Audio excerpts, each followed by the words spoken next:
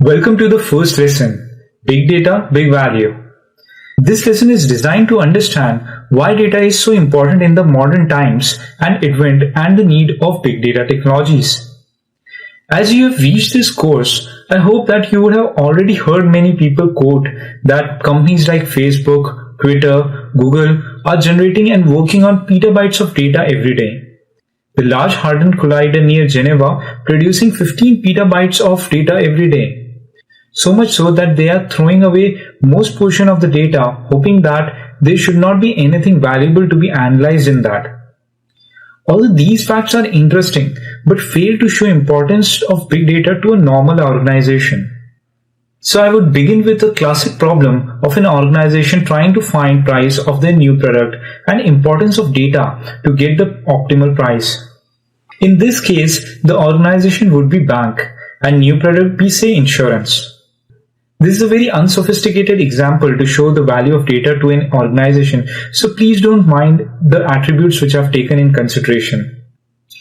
The greatest worry for any organization, in this case, this bank, is to find optimal price of their new product that would generate maximum revenue and is equally welcomed by the market. To calculate the optimal value, bank has lots of internal data around it which might be of help. First is their mainframe repository, which may contain all the customer information and account logs that have generated for so many years. Second, they would be hosting websites, and there are various activities on their websites which can be valuable to understand the market trends and interests of the customers. These can be derived from clicks and people showing interest in particular product on the web page. Third, they have the spending patterns of all their customers that can yield important information to understand and categorize its customer. Along with this internal data that is available, there are external sources also available which would be important for the analysis, like the all-important competitors' pricing. Then social media updates, which would be generated by market research firms analyzing trends from activities on social media. Lastly, third-party statistics, which would give an idea like what is the recent trends in medical problems and expenditure on them, or how many accidents are happening per 1,000 people in a locality. Bank would collect all this information, overlay them on each other, and run statistical algorithm to find the optimal price. In this example, we see how the data acts as a decision support system. The more the attributes taken into consideration, the better would be the decision support system. So more the data, more accurate would be the predictions. At this point, we would peek into the future and see how big data technology is going to change the method of decision making in the future. In future, the data would be the foundation of digital nervous system. What it means is that based on the changes of any of the input attributes, the output would automatically change. Think this like Skynet. Let us understand this with an example. Suppose you update that you are planning a trip abroad on social media. The bank software gets this feedback from its sources, which keeps an eye on social media updates, and so bank software automatically sends offer for travel insurance suited for your travel. Or suppose the competitor changes its price. The price of our bank automatically changes to a new optimal value so as to maximize the profits. This is a futuristic vision of a computer network that imitates the biological nervous system in the following characteristics. First, deciding on what bit of information is important and what is not. Second, learning from experience. Third, adapting to changes in its external environment. Fourth, reacting swiftly to advantages or threatening situations. So that was about the future. Let us see how the data is used as a decision support system at present in the organization. At present, we use data warehousing, and let us look at the overview of its architecture. There would be multiple sources of data. Each of this would be sampled and cleaned and put into the database known as data warehouse. On top of this data warehouse, the statistical algorithm would run, which would create a report helpful in business decisions. In this architecture, there are two limitations. First, the data is sampled on the basis of attributes and not the whole data was seen. So in this case, we would be looking at a partial data only. This sampling is necessary for data warehouse to function, as if the complete data is considered, data analytics would take days to reach to results. So for this reason, only a sample of data with the most important attributes is considered for data analytics. So it is to like look through a keyhole and trying to guess the size of the room. Second, the data retrieved from various sources was cleaned and processed just to get it ready for the analysis. So till the point of time the analysis was run, the data was already stale. So the decision hasn't taken into consideration the current situation, which is the most important. Welcome to lesson 2, Understanding Big Data. In the previous lesson, we understood the value of data to analytics, which plays an important role as a decision support system. In this lesson, we would understand a little deeper about big data. Let us look at the definition. By definition, big data are a collection of data sets so large and complex that it becomes difficult to process using on-hand database management tools and traditional data processing applications. Let us break this definition into parts. First, big data are a collection of data sets. As we saw in the previous example that the bank had so many sources of data. The bank application had to get data sets from each source and stack them together so as to run data analytics. Second part of the definition is large and complex. The size of data that is considered in analytics should be thought as a window through which we try to see, to look and get the picture of the outer world. Bigger the window size, better would be the picture and our analysis and the decision. So it is important that the size of the data is large. As well, in case of any organization, there is a variety of sources that add to complexity. Third part of the definition is that it becomes difficult for the traditional tools to process. When complexity and the size increases, efficiency of traditional tools decreases, and the decrease in performance is exponentially proportional to the increase in size. We would compare and understand the reason for this in a little more details in the next lesson. For now, let's look at the attributes that describe big data and understand them with the bank problem. You would be able to relate to them. Big data attributes are, first, volume. Because there would be so many sources, so the data put together would be large. And as we have already discussed, the size of data should be as large as possible so that data analytics algorithm would be able to produce meaningful results. Second is variety. Each source of data would have its own schema and methods of sharing. For example, internal data repository would be a mainframes database, while the market research firms may share the updates on social media on a flat file. Third is the velocity. The fresh new data that would be flowing to our organization would be on weekly, daily, or might be on the hourly basis. This rate of flow of data with time is described as velocity. So there are these three attributes, volume, variety, and velocity, which are to be kept in mind when thinking of big data. Let's look at a few key points that are vital for data analytics to generate accurate results. Data analytics would give us cues if the decision is worthy or not. It is important for analytical algorithm to train on a large sets so as to predict correctly. Larger the set, better would be the accuracy of analytical algorithm.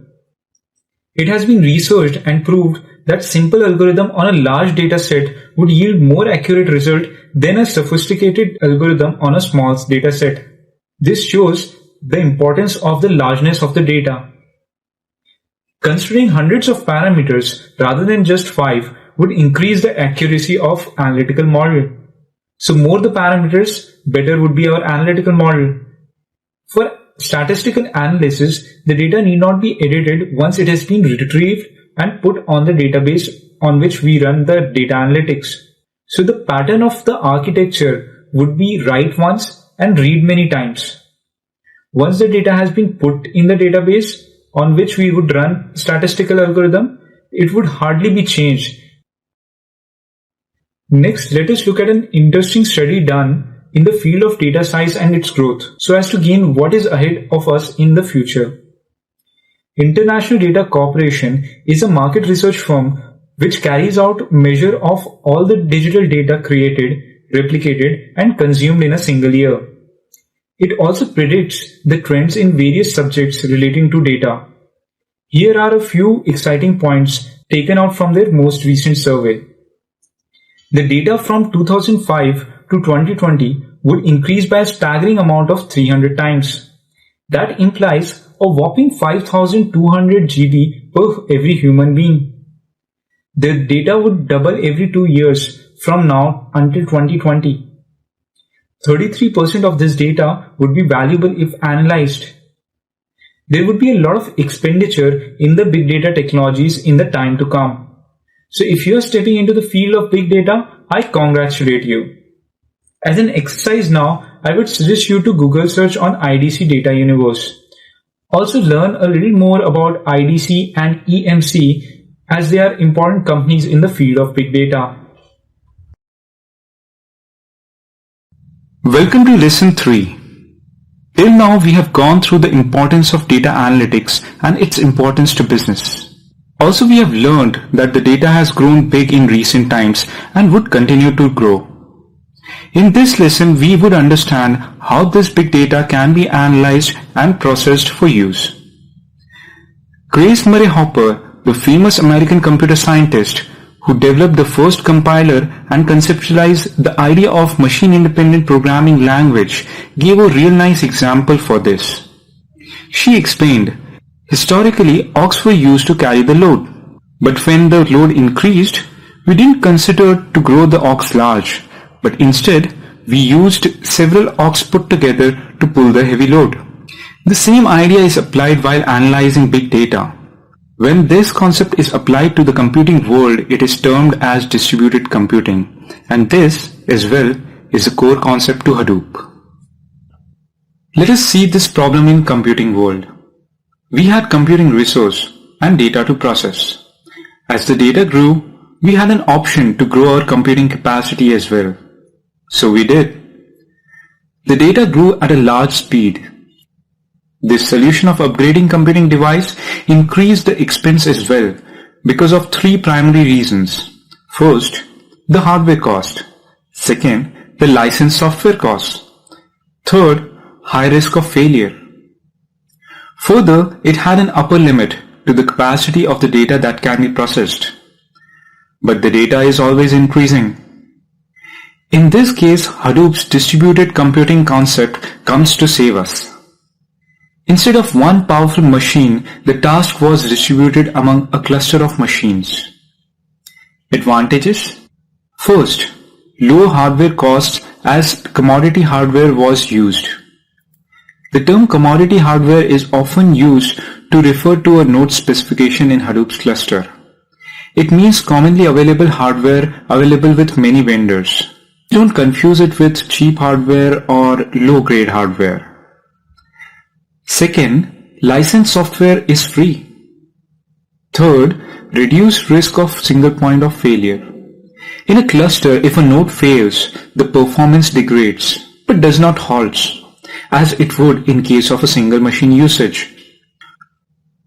Fourth, studies have shown that in certain situations that Hadoop's distributed cluster can process 10 times the data at 1/10 of processing time with 1/10 of price. Interesting, isn't it? On this slide, we would compare traditional database management system with the Hadoop MapReduce. I haven't described MapReduce yet, but I want you to think it as a framework that works in a distributed fashion on a cluster of machines. Don't worry, we'll look at MapReduce in details in the next section. So coming back to the comparison. This is in many ways similar to a comparison between a cool car and a train engine. A cool car is expensive but fast to carry a small number of people. Train, on the other side, would produce a higher throughput by carrying a lot of load. Each has its own benefits and so should be applied cleverly in accordance to the need of the situation. Let's look at this table. RDBMS is a good option with the data sizes in the range of gigabytes, while MapReduce would start to shine on its performance for the data sizes in the range of petabytes and upper.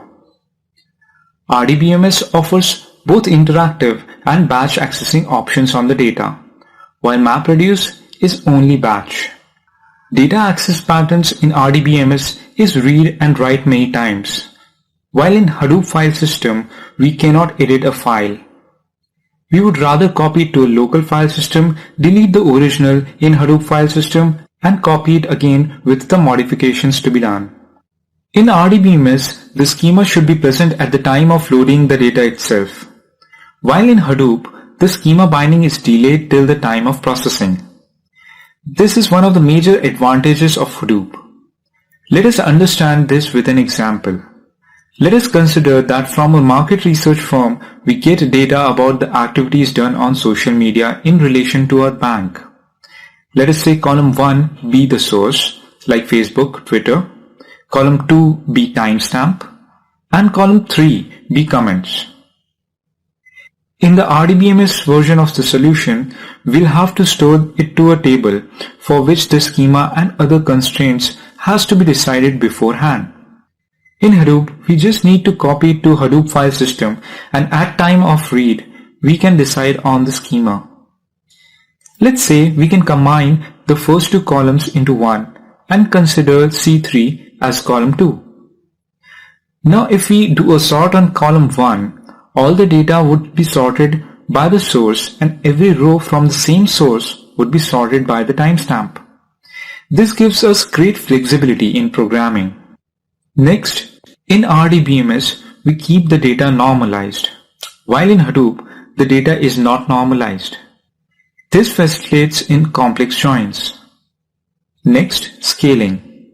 As the data increases, the processing time of relational database system increases exponentially, while in Hadoop, it is linear. In this slide, we see an interesting analysis on seek time. Seek time is improving a lot slower than the transfer rate. Typically in 90s, the disk drive would be of 1 GB and transfer speed would be around 4.5 Mbps. Thus the time taken to read the whole drive would come out to be roughly 4 minutes. Nowadays, the typical scenario is 1 TB memory and transfer speed is 100 Mbps. Thus the time taken now to read the whole disk is close to 2.8 hours. Referring the aux and load example, it is like load has increased and so has the aux got stronger. But the increase in load is a lot more than the increase in aux strength. This gap can be closed by parallelism. Suppose the same 1 TB is distributed equally over a cluster of 50 nodes. The complete read time would reduce to 1 by 50th, that is 3.5 minutes. This is another advantage with Hadoop as it employs parallelism. One more advantage is that Hadoop maintains the replicas of the data, so failure of one node doesn't affect the integrity of the whole data. We would see in depth about how Hadoop maintains the replicas in a separate lesson. Welcome to lesson 4. In the previous lesson, we learned that the single server architecture was expensive and less efficient when compared with the distributed architecture. Here we would look at a few other distributed architectures and understand their limitations and advantage of Hadoop over them. One of the distributed solutions which has served us well till now is the high performance computing and grid architecture. In a typical high-performance grid architecture, there are a number of processors communicating through message passing interface (MPI) and shared memory.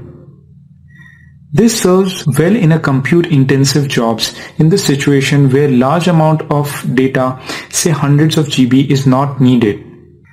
As the data size increases, the network traffic increases and hence bandwidth becomes a bottleneck. However, Hadoop's architecture is a little different. Hadoop has nodes which are just like personal computers. There is a hard disk with every CPU. Thus, every node has their own storage area as well.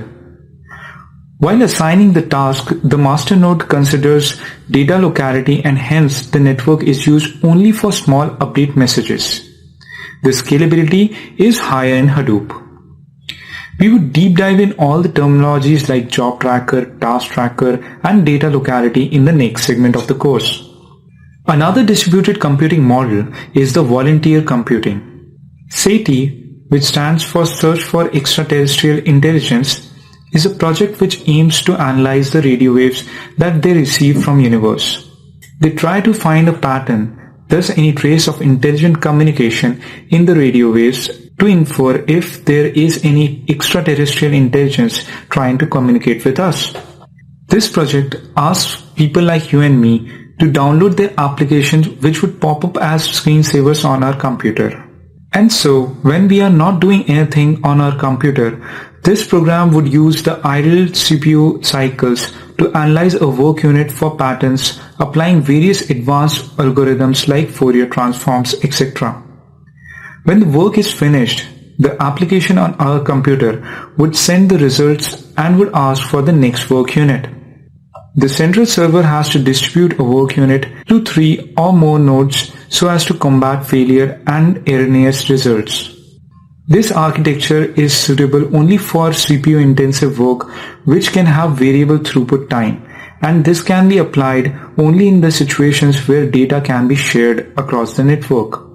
So this is not a viable option for the most of the business problems. Welcome to lesson 5. In the previous lesson, we learned a little more about other distributed solutions and their limitations to solve common business problems. In this lesson, we would explore a little tricky topic with Hadoop, its versions. Hadoop follows the standard release nomenclature denoted in the form of x.y.z, where x signifies major releases, y signifies minor releases, and z signifies the point releases which may fix some bugs. A change in major release can break the backward compatibility. That means that there can be a few features that can be discontinued or implemented in a different fashion in the next releases. In those cases, the code needs to be changed and recompiled. For example, a code written in Hadoop x.o.o may not be compatible with Hadoop version x+1.o.o. This break in compatibility is not certain, but can happen. In those cases, we have to refer to the release notes of x+1. Hadoop code won't break the compatibility between the minor and point releases, which means the code written in Hadoop x.o.o would be compatible with the minor release x.1.o and the point release x.1.1. Apache Hadoop is best known for its MapReduce and its distributed file system HDFS. But it has a family of projects around it which work well together. This is referred to as Hadoop's ecosystem. The other projects are Pig, Hive, HBase, Zookeeper, Scoop, Fume, etc., which we would look at later in the course. These projects have their own releases, and a particular version would be compatible only with a few versions of Hadoop. So it gets highly complicated to deploy the ecosystem which are compatible within each other. Apache BigTop is a project which deals with the development and packaging of a compatible ecosystem. This is where other vendors like Cloudera and Horton score over Apache. Their releases are easier to understand and are compatible within the ecosystem. Let us look at the recent releases of Hadoop which are important to know. All was pretty good till Hadoop 0.20. Complexity starts after this. Hadoop .20 got extended to .20.2 and .21.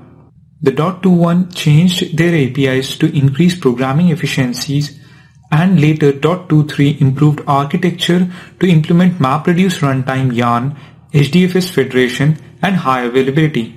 On the other hand, Hadoop .20.2 moved towards a stable release .20.205, which added a Kerberos authentication.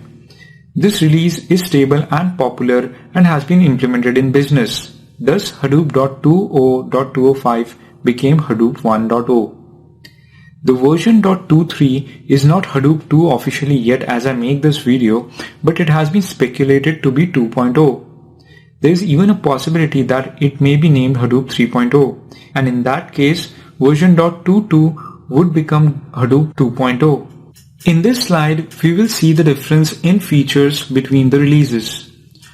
To understand these differences easily, I would suggest you to think it as Hadoop 1.x to be an early implementation of Hadoop, which could not accommodate all the architectural features from the Google paper, while .23 is the one which is closer to the original Google paper. Think of version .22 as a bridge between the two, which improved a few programming efficiencies by introducing new APIs, and so features would be easier to understand. 1.x uses the old configuration names, while .22 upgraded to new configuration names, and so .23. The old configuration names are supported but are deprecated in .22 and .23. Exactly same is the case with the APIs. 1.x uses the old APIs, while .22 uses new APIs, and so does .23. .22 and .23 supports the old APIs to maintain backward compatibility. The architectural change to get closer to Google paper has been done to MapReduce runtime in .23 release, while .22 and 1.x work on old classic MapReduce 1. Another architectural upgrade to HDFS federation and HDFS high availability has been done in .23 release. Hadoop 1.x had improved in secure Kerberos authentication, which is not in .22 release but has been covered in .23 release. This wraps up the discussion in regards to Apache Hadoop releases. As an exercise, I would suggest you to search a little more on Apache BigTalk project. Welcome. This is a video guide to set up Hadoop. I'm going to use this document throughout my video, which you'll find in support material along with this lesson. I've made this document so as to make a step-by-step guide on how Hadoop installation can be done. In this video, I'm just following all the steps in the document and showing you how it works. There's always a possibility that you may get stuck with a new problem when you try to do it, as there are so many different conditions. In that case, I would suggest you that you search the internet to seek help and resolve the problem and carry on from the point you left in the document. Although I have considered all the problems which I know of while making the document, but there can be many. Give yourself a little time if you are starting with installation right now. Considering that you are new, and if you are all lucky and you do not get stuck anywhere, it would take somewhere around 2 to 3 hours to set it up. So spare some time. If you get stuck, it can take days to resolve depending upon the problem you are stuck with. It is common for a newbie to get stuck for days with the installation. But in a way, it is good as you can learn so much. So don't be disappointed if you get stuck. But that is why I have made this document that should help you to go ahead and not make the common mistakes. So here are the versions of the components I'm using. I'm installing Hadoop 1.2.1 on Ubuntu LTS 12.04, and Ubuntu LTS 12.04 would be running on a virtual machine. All the components used are license free except for Windows, and I find this is the easiest way to set up Hadoop. I've tried Cygwin on Windows, and all the examples you would see in the course would be me running on Hadoop on Cygwin. Later, when I uninstalled Cygwin and tried to reinstall while making this video, I ran into some problems with OpenSSH, and I'm still in process of resolving it. So this is pretty much I recommend. Running Ubuntu on top of Windows and Hadoop on it is the simplest way to go forward. Running on Linux gives you a feel of the environment on a practical setup rather than Cygwin on Windows. So I highly recommend this approach. So at this point, I would recommend to download Oracle Virtual Machine and Ubuntu ISO image 64-bit. So step 1 is to install Oracle Virtual Machine. I've already installed it. It is fairly simple. If you get stuck somewhere, just search for a solution on the net. I would start with Ubuntu installation on the VM. I'll just type in Ubuntu so it picks it up, and then I'll type the name base. I'll bump the RAM up to 2 GB.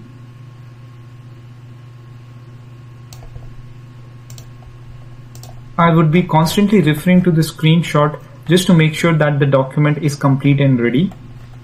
So let me see where I am. Okay. I have selected dynamic drive and would bump it up to 20 GB.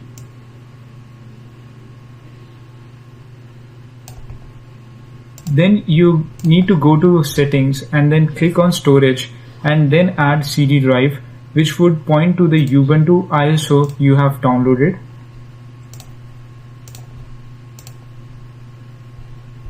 Next, let me see to which screenshot have I moved up to.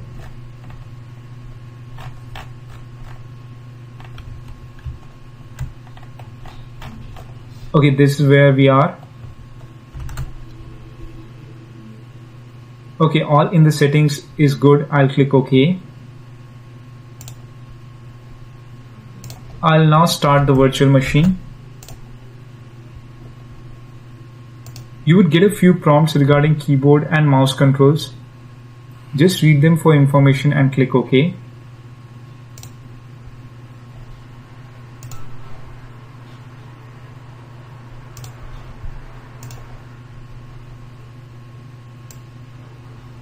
It would start.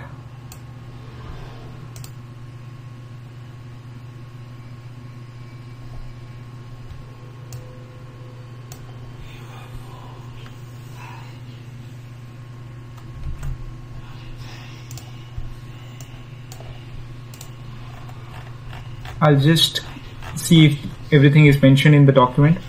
Okay, now this is the thing. If you are installing VirtualBox for the first time, it may happen so that it may throw out some error of some regards like 64-bit support or VTX or AMD support something. If so, it means that the BIOS configuration do not support virtual machine to run. So in that case, you just need to do these simple steps. Just restart your computer and go to BIOS and do the following steps. Make sure you write these steps on a piece of paper, as you won't be able to access this document while you do so. Next, if it doesn't give you that problem or you have already resolved the problem, you would get this screen. Go ahead and install Ubuntu. Yes, then click continue. Then comes this screen asking to erase the disk and install Ubuntu. Go ahead, click continue, and all your data would be formatted. Just kidding. It would just erase and reformat the dynamic disk we've allocated.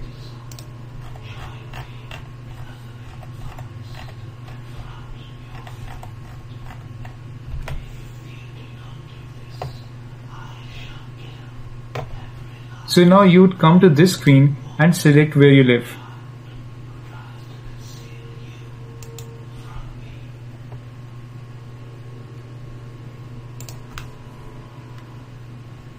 Here, put in the details.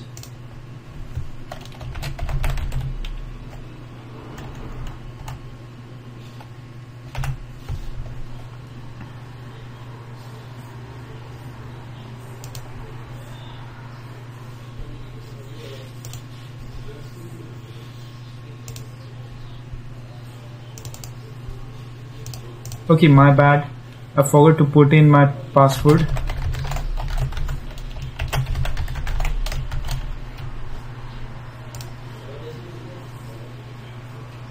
Okay, now let's wait for this to get finished. Till that time, I would send this document to myself on the mail so that I can access it on Ubuntu as well. It would take a little time to install, so I would just speed up the video a little.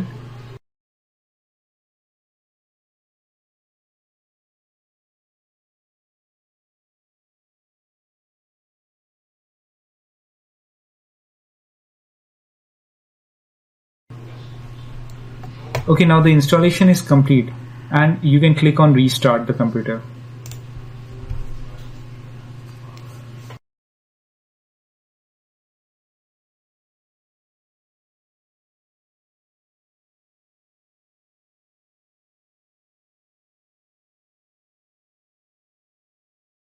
The first thing I'll do is to download the document. You can of course download it from the site, but I need to share it through my mail.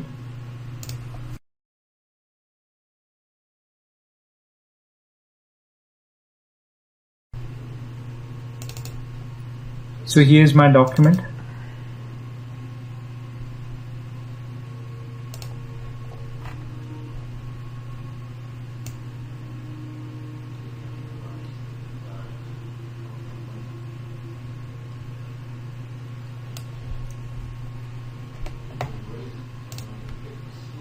I'll just open a terminal.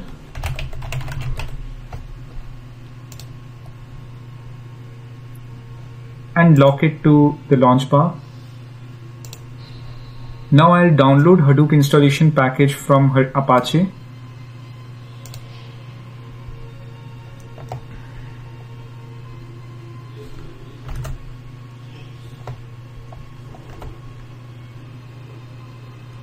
I've taken my steps from the documentations of Hadoop itself. So if you get stuck somewhere, refer to this link. Go to stable release.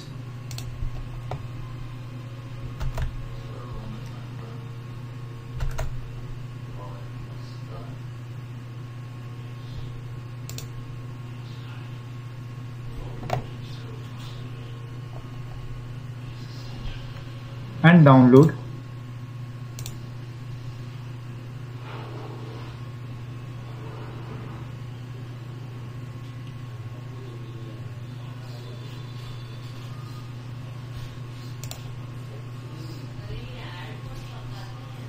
Look for Hadoop 1.2.1.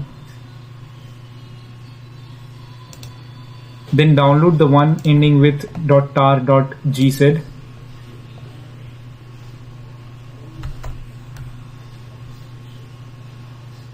So next step says that make a folder Hadoop in home directory. You can make your own, but I would suggest you to stick to this one so that the remainder of the document would be really easy for you to use. You would just need to copy and paste most of the stuff. We'll have to wait till this downloads. I'll speed up the video a little.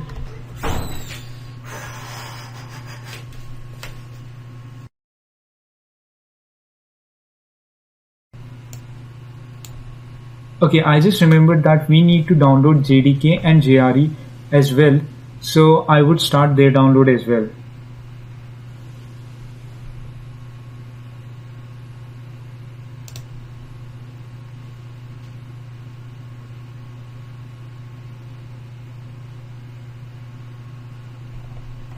Accept the license agreement and download the one ending with tar.gz for Linux 64-bit.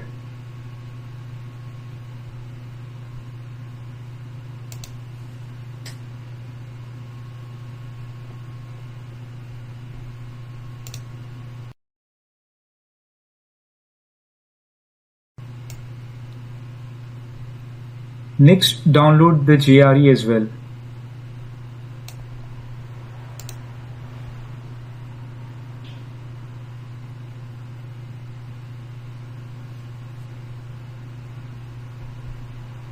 Look for 64-bit ending with tar.gz.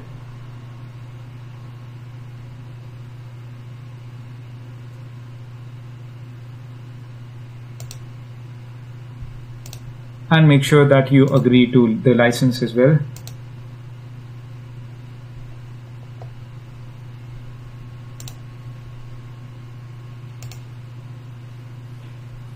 So all is getting downloaded, and at this point I'll speed up the video.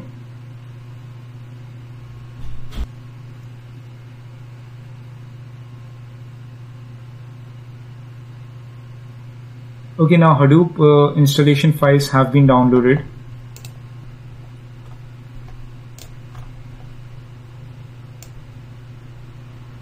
Now the next step says to copy the tar.gz file to the new folder we have created.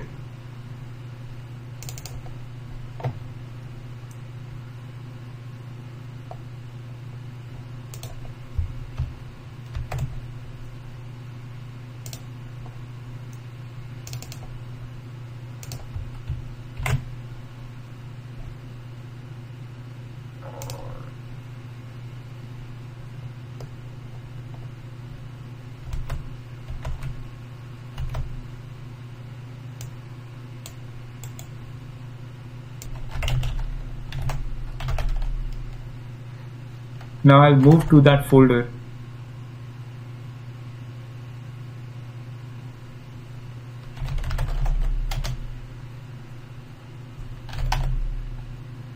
And I see the tar file. Now I'll just untar it using the command in the document. Just copy and paste it. A little correction.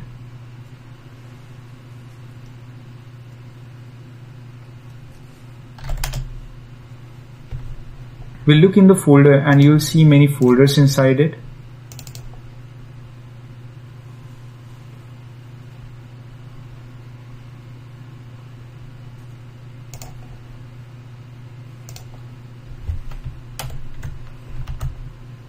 Now let us look at the next step in the document.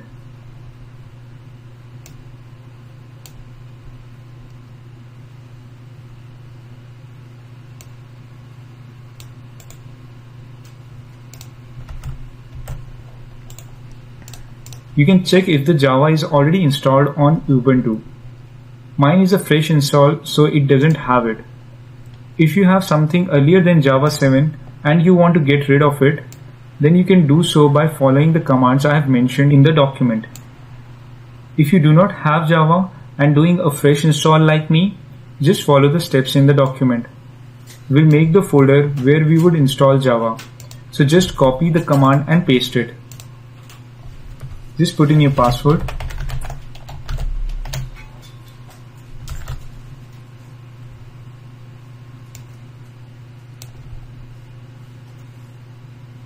Next step is to copy the tar files to the newly created folder.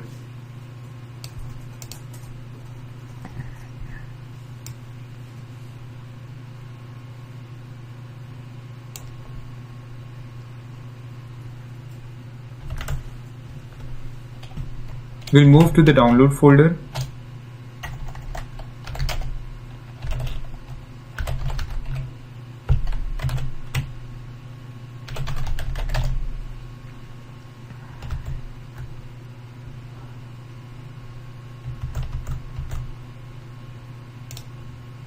So we are waiting for JDK and JRE to get downloaded. Okay, now JRE is done. I'll just copy paste the command to move the JRE to the folder. Okay, now done.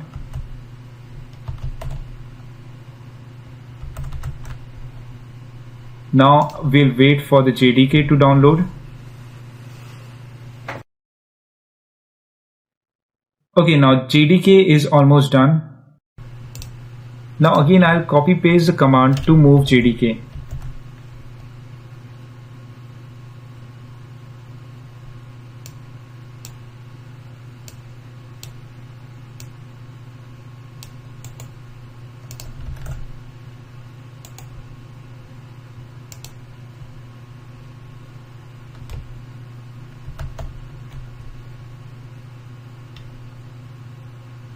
Now we have to move to the Java folder. Copy paste.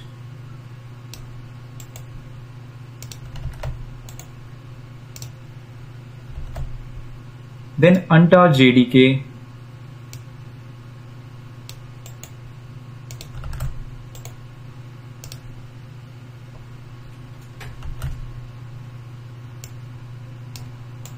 Then untar JRE.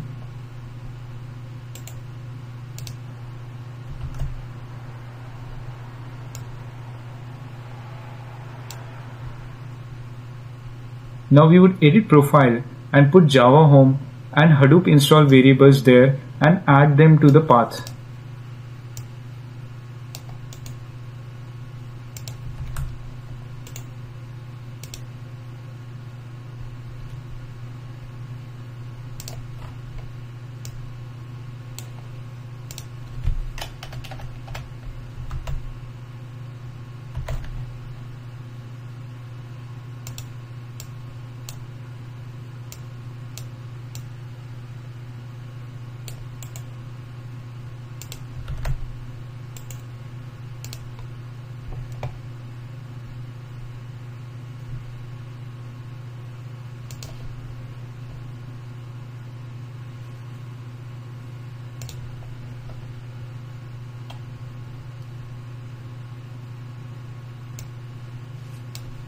Then next we do the following steps to let Linux know where we have stored Java.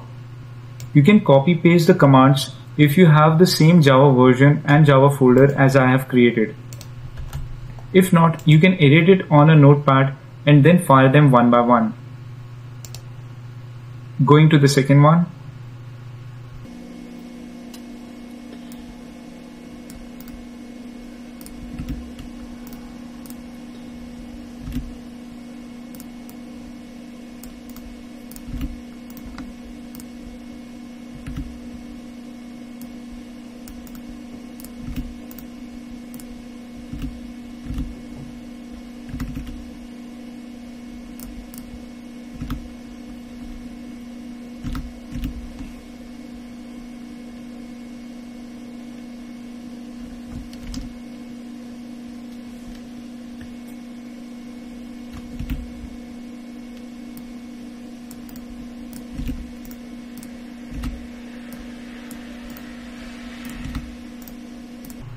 We would just refresh the profile to take up the changes we have done.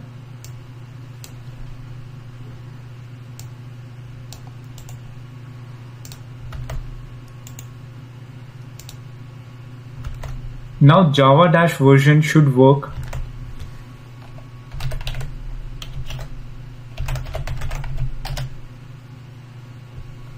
We should be able to echo the Java home variable.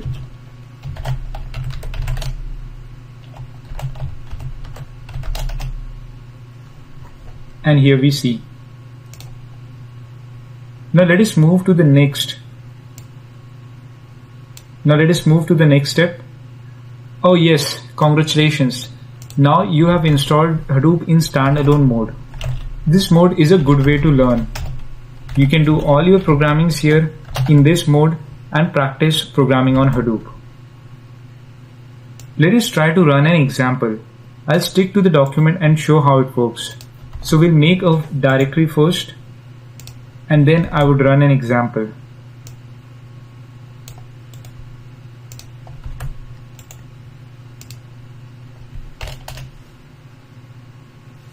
And yes, it works. We'll just look at the output.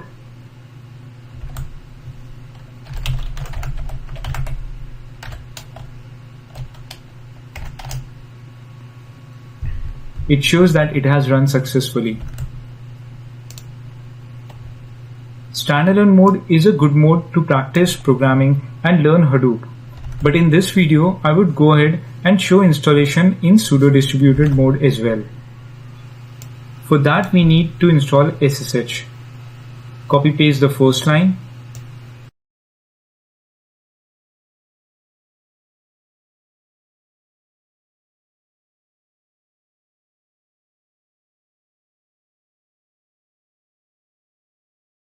Okay, now we need to edit the configuration files.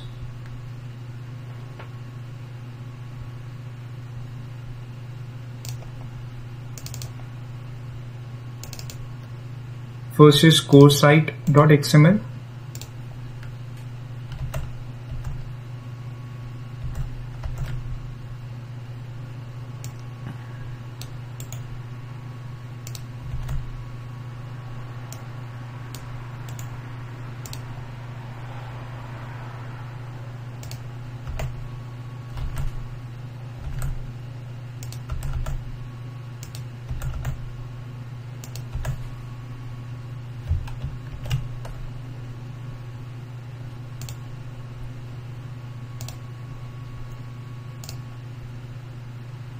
Then hdfs site.xml.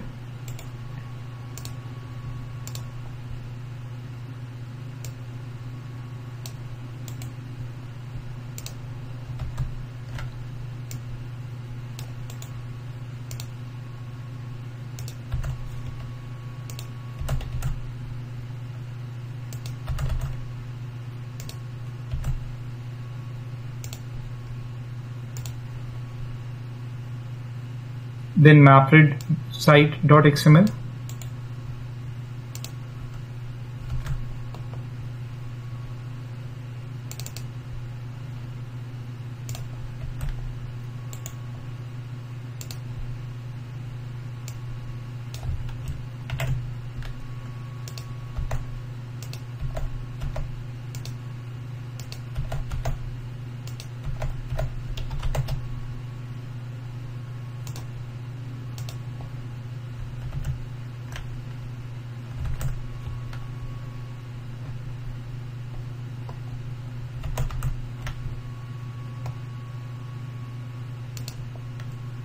And now we would change the Hadoop-env.sh, which has all the environmental variables, and set up Java home there. So in this file, there are a number of attributes that Hadoop uses. We'll just put in our path of Java home here at the Java home variable.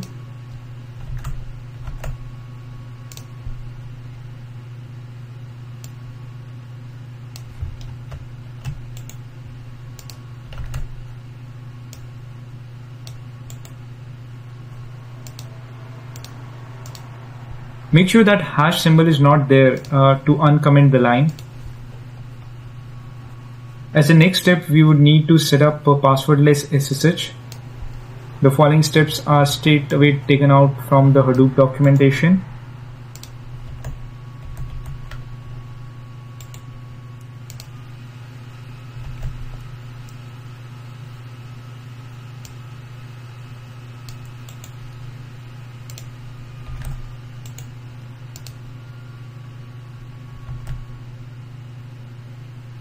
And then when you do SSH localhost, it should not prompt you for a password.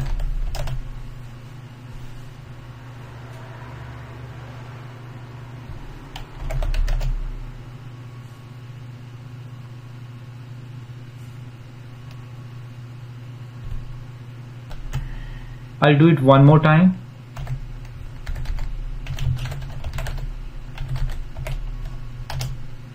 And so it doesn't ask for any password, and so we are getting close to getting things done. Next, we format the name node.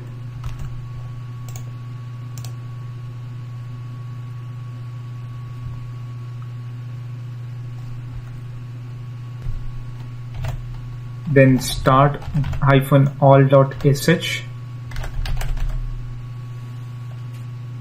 This would start the name node, the data node, the secondary name node, then the job tracker, and lastly the task tracker. Then let us run an example to see if it has been successfully set up.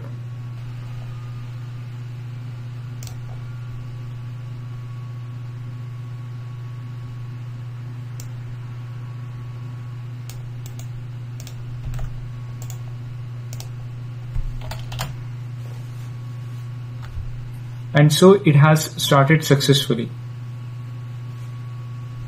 Let me launch the UI where you can see. So here is name nodes UI, and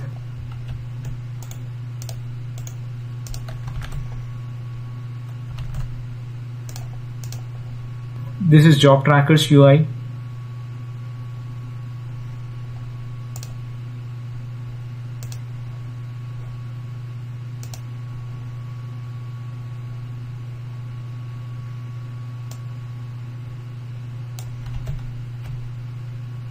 And you can see in the progress as well. So congratulations if you have reached till this point.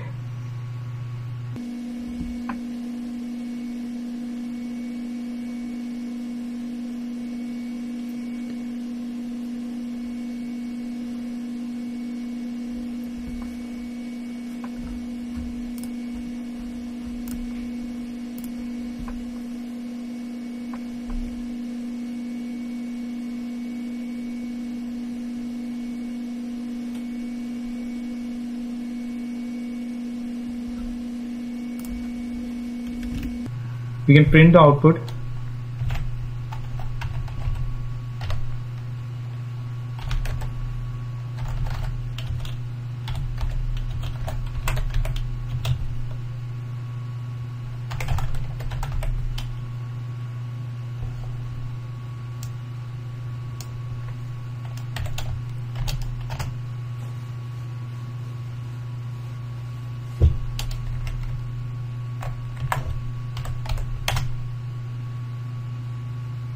Now we would just do a stop-all.sh.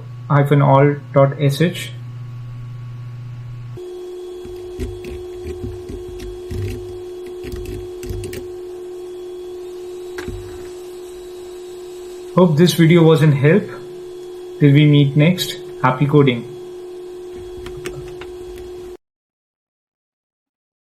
Welcome to a new lesson. In this lesson, I would share a few tips and tricks with you.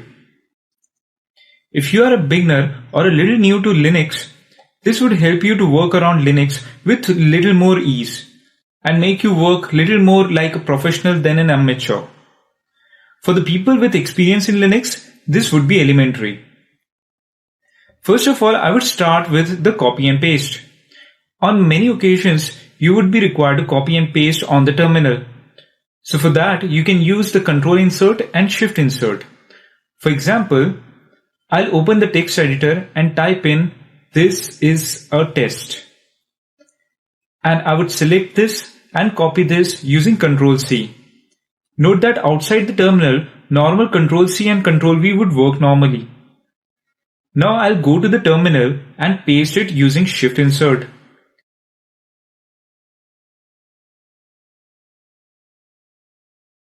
I can copy something on the screen as well using Control Insert and paste it using Shift Insert. Next tip or trick we discuss is using profile or bash.bashrc. If you want to set up a variable globally, you can do it by setting it up in etc/profile or etc/bash.bashrc. Profile is the one which runs one per session or logon, and bash.bashrc would pick up the fresh changes every time you close and restart the terminal. Recall how we set up the variables in profile while setting up Hadoop. /etc/profile is the command to refresh the profile changes and make the newer changes effective. Next tip or trick is tab completion. You can sudo edit /etc/bash.bashrc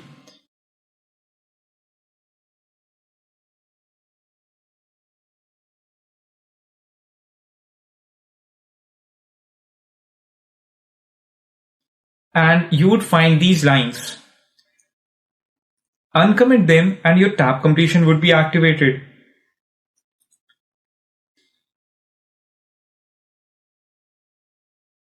So now I'll do an ls. Now if I want to go into workspace, I would just type in cdw and then the tab character, and I would not need to type anything else. Next tip or trick is to clear the screen. I would use this very often in my video lessons. It is just to press Ctrl L and the screen would clear. Next tip or trick is to customize the command prompt. Normally I do not prefer doing it, but if you like, you can shorten the command prompt by typing export ps1 equal to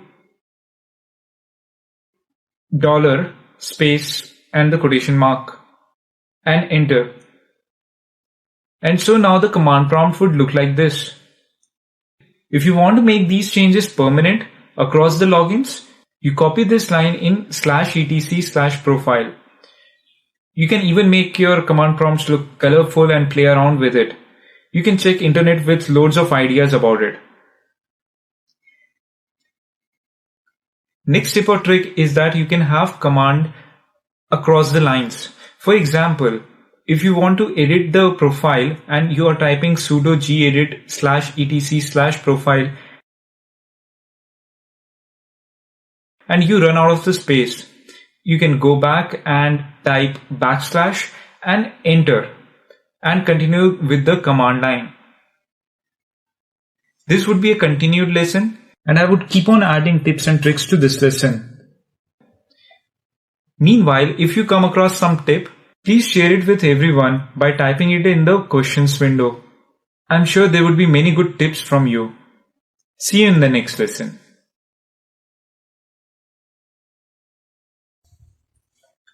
Welcome to a new lesson, HDFS commands.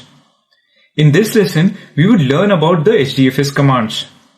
First, let us understand the terminologies FS shell and URIs. Hadoop FS shell is nothing but an interface between user and Hadoop distributed file system, that is HDFS. So if we want to perform any action on HDFS, we would have to use the Hadoop FS shell in order to do so. Hadoop FS shell only takes URIs, that is, Uniform Resource Identifiers, as input arguments. Unified Resource Identifiers are path of files in the following format: scheme, authority, and the actual path. Scheme can be of various types depending upon the file system it accesses. It can be HDFS for files on HDFS, local for the files on the local machine, FTP for the file system backed by FTP server, HAR also known as Hadoop Archive, which is a file system layered on top of HDFS, and so on. So in short, Hadoop FS shell can access the files from various file systems, and so schema and authority would have to be put accordingly. We would look in depth about Hadoop archives later, but right now I want you to remember that there are Hadoop archive files which are multiple Hadoop files put together, and they are accessed in a special manner as any archived or zipped file. But these do not compress the file. What they exactly do is what we'll cover later. I want you to imagine that disk or storage media of any node which has Hadoop installed has two worlds. One is the HDFS world and another is your local file system world. In the HDFS world, the schema used is HDFS and authority is localhost in our case. Scheme and authority are optional parameters. If they are not given, the defaults are picked up and it is mentioned in core site XML. Let us have a look at what we have set it in pseudo distribution mode.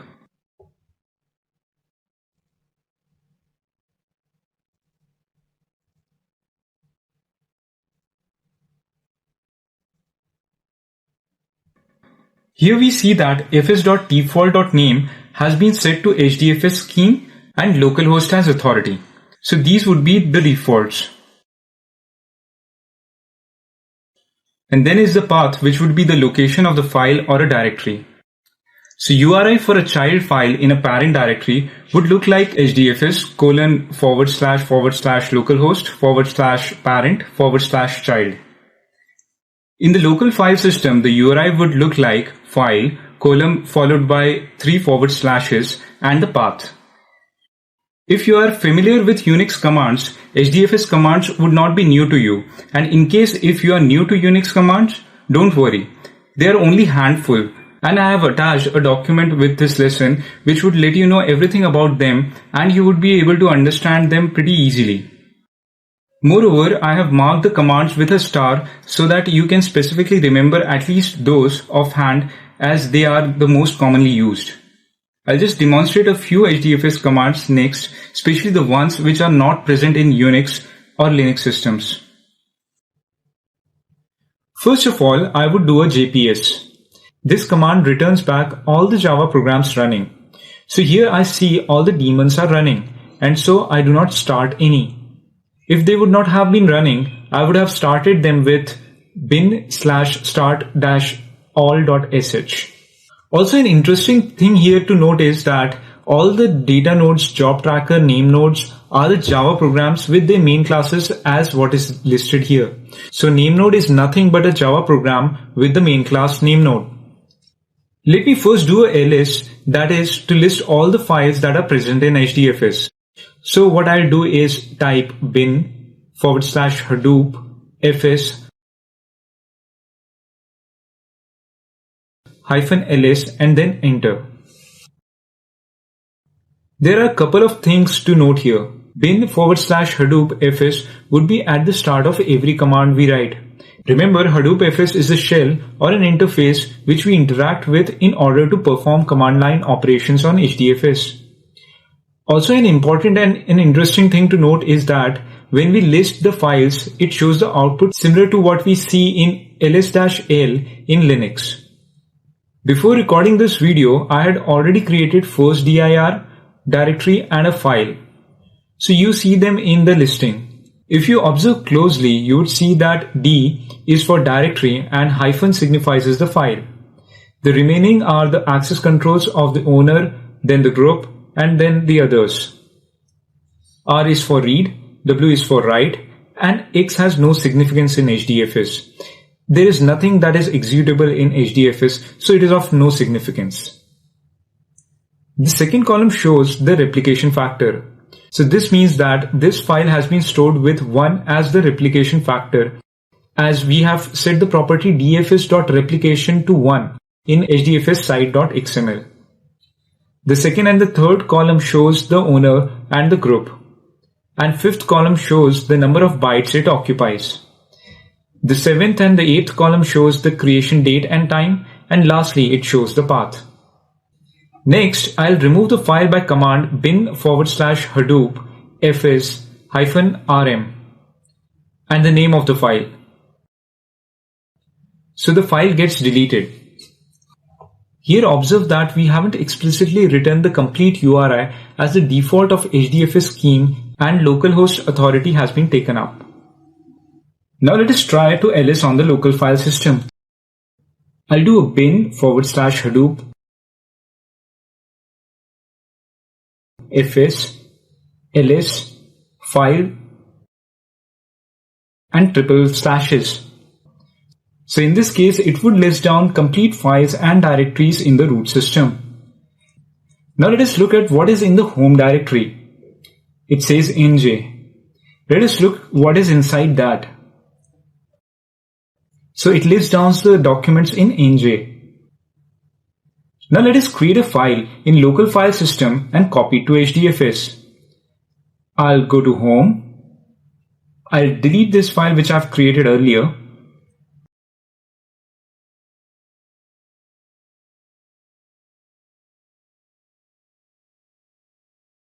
Now I'll create one more file and let me name it a file.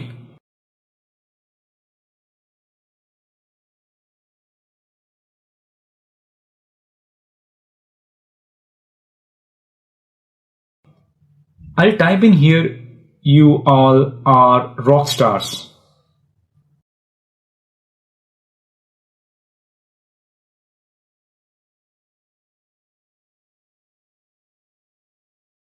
Now I'll again do an ls.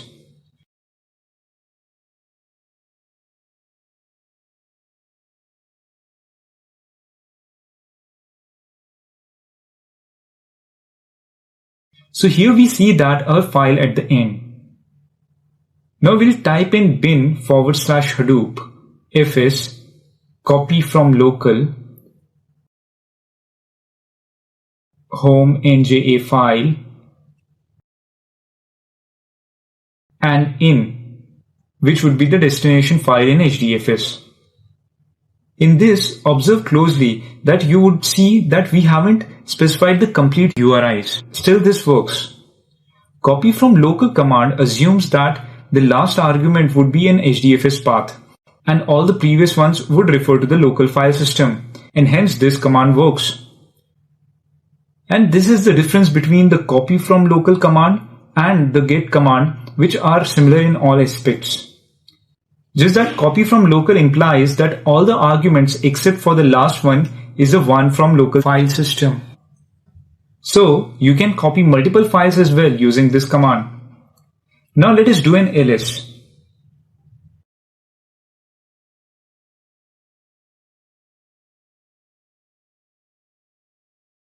We see our file. Let us print the file.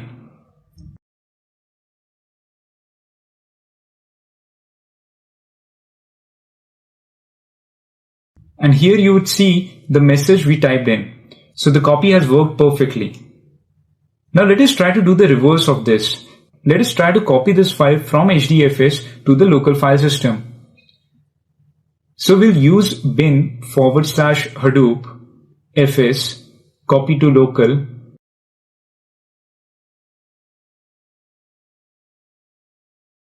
in and a new file name h file.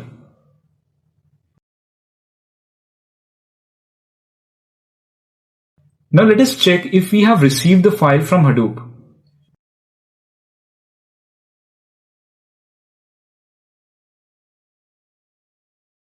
So we see h file and Hadoop says that you all are rock stars.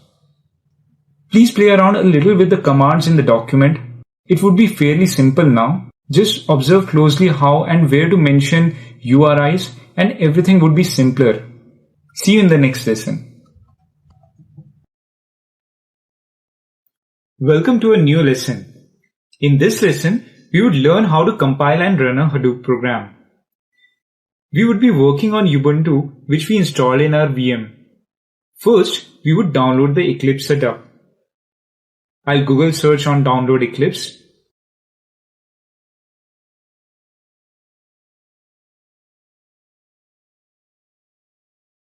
And click on the first link. Then we would click on the link Linux for 64 bits. And then the next link. And then we would save the file. The download would take some time, so I'll forward the video. Now the Eclipse setup has been downloaded. I'll just go to the download section, copy it and paste it in the home folder.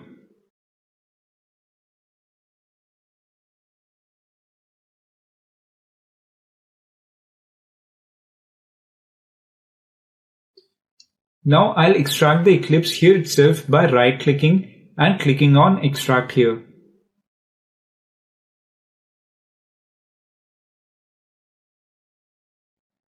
Now we see the Eclipse folder in the home directory. Then I'll go inside and click on Eclipse icon.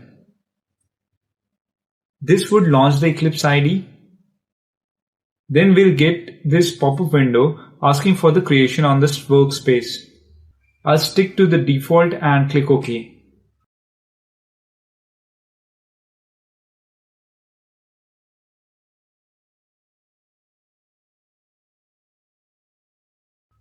Then I'll go to File, New and click on Java Project.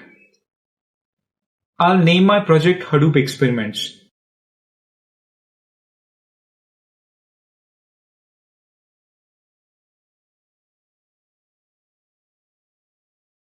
And click on Finish. Now I have downloaded the source code in one folder. You can download it from the site. So I would select these .java programs, wordcount.java, wordcountmapper.java and wordcountreducer.java and copy paste it to workspace in the folder which we have created just now.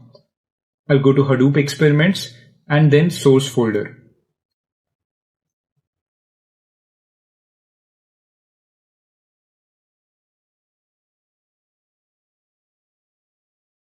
So now in my Eclipse IDE, I see the source folder. I would just refresh it.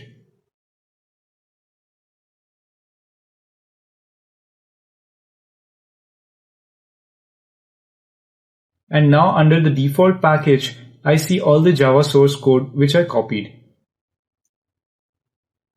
At this time, you would see a lot of errors on these programs as we haven't included the Hadoop packages in our build path.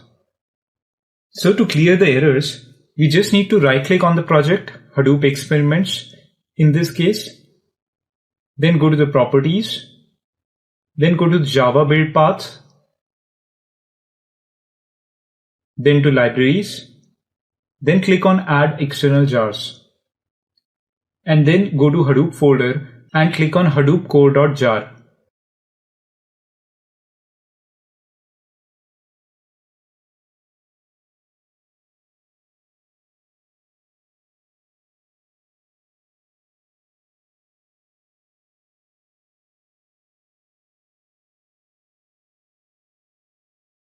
Click OK and then you would see that the external jar Hadoop core has been included. Click on OK and all your errors would go away. Next step is to create a jar file. Again, we would right click on our project folder, then go to the export option and then under Java you would see the jar file option. Select that and click on Next.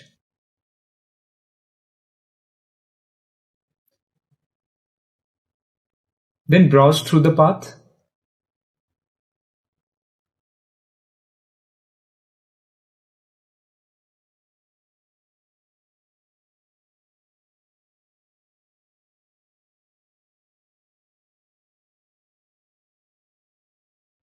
I would put the jar file in the bin folder itself. You can of course select any path. Then I'll just type in the name word count and click on OK.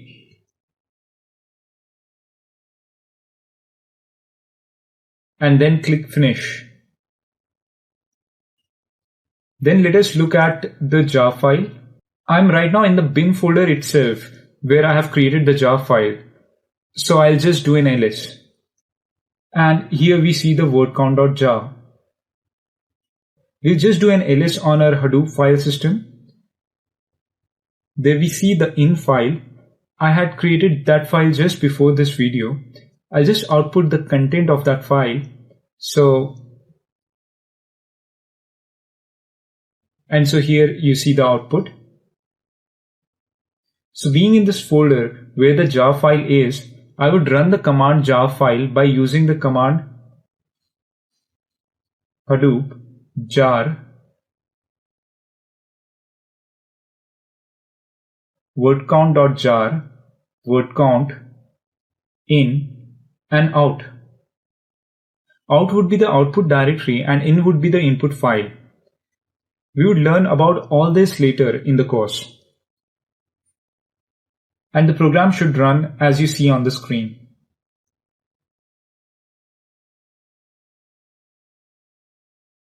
Now we would do an ls on the Hadoop file system and see if the out directory has been created or not.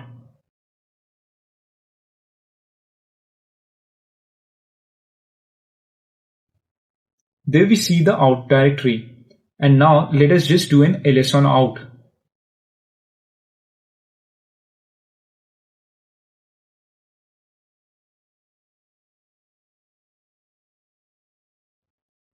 There we see all the associated files. The file starting with the part contains the output. Let us cat that file and print the contents of that file. And so here we see the output. This course would cover every details of how this complete process has been done. What was the objective of the program and what is the output and how has it processed and how to increase the efficiency of it. It all would be covered in the course. So if you are able to run the program, it's great. You've completed the hard part of this course. Everything after this is going to be simpler. And my heartiest congratulations to finish the hard part of it. See you in the next class. Welcome to the new lesson HDFS concepts. In this section, we'll look in depth about HDFS. Let us start with the terminologies used in HDFS. HDFS is a distributed file system. That means the files are stored across a cluster of computers and not just one. A cluster is nothing but multiple racks put together, and a single rack is nothing but a lot of computers put together, which are individually termed as nodes. In HDFS, these nodes which store data are known as data nodes. They act as worker or slave nodes. Name node, which is the master node, is responsible for the management of the files that are distributed across the cluster. Let us see a simulation on how a file is stored in HDFS. Files are broken up into smaller chunks, also known as blocks. These blocks are then replicated. In this case, they are replicated by a factor of 3, which is the default multiplication factor of HDFS. These blocks are then distributed over the cluster, and this process of replication and distribution is managed by NameNode. NameNode keeps a track of complete file system and block locations. If you notice, the distribution done by NameNode is smartly done, so as to provide resilience if a failure happens. In this case, suppose if one data node fails, NameNode would still be able to put together the complete file with the help of replicas. If suppose a complete rack fails, even then NameNode would be able to put the file together. We'll learn later what considerations the NameNode takes to distribute the file blocks.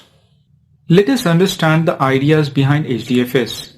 HDFS is designed to handle large files of hundreds of GBs and TBs and more. Data access is not quick with random reads and writes. It is found out that the data access patterns of write once and read many times is the best served for the data analytics. HDFS is designed to use commodity hardware, but it is definitely not cheap hardware.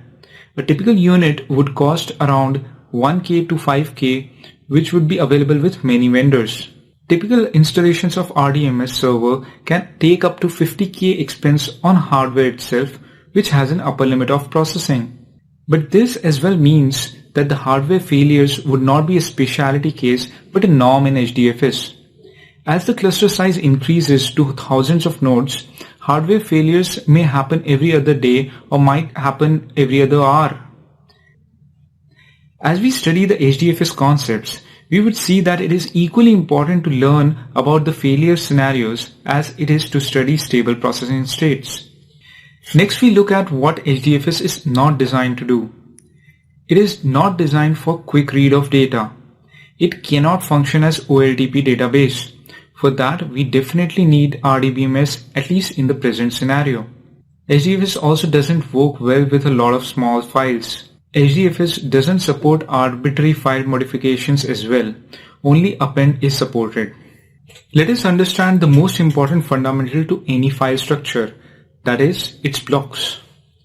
Block size is the minimum amount of data that can be read or written in a file system. But block size in Hadoop is a little different. First, it is big. While it is common to have a block size of 512 on a storage media, its default size is 64 MB in HDFS. That is 128 times more.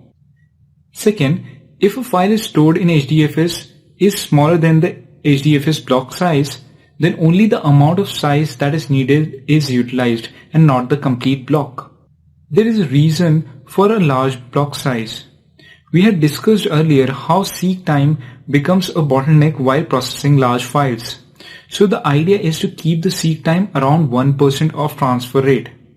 So considering 100 Mbps transfer rate and 10 milliseconds as additional seek time overhead, the block size would have to be 64 MB or upwards to keep the seek time around 1% of the transfer time. In the next section, we would learn in depth about HDFS architecture. Welcome to a new lesson. In the previous lesson, we studied about HDFS blocks. In this lesson, we'll deep dive into HDFS architecture. HDFS works on master-slave architecture. Name node is the master node and data nodes are the worker nodes. That means name node would be responsible for all the management of the storage space on the data nodes, and data nodes would do the actual groundwork of storing the data blocks. Name node performs the function of keeping a track of the complete file system by managing two things. First, namespace image, and second, edit logs. Namespace is the metadata about the files and directories which are stored in HDFS. It contains data about all the blocks, to which files they are associated with, and on which data nodes it resides. Edit log is nothing but the log of activities on HDFS performed by the client. Edit logs just keep on piling up and grow as the activity on HDFS keeps on happening. So out of the two, edit log is the one which keeps on growing at a faster pace. These two combined form the complete file system image, giving details of all the files and blocks on HDFS.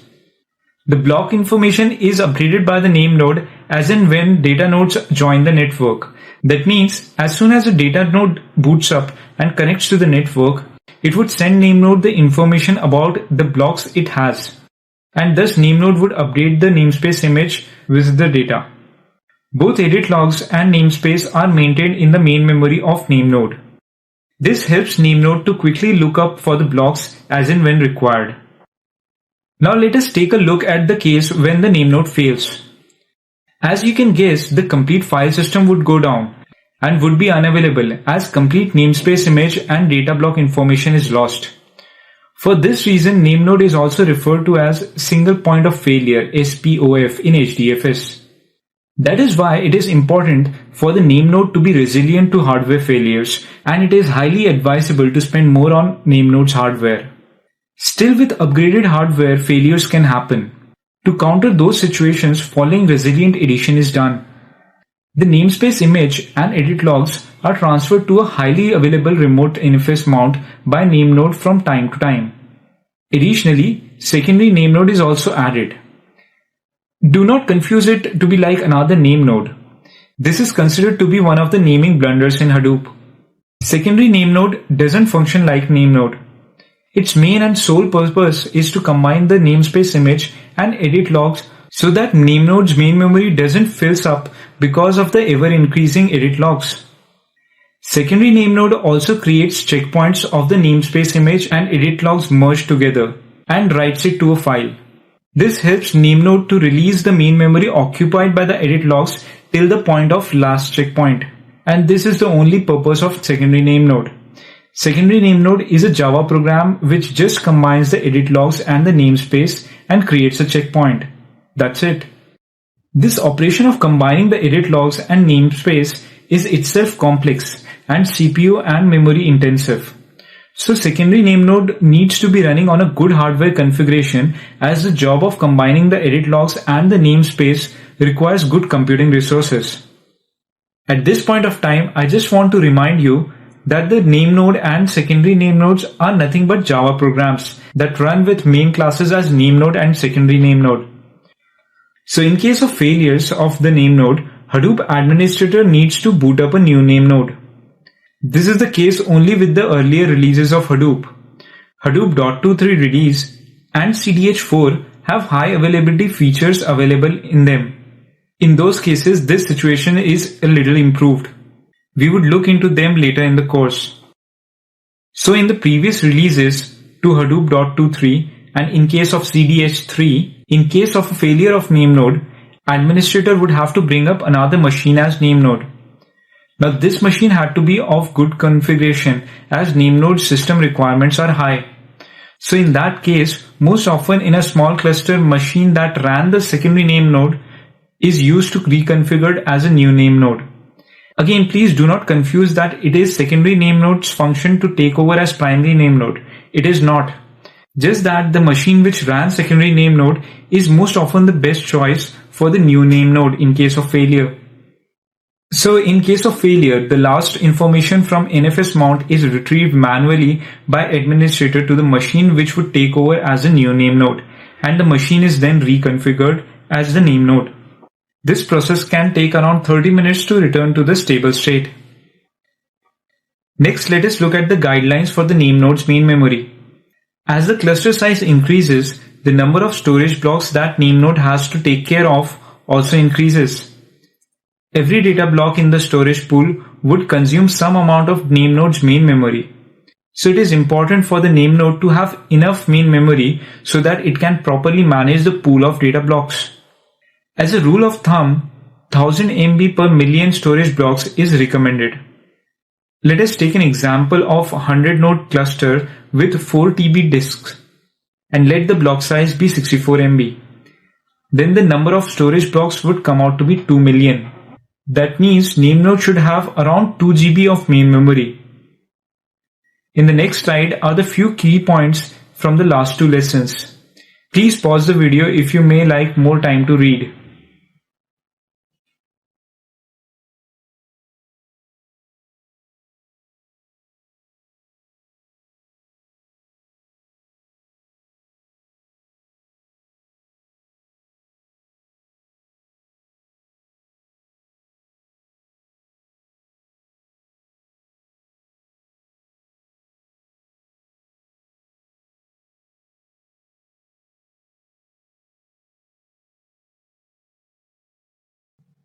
Welcome to a new lesson. In this lesson, we would look behind the scene on as to what happens when you read or write into HDFS. Let us first deep dive into HDFS write process. HDFS client is a JVM that has to run on the node which interacts with HDFS. Note that dfs.replication is the property which contains the replication factor of the blocks. This property can be customized to any setup. In pseudo-distribution mode of deployment on HDFS, it is overridden and set to 1 in the configuration file hdfs-site.xml. By default, its value is 3. So, as a first step, client would communicate to name node that it wants to write into HDFS. At this point, the name node would perform various checks on the request, like if the file exists or not, or like if the client has the correct permission levels or not to perform the activity.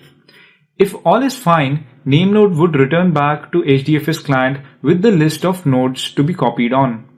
At this point, client would connect to the first data node and ask it to form a pipeline to subsequent data nodes. The data nodes would acknowledge as they successfully copy the blocks. Step 3, 4 and 5 would be repeated until the whole file gets written on HDFS.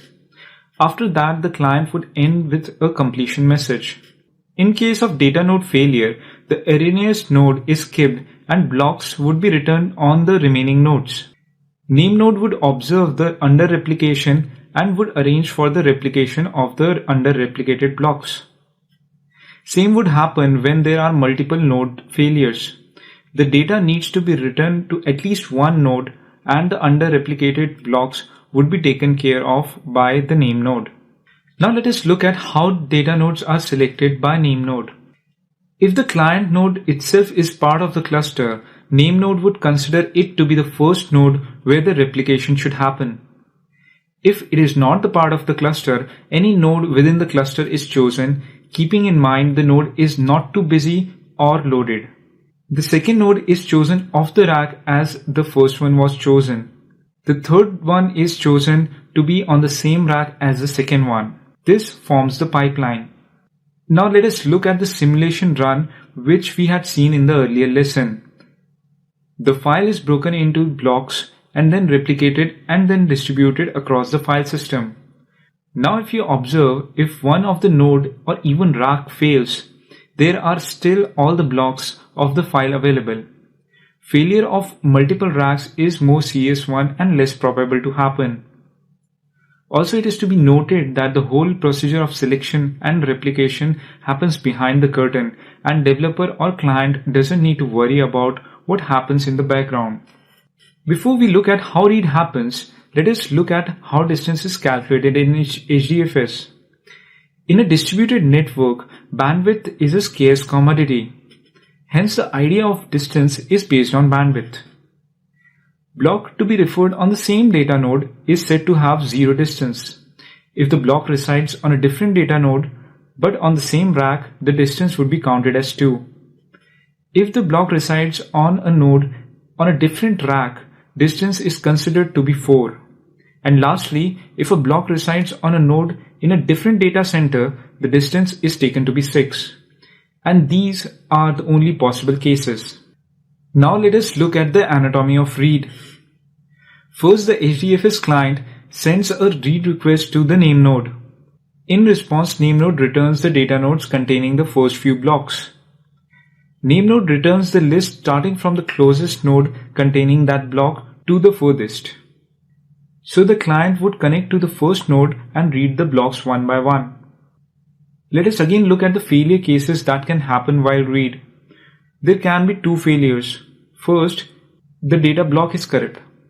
In that case, the next data node containing the block is contacted. Second, if the data node itself fails.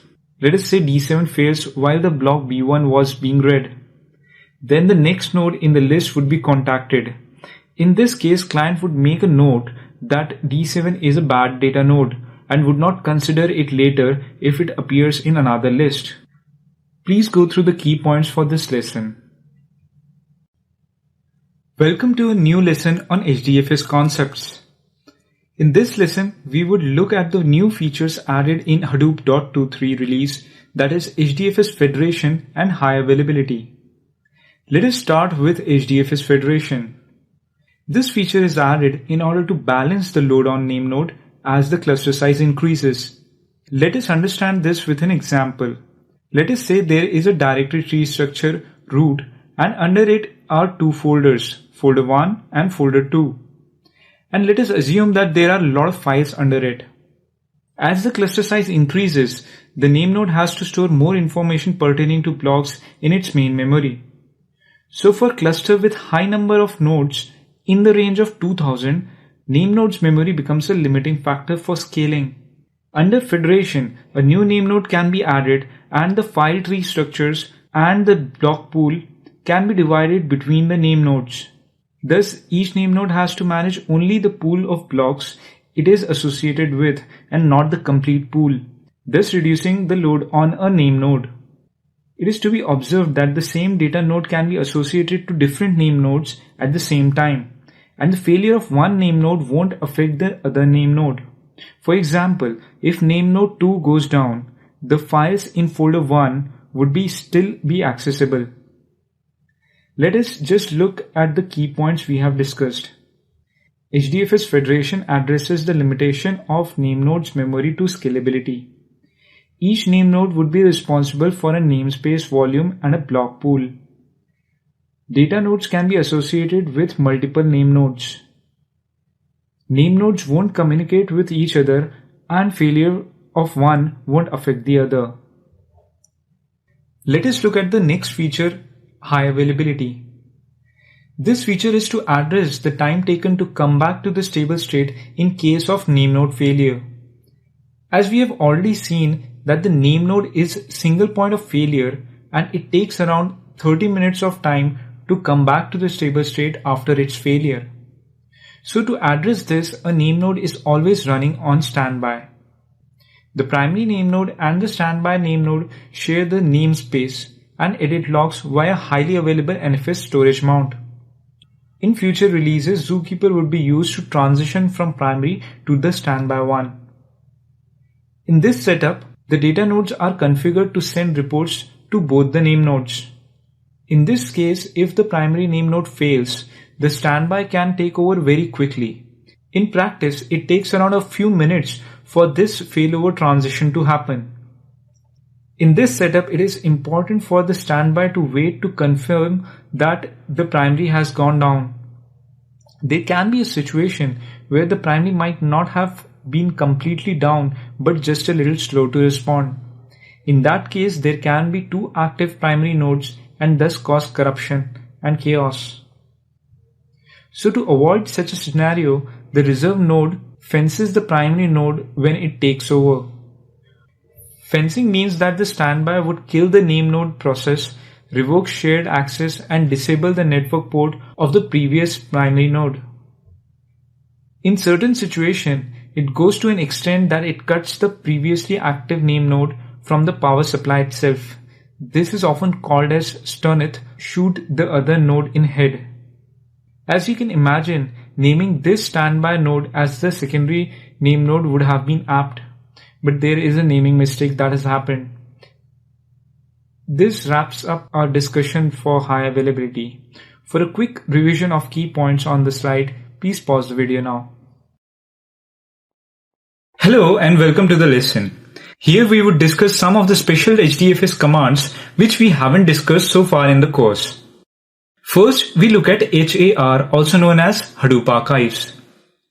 As we have already discussed that lots of small files is not a good case for HDFS, mainly because it takes up the name node's main memory. Although it is to be understood that the small files do not actually take up the complete block size on the disk. That is, if a file is 10 MB and the block size is 64 MB, then the file would just occupy the 10 MB of the storage space. So the issue with small file is that it occupies a name node's main memory, as name node has to maintain metadata for each file. The more the number of files, more would be the metadata, which name node has to take care of. So name node's main memory becomes a limiting factor. Hadoop Archive is a tool which helps in such situations. In addition to this, Hadoop Archive files can be used as input to MapReduce programs as well.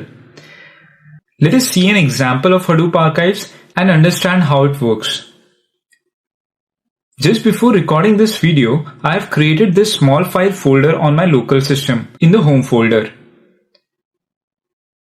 In this, I have created two documents, A file and B file.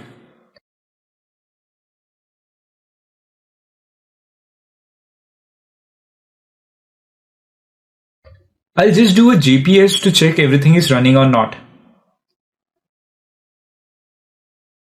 Yep, everything is running. So now I'll just copy this file structure to HDFS using the command copy from local.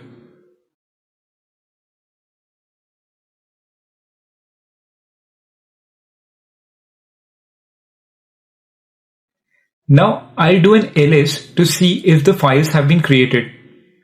So there we see the directory. Now we'll archive this file tree structure. So the command is Hadoop archive -archive name, and at this point we'll hit an enter, and there we get the syntax of this command. So the syntax says that the command is archive -archive name followed by the name of the HAR file followed by -p followed by the parent path followed by the source and then the destination. So I'll type in Hadoop archive -archive name, then I want the Hadoop archive file to be file1.har.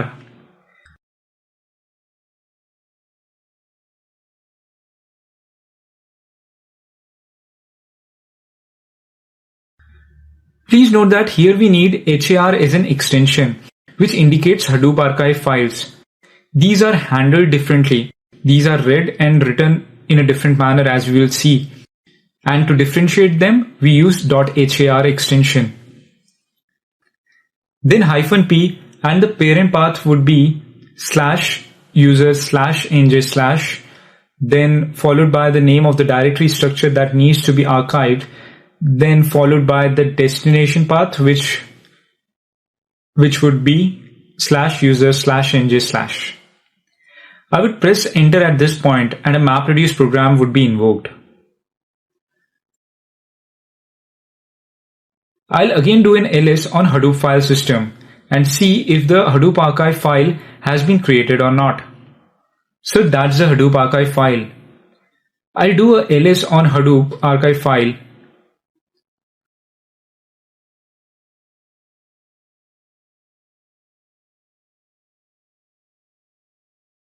So as you can see, there are 4 files that have been created for an Hadoop archive file. First file is a success, which marks the successful completion of an archive command. The part file is the one which has all the contents of all the files concatenated together. The 2 index files, index and master index, contain the indexes used to look up for the content. Let us do a recursive ls on Hadoop archive file. In order to do so, we'll put HAR scheme so as to specify Hadoop archive has been read. So it displays A file and B file. The twiddle sign are the temporary files that were made when we copied the small file directory structure from the local file system. They were created because we had opened them in text editor. Next, we understand the limitations of Hadoop archive files. First, to create an archive file, you need as much as disk space as the original. Hadoop archives currently do not support compression, so it is like a duplicate file. Second, Hadoop archives are immutable. To add or remove files from a Hadoop archive, you must recreate the archives. Third, if you are reaching the limits of the name node's memory, using HDFS federation would give you a better scope in scalability than using Hadoop archives. Next, we look at another command, distcp.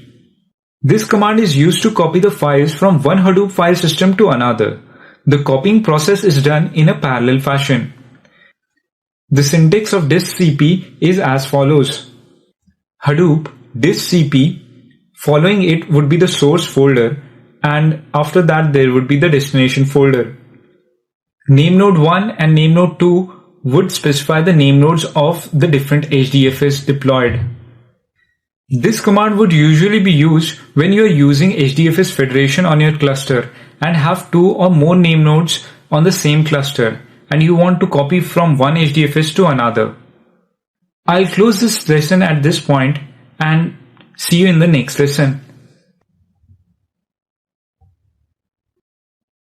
Welcome to a new lesson. From this section, we will look at the most important and core topic, MapReduce. Let us first start with looking at the terminologies that are used in MapReduce. First is the split. Split is nothing but the fixed chunk of data that would serve as the input to map tasks. Just want you to remember that blocks and splits are two different concepts. Keep in mind that blocks are HDFS concept and belong to the HDFS world, and splits belong to the MapReduce world. Blocks are the smallest size of the data stored in HDFS, and split is the data that is input to the map jobs. MapTask processes this split and produces an output. In the diagram, I have shown that the map output is smaller than the map input size. This is the general and a good case, but I do not want you to think so, that it is a restriction. It can be equal or even larger than the input size as well, but that case is not a good case. It would be advantageous if it is as small as possible. We'll see later why. So when you think of MapReduce, the problem is divided into two portions. First is the map part and the second part is the reduce. All map jobs run in parallel and produce output. All the results are stored and shuffled and merged together into a file which serves as the input to the reduce job. The reduce job takes this as input and produces the result. The whole job execution is controlled by two nodes, job tracker and the task tracker. You can draw a parallel between name node in HDFS and job tracker in MapReduce. Corresponding to data nodes, there would be task trackers in the MapReduce world. Like the data nodes used to store the data, task trackers run on each data node, facilitating running of map tasks and the reduce tasks.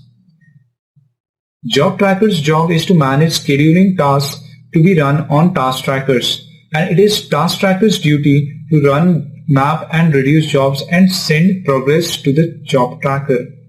Again, I want you to imagine job tracker and task trackers as the Java jobs that are running on the machines, and they are not the hardware.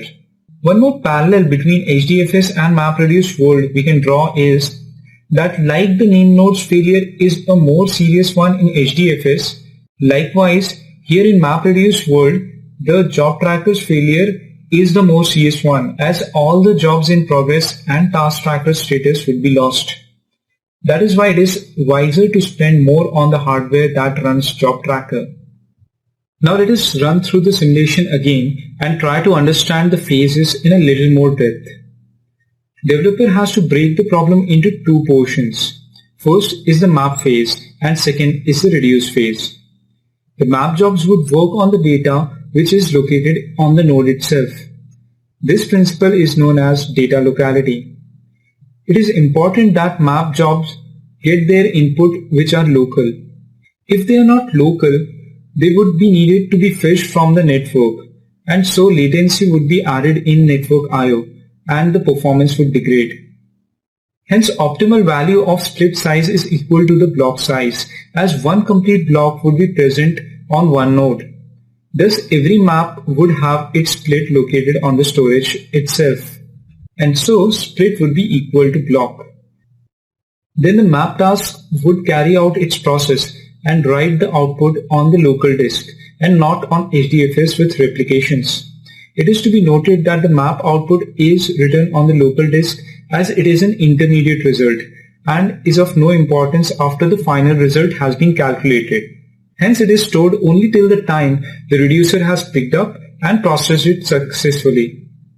It may happen so that the reducer may fail, and in that case job tracker would reuse the map output. So job tracker cleans up maps output only after the successful completion of reduce job. It is to be noted that the maps output would be returned to HDFS only in the case when 0 reducers are specified.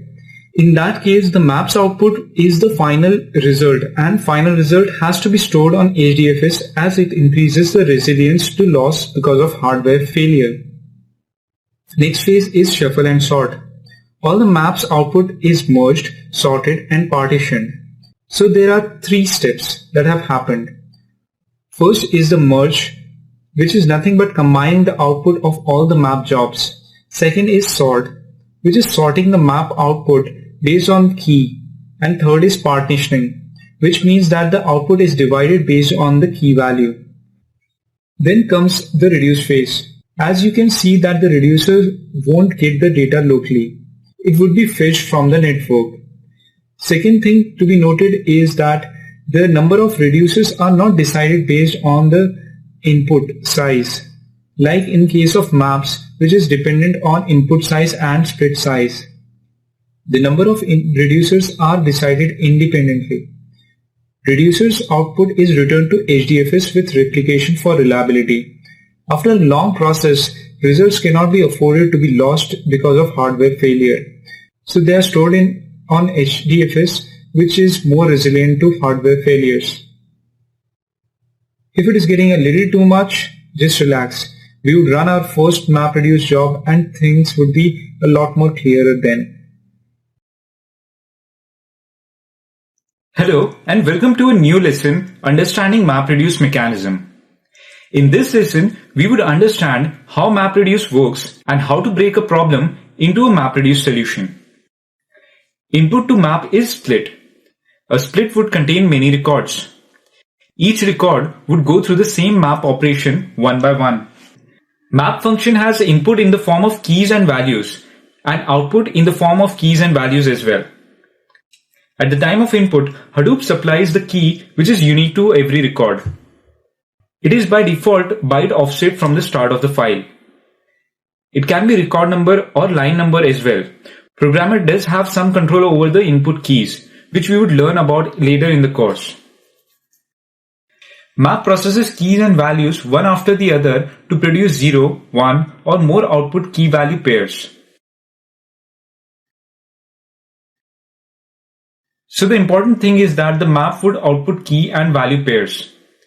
Please note that these key and value pairs would be the same in case if default mapper is used, which is also known as identity mapper, which does nothing but copies the key and value pairs from input to output with no processing in between. Another thing to note is, while the input to map function generally have unique keys, the output of the map would generally have non-unique keys. We would design the map function so. This would be helpful for us later in the reduce phase because we will sort the data on the basis of keys and would like to make sense of the values with the same keys. So the main idea of the map function is to divide the input key into keys and values in such a way that the values when put together for the same key start to make sense. We'll understand this later in the simulation, so let us move ahead with the simulation. So the whole input would be processed and output would be created. The map output would be shuffled and sorted on the basis of keys. So now all the values from the same key are put together. Now these values are fed into the reducer. The intermediate key value output would be created by multiple maps. It is critical for the MapReduce framework that one particular reducer gets all the values for a particular key, or then we won't be able to make sense of any value. This whole mechanism of sorting the data and sending of data over the network is all managed by Hadoop itself, and programmer need not program anything for this.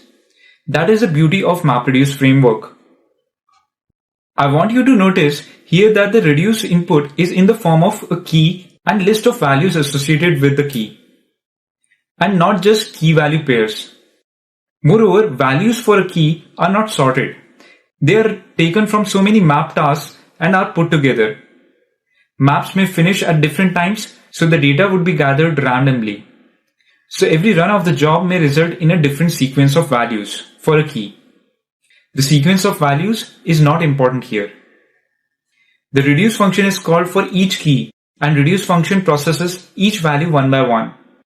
For each key and list of values, reducer may choose to output 0, 1 or more key value pairs. Please note that the output of a reducer would be sorted as it is receiving the input in the sorted manner. Now let us see how to decompose the problem into a MapReduce solution. The basic trick is to reverse engineer. Identify how the final output should be, then you should be able to find out how the input to reducer should be, which in turn would help you to find the key. Identifying key solves half the problem. Then you can find how the input data should be broken into key and value by map and thus find a solution. So now I give you a challenge to solve. We look at a hello world equivalent example in Hadoop, the word count problem. In this, if your job is fed with the line to be or not to be, your job should turn it into word followed by the occurrences of word in the record. So the output here is 2, 2 as the word 2 appears twice in the input, and b, 2 as b appears twice in the input, and so on. This is a common technique which search engines apply to the content of the website to find the relevant keywords for the website. The most occurring words are taken as relevant keywords to the website. So the next challenge here is to find out how your map should break the input record to keys and values so that reducer would be able to produce the output as shown. In the next lecture, we'll discuss the solution.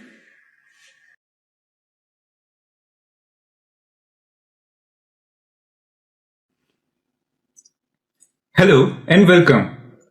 In this lesson, we would discuss the solution of the challenge problem which we talked about in the previous lesson. If you haven't taken time out to find the solution, I would suggest you to give a strong thought on what solution should be. This would help you to understand the concepts and the design of MapReduce framework in a better way. So our map would receive the input record 1, to be or not to be. Here 1 signifies the byte offset which is supplied by Hadoop. So what our map algorithm would do is that it would tokenize the input line into words, and for every word emit word 1 as a key value pair. So output would be 2, 1, b, 1, or 1, not 1, 2, 1, and b, 1. 1 would signify that the word has been encountered once. This would be sorted on the basis of key, that is, word in this case. So now keys and values arrange themselves in the alphabetic order. For reducer processing, the key value pair would be changed to key and list of values. So now it would look something like this. Now you can see that the word has occurrences following it.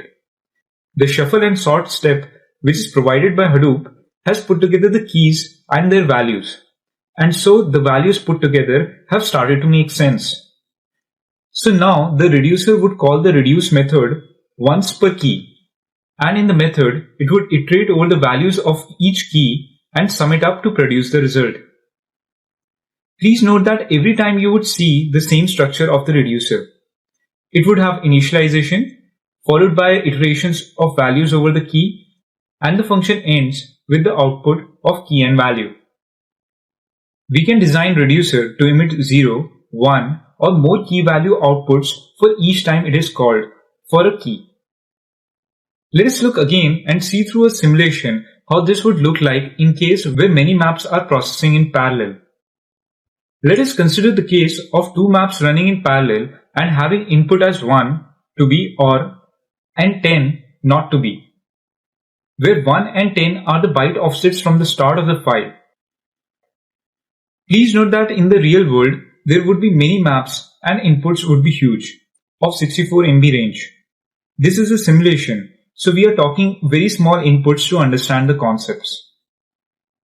As we have already seen, map would tokenize the line record into words and emit 1 as value. The output would be as shown. These would be merged and sorted. These would be fed into reducer to produce the output. The power of parallelism can and should be harnessed at reduce phase as well. Let us take a look at a case with two reducers. In this case, the reducer input would be partitioned keeping two things in mind. First, that the value of all the keys goes to the same reducer. Second, distribution is almost equal. So now the reducers would produce the result as shown. Please note that single reducer outputs single sorted file, while two reducers outputs two individually sorted files.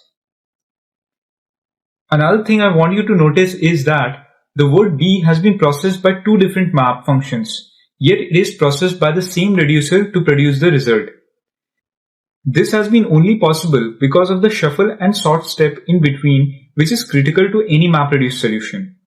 It is important to understand the keys are processed in a distributed fashion at map phase, and at reduce phase, it is brought up together so that the processing of all the values to a particular key can be done by the same reducer.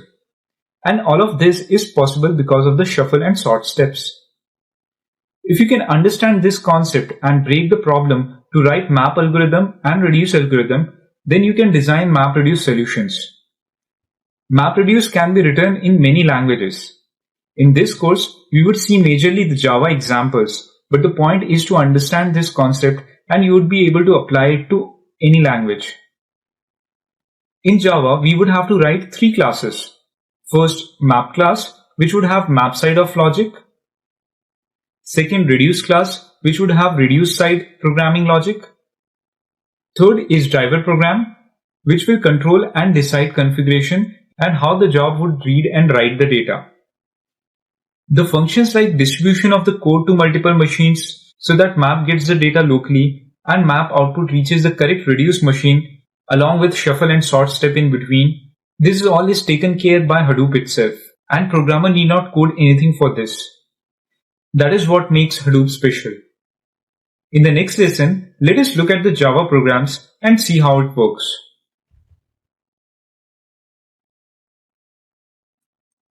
Welcome to a new lesson. In the previous lesson, we discussed the algorithm and logic of the program, and here we discuss the actual code of the program. Let us start with the map class, that is word count mapper. It starts with import statements. These portion of import statements import Hadoop specific data types for key and value. In Hadoop, the key and value data types can be only of Hadoop specific types and are tailor-made for Hadoop systems. What was the need and why didn't we use the already present Java types for key and value would be understood later in the course. For now, just understand that long writable is something similar to long field, which is used to take care of a long number, and text is something similar to string in Java, which is used to carry sequence of characters. And int writable is a data type similar to integer in Java. Next, every map class would extend mapper class and override the map function. These here are the type parameters which specify the Hadoop data types. This would have input key and input value data types which Hadoop supplies to map, followed by output key and value data types. So here the data types for input key is long writable and input value is text. And data type for output key is text and data type for output value is int writable. We would declare the two fields which we require in the processing logic. When we need to override the map function has the parameters as input key and value and context. The data type of input key and value should match the above mentioned data type parameters. Role of context is to catch the output key and value pair. After this is the processing logic of map function. We tokenize the string into words and write it into the context with word as key and 1 as value, as we had discussed earlier in the algorithm. So the idea is to understand the basic structure of map class, and so you can customize the same for a different logic and everything would be easy. First point is to declare the type parameters, which are data types of input and output key values. Second is to override the map function with the processing logic you require.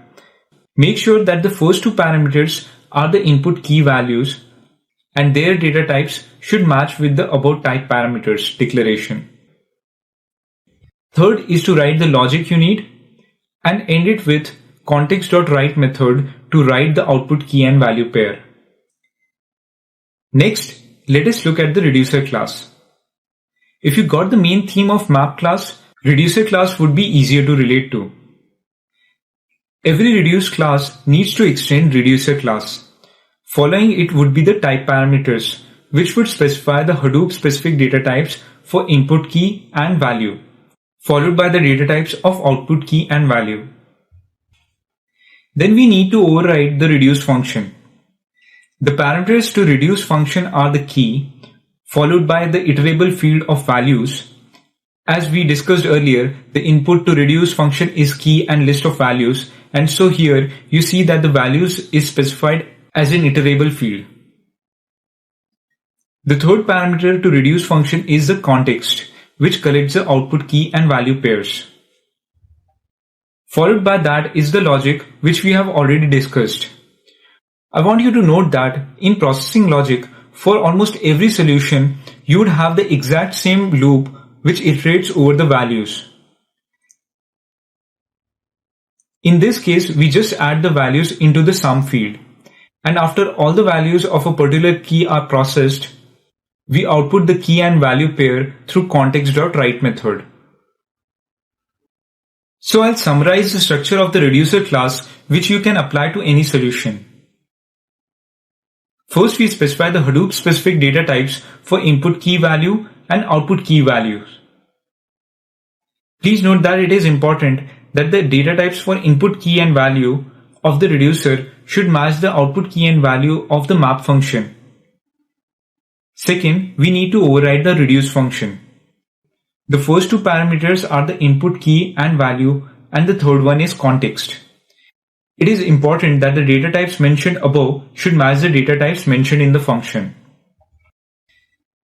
Third, we just need to initialize properly and change the logic in the for loop as per the solution, and use context.write method at write points to output the key and value pair. Next, let us look at the driver class.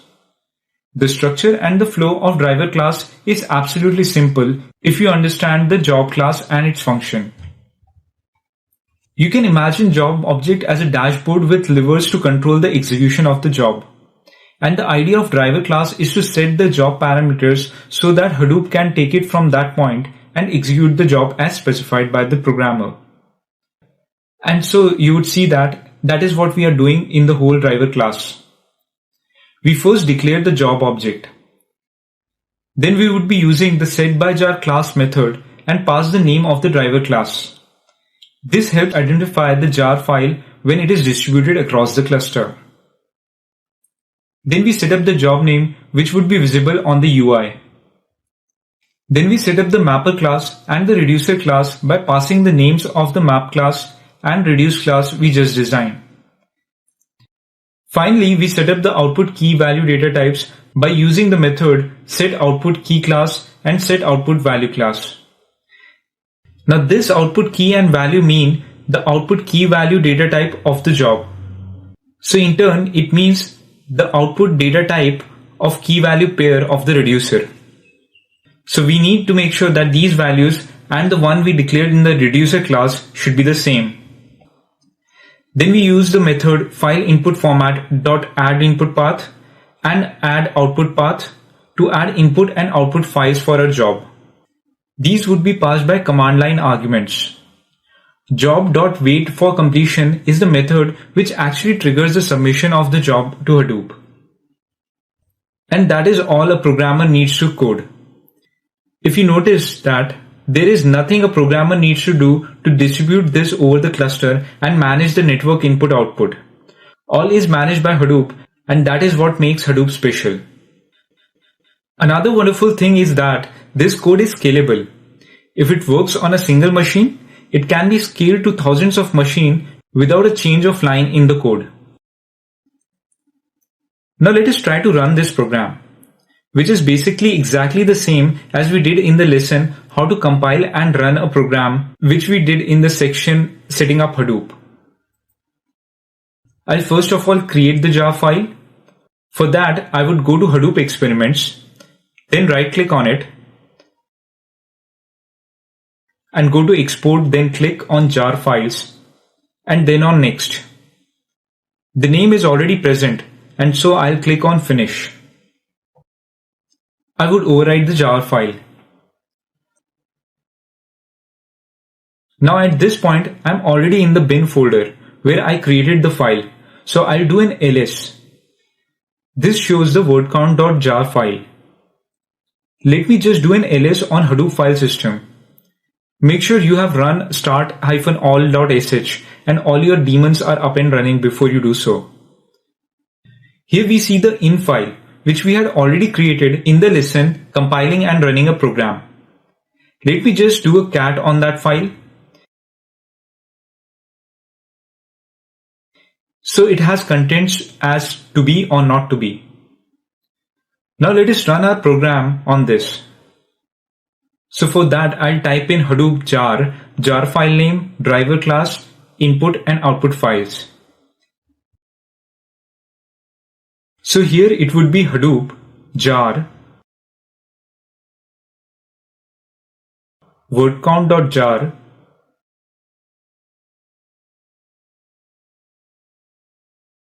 word count in and out1. I'll make output as out1 as out directory is already present. Here we see the run of the program.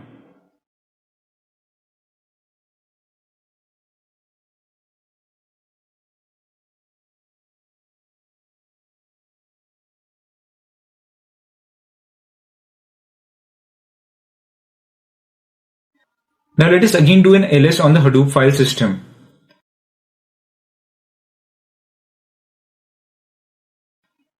And there we see the out1 directory. Let us do an ls on the out1 directory.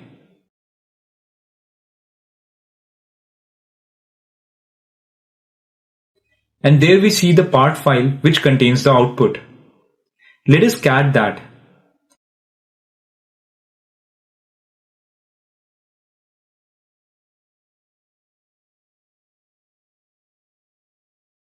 And there you see the final result. For now, I would suggest you to experiment a little with the input of the program and see how the result changes.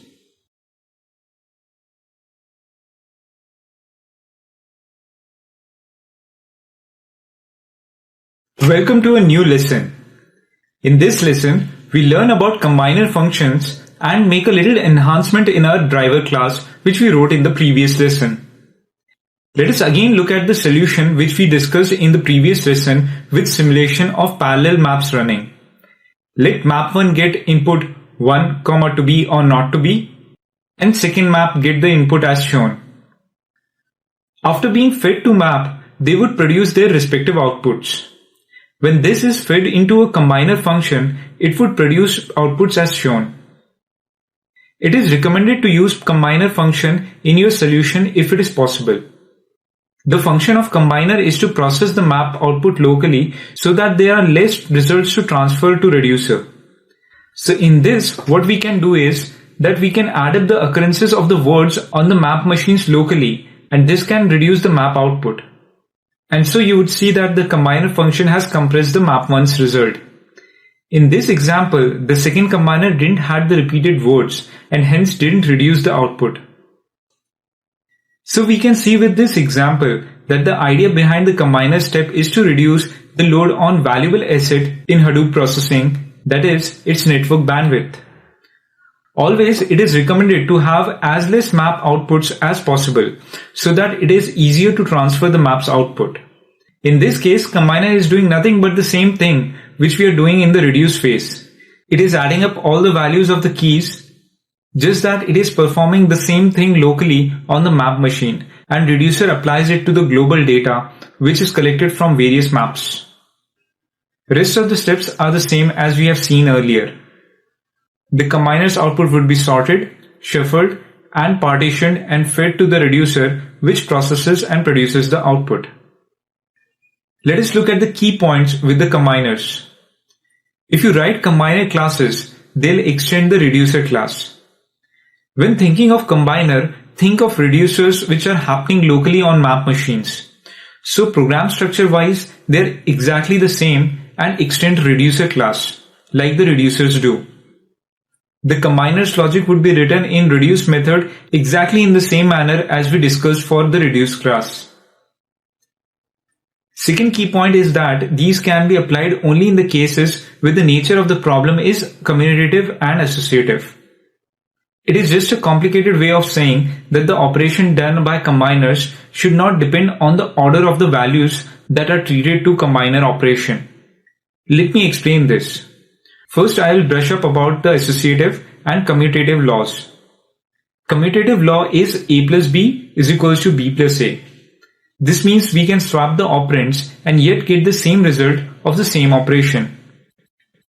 Associative law is A plus B plus C with A plus B grouped together would be equal to A plus B plus C with B plus C grouped together. This means that even if the grouping of operands is changed, the result is the same.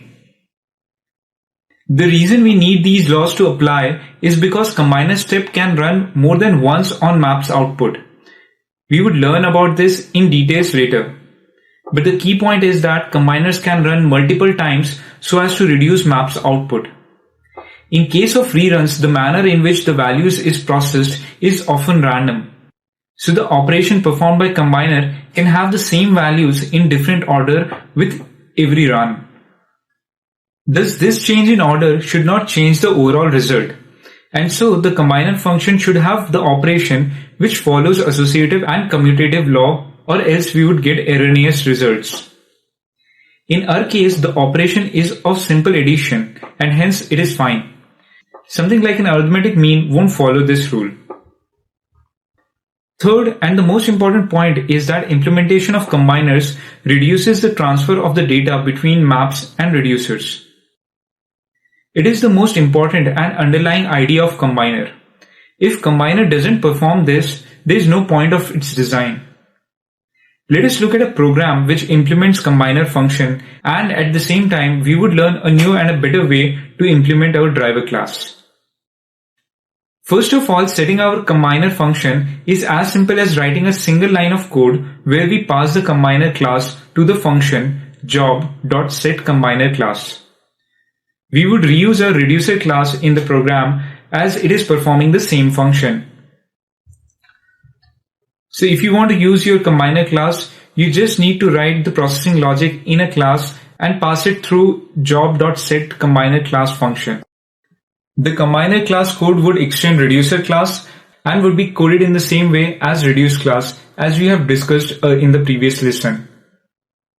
Now we look at one more change we have done to the code. In the previous driver class, we had written our logic in the main function. Here we have extended configured class and implemented tool interface. And in the main function, we have just used toolRunner object to trigger the run function, which has all the logic in exactly the same manner. What this does is that it gives ability to set properties at the runtime, and we need not write a single line of code to handle them. I'll explain this with an example later. First, let us try to run this program in the usual way.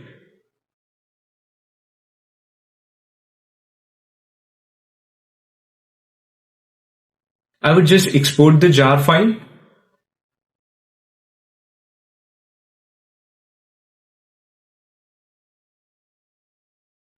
I would override it.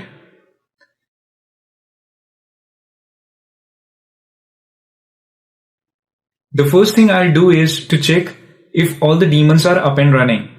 I'll do this by jps command. In this case, all of them are running. If not, you can start it with start-all.sh command. Let me do an ls on Hadoop file system.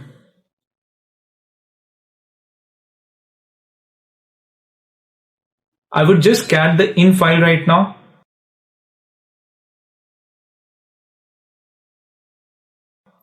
So it has only one line, to be or not to be. I would suggest you to put more lines in the file and try to experiment a little when you finish this lesson. I'm in the bin folder itself where I've exported the jar file. Let me do an ls on the local file system so as to check if the file is there. Okay, there it is. Now I'll run the program with command hadoop jar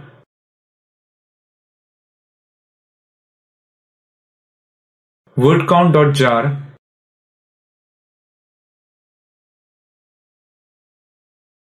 then the driver function, which is wordCount with combiner,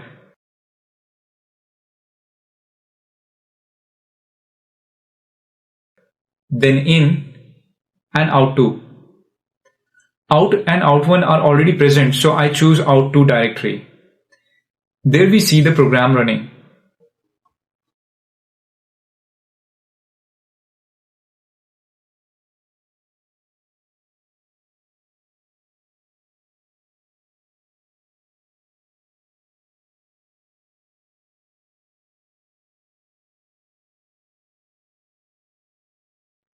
Let us do an ls on Hadoop file system to see if the output directory has been created.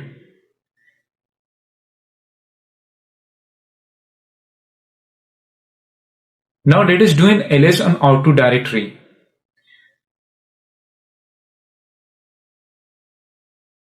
So there we see the part file.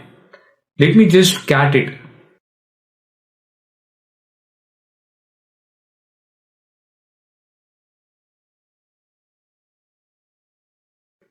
So there's the result.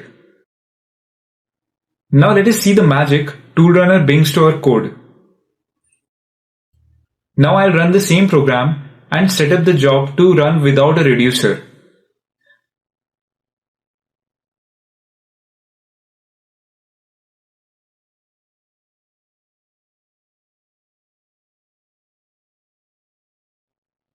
Now just after I have mentioned the driver class, I would do a hyphen capital D space mapred.reduce.tasks equals 0 and then give the in file and the out directory.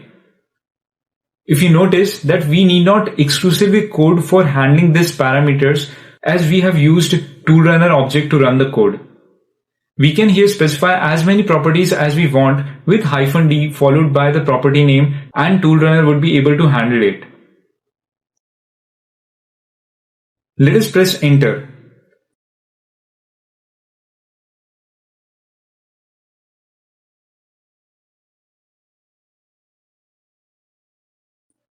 The job runs to completion with reduce as 0%. Let us see if out3 got created.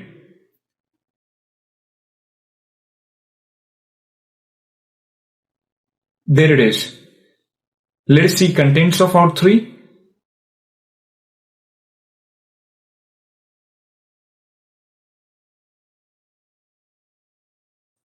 So there we see the part file with M, which indicates a map output file. Reduce output file will always have an R there. Let us cat the part file. And there we see the output. Here we get to see the map output exactly the same as we had discussed in simulation runs. Now I would suggest you to add a few lines to input and play with the properties such as setting up reducers to 2 or set up maps to 2 and reducer to 0 and see 2 maps output and so on.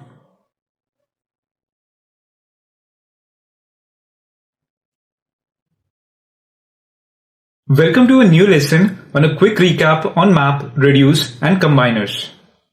In this lesson, we would do a quick recap on the things we have learned till now. First one is the theory which we need to keep in mind while designing a solution. And in the next lesson, we'll do a recap on the code side what we have learned till now. First thing that we need to keep in mind when designing a map-reduce solution is to divide the solution into two phases, the map phase and the reduce phase. It is always to be remembered that the map would take input as a split which would have multiple records. For each record line, map function would be called and it would break the input record line into keys and values. We should smartly design our map logic so that at the reduce phase, when we look at the values from the same key, we should be able to reach to the objective which we wanted to bring about with the execution of the job. Next thing to be noted is that the input to reducer is in the form of key and list of values, and the result is in the form of pair of keys and values. Also, we should keep in mind that the map logic may be executed on a different machine and reduce on another machine on the network. This transfer of keys and values from all the map machines to the reducer machines is all taken care by Hadoop itself. We need not write any network programming to do it. We just need to smartly design the map logic and the reduce logic which turns the record into the keys and values pairs, and all the values of the same key are processed at the reduce phase to produce the result. The whole process of smartly transferring the data is all managed by Hadoop, and that is done through shuffle, sort and partition steps. We would learn in details about these steps later in the course. Then we learn about the combiners. The idea of combiners is simple. Its only objective is to reduce the map output so that there is less amount of map output to be transferred to reducer. In jobs which produce a large amount of data, this step is critical to the performance efficiencies of the job. If there is a lot of map output that needs to be transferred to the reduce machine, it is a good idea to design a combiner function which reduces the map output, and thus there is less amount of data to be transferred. Combiners as well have input in the form of keys and list of values and output in the form of key and value pair. Again, let us go through a simulation on how things are working in MapReduce, and there we would also peek into what we are going to learn in the later stages of this course. First of all, map would in most cases get the input split locally. Remember, Hadoop does its best to allocate maps tasks on the machines where data split is locally present. This won't be a possibility always, but Hadoop would try its best to do so. This split is processed by map logic to produce output result. Hadoop sorts and groups this map output by key, and programmer need not code anything for this. Now in case if there is a combiner function designed, then this map output would be fed into combiner function. Remember that a map output can go through the combiner multiple times, and so nature of operation done by combiner on the data would be an associative and commutative operation. Why map output is treated to combiner multiple times requires detailed understanding, which we would go through later in the course. This combiner produces the output result, and its idea is to reduce the size of the original map output. This map output has multiple partitions. Partitions are nothing but the portion of data that needs to go to the same reducer. These partitions are done by the partitioner function. We would as well learn in details about the partition function and how can we use it in our solution cases.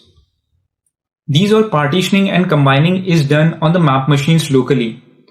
Like this map task, there are many map tasks that would be running across the network.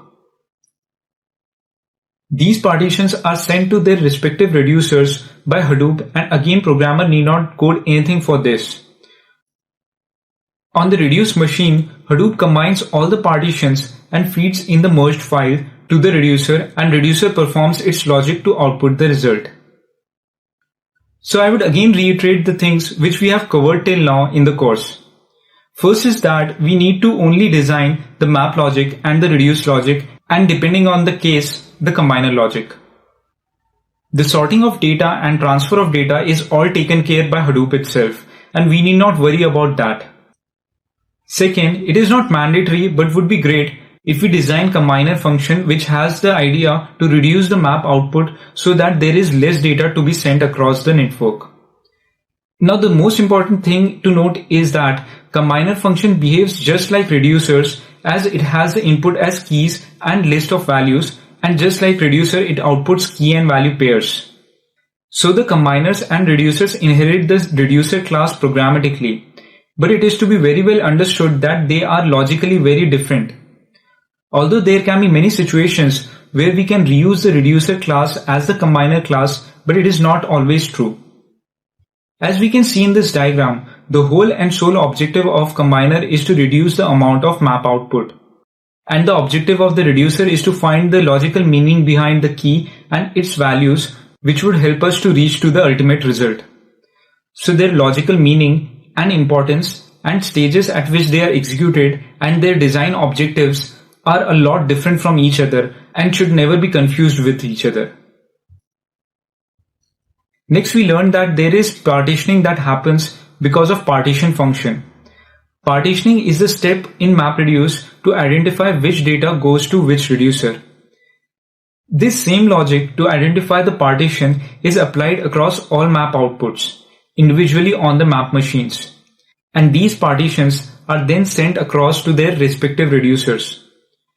We are going to learn in details about partitioners in the coming lessons. The partitions are merged to a file and fed into reducer to produce the ultimate result. I hope by the end of this, you should be absolutely clear about the role and importance and the order of the phases map, combiner, partitioning, and reducer when executing a job. As well, you would have got an overall idea of the MapReduce framework in general. We are going to look in depth a few steps like partitioner later in the course.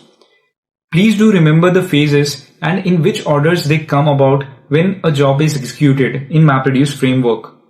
This would help you better understand the phases and its importance to the solution. In the next lesson, let's just do a quick recap on code side of the things. Welcome to the second part of the recap. In this lesson, we would sum up what we have learned till now from the coding point of view. To write a job, we just need to design and code three classes. First, the map class, second, the reduce class, and the third, the driver class. If you understand the objective behind these classes, the code would be relatively simple to understand. Let us first start with the objective of map. Simply, its function is to break the input record in key and value pairs. Objective of the reducer class is to process each key and its associated values to produce the ultimate result. Last is the driver class. As you know, Hadoop takes care of distributing the map code and the reduce code on the network. Programmer communicates to Hadoop what are the input files, what is the output directory, which class is the map class, and which class is the reduce class, and so on using this driver class. So all this information which is related to the execution of the job is communicated by the driver class. This is the fundamental structure, and if you remember this, the code is a simple Java code which should not be very difficult to understand. Let us look at the code. Let us start with map class. Now if you are a Java expert, this would be elementary for you. This lesson is specifically designed for someone relatively new to Java. Every map class inherits mapper class. Mapper class is specifically designed for Hadoop. When we inherit this class, we override the map function which has all the map logic. The fundamental idea is that Hadoop would already know where the user-defined map logic exists, and to call it, it just needs to call the map function. It helps Hadoop to distribute and execute the map tasks in distributed manner. Then the map logic is designed to handle different types of Hadoop data types, which we would study in the next segment. So the first pair specifies input key value data types, and the second pair specifies the output key value data types. These are termed in Java as type parameters, and here we would see only Hadoop specific data types. As you can see, we have put in a few variables here which would be required for the map logic. We declared this final and static so that it is not created again with every call to map function. Then the map function has three parameters: input key, value, and context. So here the data types of key and value should match with above defined type parameters. Context is a parameter in which we write the output key and value pair. After writing into context, Hadoop takes care of sorting, partitioning, and sending it across to the correct reducer machine. The return value of a map function is always void. As well, it throws IO exception and interrupt exception.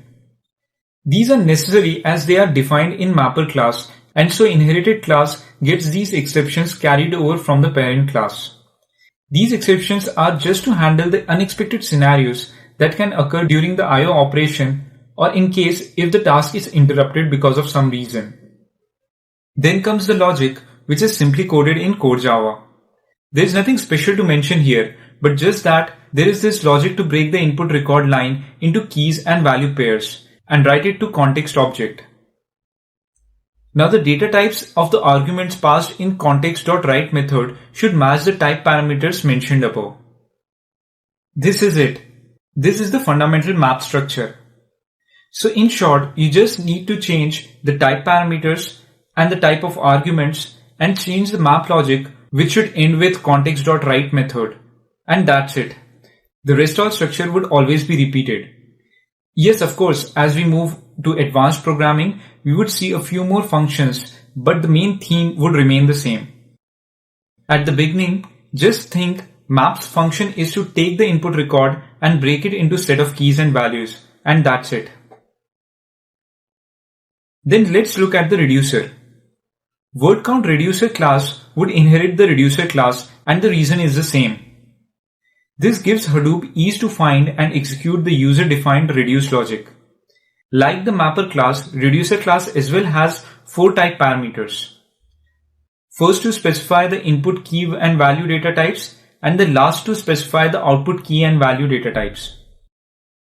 Then is the reduce method, which takes argument as keys and list of values and context, which is used to write the ultimate result. The data types should match the above mentioned type parameters. Reduce function also returns void just like the map function. The idea is to write in the context.write method. Then comes the throws exception line, which is present for the graceful termination of the code in case of an error. Then comes the reduce logic. This for loop would be a common factor across the solutions. We would iterate through all the values of the keys in almost all the solutions. Then through the context.write method, we would pass the key and value, which ultimately is passed to Hadoop, and Hadoop in turn writes in the output directory which we have specified while running the program. So always in any reducer, you would see the same structure. Lastly, we look at the driver class. Remember, the whole and sole objective of the driver class is to tell Hadoop where is the map class, where is the reducer class, and the input and the output and the way to execute the job. All this is done by setting up the job object, and that is all we would see in the driver class. We extend the configured and implement tool interface, which helps our driver class to handle the parameters passed to a program at the runtime. At this point of time, I would request you to go through all the lessons of this section one more time if you haven't already gone through it. Map, reduce and combiners are absolutely new topics and requires new way of thinking, and it takes a little time to build understanding about them. One more iteration of the material would help you understand it in more depth. At the end, I would give you a little quiz. Here we have reused reducer as combiner again, but it is always to be remembered that the function of the reducer is different than the function of the combiner. Idea of the combiner is to reduce the map output, while reducer's main objective is to look at all the values associated with a key collectively to produce the output result. So my question is that here in the reducer class, if I would have changed this line and instead of that return sum plus equal to 1, that is, I would have incremented sum with 1, would this logic fit in the combiner as well? My second question is, would writing reducer like this would have left any scope of combiners? If yes, what kind of a combiner we would have used? Please give a think over this and contact me in case if you are confused. Welcome to a new lesson. In this lesson, we would learn the fundamental idea why Hadoop data types were needed and why we didn't use the already present Java data types in MapReduce framework. To understand this, let us understand what serialization is. When the two processes intercommunicate, for example, map communicates to reduce, then in that case the data is transferred in terms of objects. Serialization is the process of turning the structured object into a byte stream for transmission over a network, or writing to a persistent storage which eventually would be read by another process. Deserialization, on the other hand, is the process which the receiving process does to the byte stream it reads. It is the process of turning the byte stream back into the series of structured objects. Interprocess communications happens by RPCs, remote procedure calls, in Hadoop. Features that are needed in serialization for it to be effective with remote procedure calls are: first, compact. The message that are transmitted over the network bandwidth should be as small as possible. The smaller the data transfer, better would be the efficiency. Second, fast. Serialization and deserialization should happen quickly. This is in many ways related to the first point. If the serialized data is smaller, the process of serialization and deserialization would be fast as well. Third, extensible. Protocols change over time and it should be able to meet the newer requirements. And lastly, interoperable. It is desired that the process written in one language can communicate with the process written in another language. For example, map might be written in Java and reduce would be in some other language, say Python. Then in that scenario as well, the serialized framework should be effective. So now we understand that Hadoop works on remote procedure calls and serialization is an important underlying concept for its efficiency. But why Hadoop needed new data types? Could it not use the Java serialization framework itself? The answer to the question is that Java's inbuilt serialization had a few shortcomings. First and most importantly, it wasn't compact. It had overheads when the data was serialized. Java serialization would send the metadata like the class definition along with the data sent. This considerably increased the serialization size and as well increased the processing time. It was basically designed as a general purpose inter-process communication mechanism. The Hadoop serialization framework assumes that the client already knows about the data that is to be expected from the sender. This decreases a lot of overhead, and this writable serialization framework was designed. Let us take a look at the framework. Here, writable is an interface. Writable comparable is an interface which implements writable. And then we have data types which we use as keys and values in MapReduce framework. Next, we see the table which shows all the Hadoop data types and their corresponding Java data types so that we can draw parallel and understand and relate to them better. I've put them in notes for this lecture so you can have a look at them in details there. Even a custom writable implementation can be done by extending the writable comparable interface. But in that case, the following functions should be overloaded, majorly because they are inherited from the interface or are being used in sort or shuffle stages. I've put an example of custom writable along with this lesson. Please go through it and have a look at it after the lesson. But as you notice that the writable framework only supports Java data types and is language dependent. So Avro, a language-neutral serialization system, was conceptualized. It is a project by duck cutting so as to build serialization framework that supports many languages. Another advantage with Avro is that it future-proofs the data, allowing it to outlive the language used to read and write it. Again, the important principle is the same. Avro assumes that the schema is present both at the time of read and write. Avro schemas are written in JSON. This is an example of how a schema is declared in Avro. This contains the field and the name and the type of fields.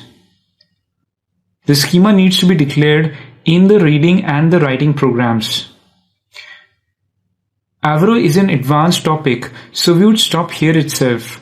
I would recommend the exercise given after the lesson to build more knowledge in this field. Hello and welcome to a new lesson. In this lesson, we would experiment with default settings and thus explore and learn more about the MapReduce framework. Let us just revisit again map, combine and reduce functions and see them in a notation form. Map takes keys and values as input and outputs a list of keys and values. Combiner takes input as a key and list of values corresponding to the key and produces the list of keys and values. And exactly same is the case with reduce function. Hence, while implementation, combiner extends reducer class. Another thing to be noted here is that for a single input key pair, the map or combine or reducer function can emit multiple key value pairs. And now let us get introduced to a new function, partition. It takes key value pair as input and produces an integer as result. This integer is used to decide to which reducer the key value pair would go to.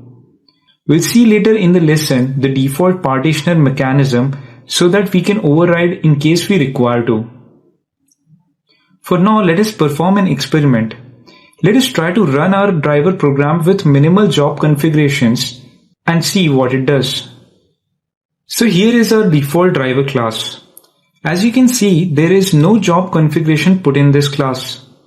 We haven't specified the map class, the reduce class, nor the combine class. Neither we have specified the input data types and nor the output data types. We have just set the input path and the output path. Let us try to run this and see. Let me first print the input. So the input file has 2 lines of input. Now let us run the program. Let us see the output. And so this is how the output looks like. You can see here that the output line is a numeric integer, which signifies the byte offset from the start of the file, and the line that follows it. So 21 specifies that line, that is the question, starts from the 21st byte position on the file.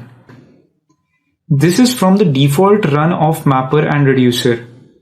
Let us understand how the default mapper and reducers look like.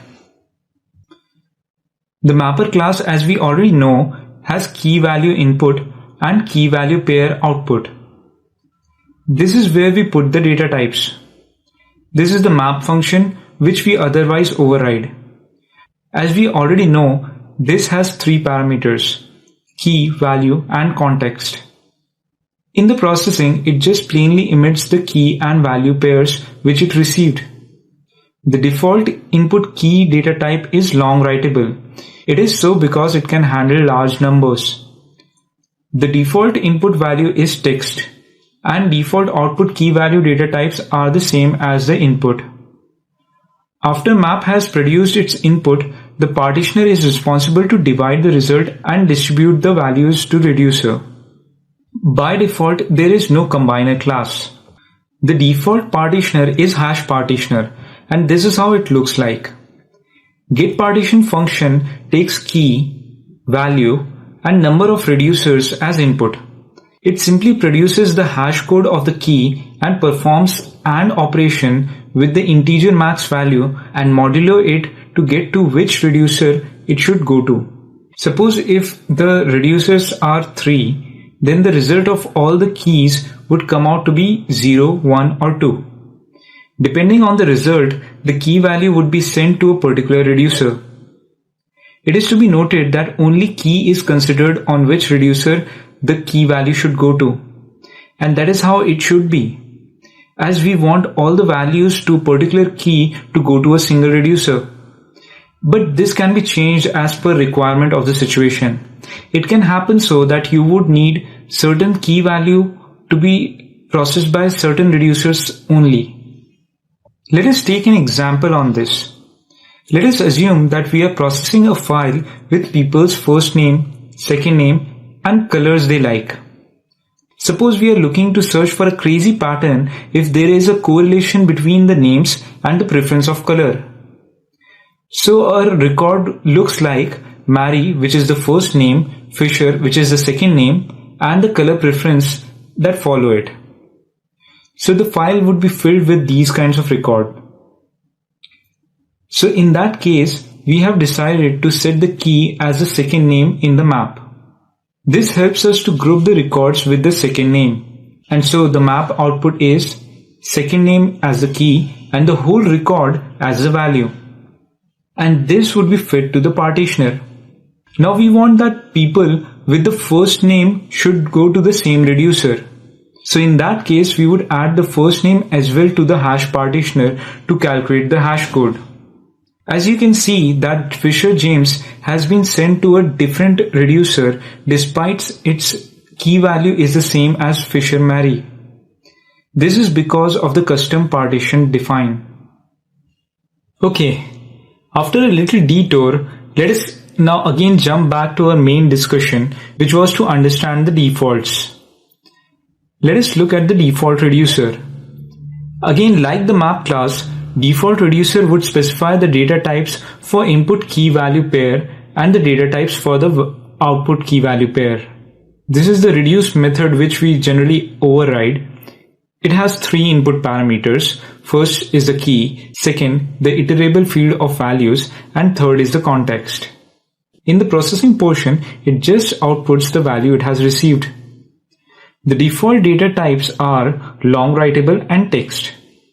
Let us look at a default driver which is explicitly specified. As discussed, the default mapper class is mapper and key is long writable and value text. Default partitioner is hash partitioner. Default number of reducers is 1. Default reducer is reducer.class and output key is long writable and value is text. Set output and input format is not what we have discussed till now, and it is what we discuss in the next lesson. Welcome to a new lesson. In this lesson, we would explore and understand input-output formats. In the last lesson, we left at set input format class and set output format class functions. Now let us understand the main idea behind the functions. Map gets its input in the form of keys and values. The data types of the keys and values are defined in mapper class definition. So Hadoop has to supply the key value pairs as it reads the data from the file. Programmer controls this reading mechanism and key value parsing by using set input format class function. Similarly, when reducer emits the key value pairs, then in that case, it is the set output format function which gives the programmer control over how it is to be written to the output file. Let us see various input formats and let us understand their basic mechanism so we can put it to use when required. The first is combined file input format class. This is used in cases where many small files are needed to be combined as input. The problem with many files as input is that the advantage of data locality is lost. Combined file input format class usage preserves a little advantage. It has an internal inbuilt mechanism of considering the data locality, so it still performs good with many files. Although the case with many input files is not a good case for MapReduce from performance perspective and should always be avoided. Combined file input format is an abstract class and would be needed to be customized as per the scenario. Next we look at text input format. Text input format supplies the map with key as long writable, which is the byte offset from the start of the file, and value as text line, which excludes any line terminator. This is the default input format. Next is the key value text input format. It is used in the case where the key is already present in the input file and key and value is separated by a delimiter. Delimiter by default is a tab character, but it can be customized through mapreduce.input.keyValueLineRecordReader.key.value.separator. Next is n-line input format. N-line input format divides the input into splits with fixed number of lines. So if n is 5, then every map would be distributed with 5 number of lines as input. Before we continue and look at sequence file input format, let us look at an interesting case that can occur. It can happen so that the input splits may cross over the HDFS block boundaries. For example, in this case, suppose split size ends at 5th record and the value of that record crosses over the boundary of the block, and the other block is present on the another map machine. So in those cases, the portion of the record which is not locally present would be fetched from the network. This loss in data locality costs less than 1% of the overhead time.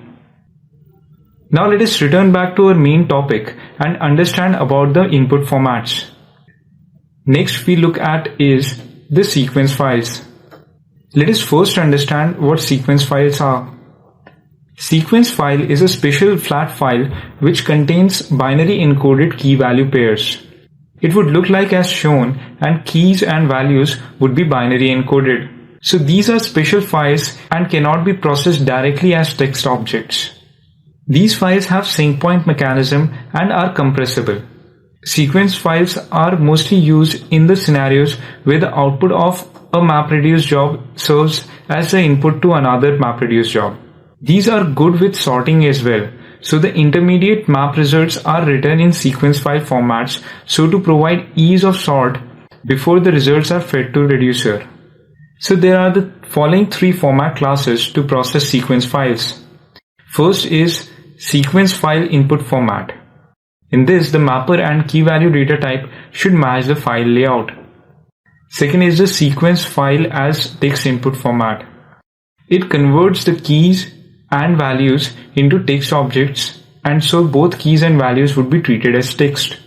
Sequence file as binary input format fetches the whole record as an object and retains the binary encoding.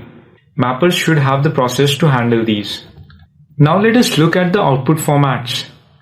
The output formats decide how the data would be returned to the file. First data format is the text output format. This is the default output format as well. In this, the keys and values are converted to strings. The keys and the values are separated by the delimiter, which can be controlled using property MapReduce.output.textOutputFormat.separator. By default, it is a tab character, and this is why we see keys and values separated by tabs in the outputs of the various runs we have. This can be set to any value by using configuration.set method. Sequence file output format, as we have already discussed, are binary encoded special files. These are helpful if the output of one job is to be fed to another MapReduce job. Map files are special sequence files with indexed lookups. First is the map file, which contains the data, and second is the index file, which is used to look up the data. Multiple output format is used in the scenarios where there are multiple outputs needed. It provides greater control over the output file names. We shall take a look at it and understand it with an example. In case you need a detailed documentation for these classes, you can find it on hadoop.apache.org/docs, which would be generally the first site when you search it on Google. Welcome to a new lesson. In this lesson, we would add a little more twist to our word count problem. We have till now seen only one file per reducer. In this variation, let us create multiple files per reducer. Till this point, we have reducer which outputs the word and its occurrences. Now let us have a reducer segregate the output alphabetically. That is, it would put all the words starting with A in one file and starting from B in another file, and so on. So in this case, we would use the multiple output format class. In the reducer class, we would declare a private object of type multiple outputs. Then we would override setup and reference it with a context object. Then we would use the write function of this handle with the parameters as key, value, and a new third one, which is the file name. The name of the file is in the form of name-r-000, where name is the part we can control. R represents the reducer and 000 represents the reducer number or the partition number. So in our case, the name would be an alphabet. Then we would just override the cleanup method and we are ready. Let us look at the mapper class as well. I've just made two changes here. Just added a line to convert everything in the lower case so that capital 2 is not taken different from the smaller case 2. Second, I'm checking that every word that is passed is starting with a character. There can be a lot of checks that can be made to clean the data, and there is a lot of scope for that. But that is not the focus of the lesson, and so I haven't put all those changes. Then comes the driver. Driver is as straight as we have seen so far. We have mentioned the map output key class and the value class and mapper class, that is word count mapper. Then we have declared the reducer class, that is multiple output reducer class. Then the output key class and output value class. We have used the tool runner as in our previous examples. Let us try to run this and see. Let me just output the input file first. So this is a long file. Let us run this. Okay, it's done. Now let's see the output. So in the output, we see a lot of files in the format alphabet -r-000. Let us try to print one file. I'll print the one starting with N. And so we can see all the words printed with the number of occurrences. As you can see that I haven't coded a perfect mapper. Here numbers and numbers comma are treated as separate words. There's a little cleaning of data required in map function. This example are just to explain the concept, and so I didn't put a lot of additional side code. But sure, there's a room for improvement and we can clean the data on the map side. Hope you learned new things. See you in the next lesson. Welcome to a new lesson. In this lesson, we learn how Hadoop carries out the process of job execution and what happens from the time we have submitted the job to the time the job gets completed. So what we have seen so far. When we submit the job, there is a detailed description that comes related to the job execution and the job completes. The job gets submitted by wait for completion function, which is the last statement of every program we have written. It is the last statement in the run method which we override in the driver class when we are using the tool runner, and the last line in the main function if we are coding our driver logic in main function. Wait for completion method causes the job to be submitted for processing. The job execution depends upon a couple of properties. In 0.22 release, the property name is maprate.job.tracker. This is preset in configuration file maprate_site.xml. Its default value is local. If it is in pseudo distribution or fully distribution mode, it would have colon separated host and port pair. In case of local distribution, the job tracker, task tracker all would run on a single JVM. Pseudo distribution mode would completely emulate the fully distributed mode by running job tracker and task trackers on separate JVMs on a single node. In case of .23 release or a later release, that is 1.x.x, there is a new MapReduce framework implementation. The new implementation is called MapReduce 2 and is built on a system called YARN. YARN stands for Yet Another Resource Negotiator. We will look in deeper about it later in the course, but the important thing to be noted is that in case of newer releases, property mapreduce.framework.name decides the framework of execution. It can be set to local, which is as good as running in local mode, or it can be set to classic, which is what we study next, or it can be set to YARN, which we would study later in the course. What we now study is the anatomy of job that runs in fully distributed modes. So let us see the job run in classic MapReduce framework. Here we see that the client node has the job client running. Job client is the part of Hadoop setup which is responsible for interaction with Hadoop. It is important that job client runs on the machine that accesses or interacts with Hadoop, or else the machine won't be able to interact. It is the job client, which is a Java program, which carries out the whole process of interaction with Hadoop.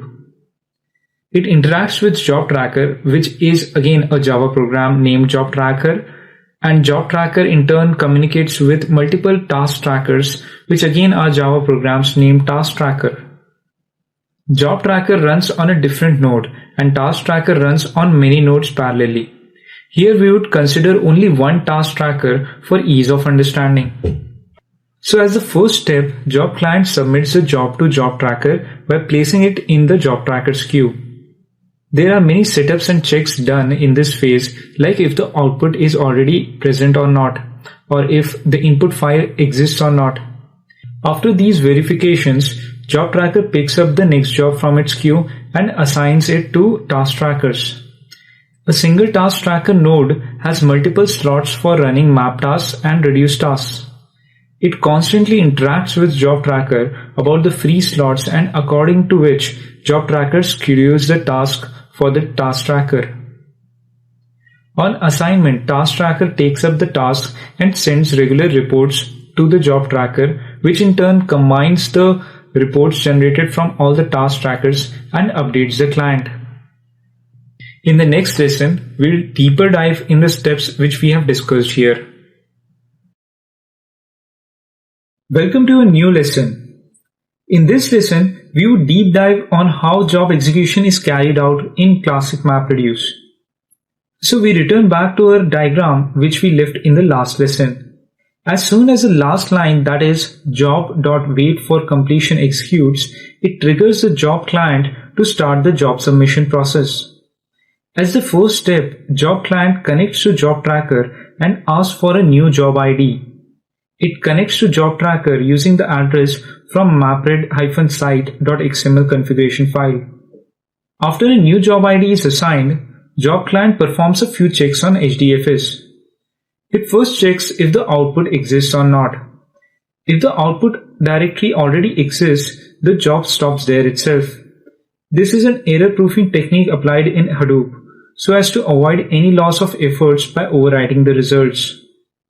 After that, it calculates the input splits. In fact, it checks if the input files exist or not. It throws an error in case if it doesn't find any input file, saying it cannot compute the splits. If it finds the input file, it proceeds and copies the jar and distributes to HDFS with a very high replication factor, the default being 10. After all the distribution of jar and important files have been taken care of, job client submits the job. All this process is taken care by an object of class job submitter. After job client has done the setup, it puts the job onto the job queue of job tracker. Job scheduler will pick it up from the queue and initialize it. Initialization involves creating an object to represent the job being run. The object encapsulates its task and bookkeeping information to keep track of status and progress. After that, the scheduler retrieves the input splits from HDFS and creates one map task per split. The number of reducer is decided by the property mapred.reduce.task or can be set up by job.setNumReduceTask function in the driver program. It has a default value of 1, but it is advised that it is customized to a higher value depending upon the size of the cluster to draw advantage of parallelism in the reduce phase as well. Job tracker as well creates setup and cleanup jobs on task tracker that needs to be run before and after the MapReduce tasks run on task tracker node. After this phase comes the task assignment phase. At this point, job tracker should know which task trackers have free slots and which ones are busy. The task tracker simply runs a loop that periodically sends the heartbeat. This helps job tracker to understand if the task tracker is active or not. As a part of heartbeat, job tracker sends information regarding the statuses of the tasks running on the task tracker. This helps job tracker to assess the load on task tracker and thus assign a new job. A single task tracker can run more than one MapReduce task at a time. Thus, a single task tracker machine can have multiple slots to run the task. The number of slots depend upon the computing capacity on the machine. The main deciding factors are the RAM and the cores of the CPU. Now the job tracker knows which task trackers to assign and it assigns them the tasks. So after this comes the task execution phase. Task trackers as a part of setup retrieves the jar which were put on HDFS by the job client. This is where we see that the code moves to the data for processing, which is very different from the traditional architecture. After that, the task tracker launches the new JVMs to run each task it is assigned. Remember, it can have many at a time. Task tracker sends regular updates about the percentage of completion of the task through heartbeats. And then the job tracker combines the progress of all the task trackers to update client with the overall progress. Calculation of progress is simple in MapTask but a little tricky in reduce phase. We would look into it in the next slide. Then after the last reduce job has finished, the task tracker cleans up the intermediate data that was created while running the tasks. At the end, the job is finished and wait for completion function, which is the last line of our program which started all this chain, receives the return value. On this slide, we look at how the progress is calculated, that is displayed on the user console. For map tasks, the percentage is simple to calculate as the input size is known and the data that is processed is known through the internal counters which Hadoop maintains. So at any given point, the total amount of data and the amount of data that has been processed is known, and hence the percentage of work done is easy to calculate. For reduce, it's a little tricky as three things, sort, shuffle, and reduce, contribute to the total amount of work. So for the calculations, the effort contribution by sort, shuffle, and reduce is considered to be 1/3 each. That means, in case if the reduce phase hasn't even started, the completion status would be 1/3 contributed by sort plus another 1/3 contributed by shuffle, that adds up to 2/3, that is 67%. If the reducer has processed half its inputs, the completion would be 1/3 contributed by sort plus another 1/3 contributed by shuffle and 1/6 contributed by reduce. It is 1/6 because half of 1/3 is 1/6, and when these all are summed up, it gives 5/6, that is 83%. Let us just get the quick recap of the lesson we have seen on how the job is carried out in classic MapReduce framework. The function wait for completion causes the job to be submitted. So as a part of job submission phase, job client gets a new job ID from the job tracker. Next, it copies all the relevant files and code to HDFS with high replication. Next, it submits the job by placing it on the job tracker's queue. Then comes the job initialization phase, where job tracker creates an object of the job which encapsulates the task running and has bookkeeping methods.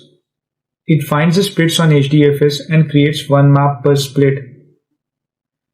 Then comes the task assignment phase, where job tracker looks for the free slots on the task trackers. Task trackers communicates this information through heartbeats. Then after that comes the task execution phase, where the task tracker copies the code from HDFS to the local machine and launches the task it has been assigned. It sends regular updates through heartbeats to job tracker, which combines all the results and displays to the client's console. At the end of the last reduce job, the intermediate data would be cleaned up by the task tracker. In the job completion phase, job tracker sends the return code to the wait for completion function, which completes the job. Welcome to a new lesson. In this lesson, we'll look at the failure scenarios that can occur and how they are handled in classic MapReduce. In classic MapReduce, there can be three kinds of failure scenarios. First, failure of map or reduce task. Second, failure of task tracker. And third, failure of job tracker. We'll look at all the cases one by one. Let us start with the failure of the tasks. Tasks are the user codes. There can be a scenario where the user code may run into an infinite loop. In those cases, the task tracker would observe that there hasn't been any progress on the task for a period of time, and then it would mark the job failed. The observation time is set by property mapred.task.timeout. It can be set to 0 as well. In that case, task tracker would never fail a long-running job. This is not suggested as the slots would not free up quickly in case if the task is stuck. This would bring down the overall performance of the cluster. Another reason of failure of user task can be runtime errors. In that case, the error is reported back to task tracker and task tracker would put it in the user logs in that scenario. There can be a rare case that JVM may have been exposed to a bug while MapReduce code ran. In that case, the task JVM can crash along with task tracker. In those cases, job tracker notices that the child JVM has exited and marks the task as failed. All the failed task attempts are notified to job tracker, and job tracker reschedules the execution of the failed task on a different task tracker. This is done so as to ensure that the reason of failure isn't the underlying hardware. The number of reattempts that would be made on a map task is governed by the property mapred.map.maxAttempts, and similarly for the reduce task is governed by mapred.reduce.maxAttempts. By default they are set to 4. Next failure scenario can be the failure of task tracker. In that case, the job tracker stops receiving the heartbeats from the task tracker. Thus, the job tracker concludes that the task tracker is dead. In this case, it reschedules the task on another task tracker.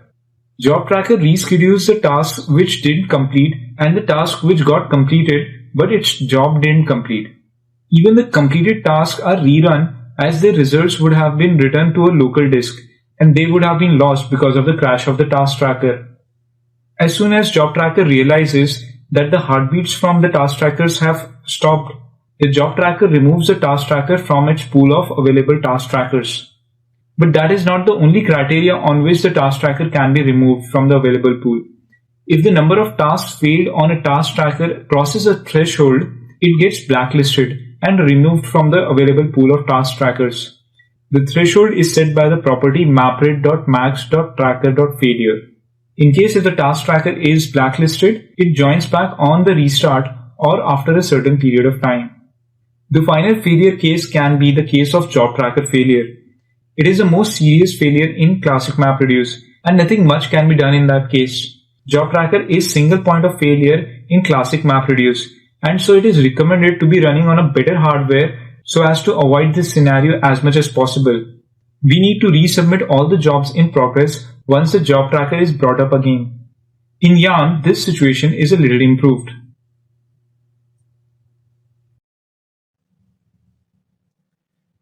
Welcome to a new lesson. In this lesson, we'll learn why there is a need of a new MapReduce framework and how the job is carried out in Yarn. Yarn is an abbreviation for yet another resource negotiator. It is also known as MapReduce 2 or the next generation MapReduce.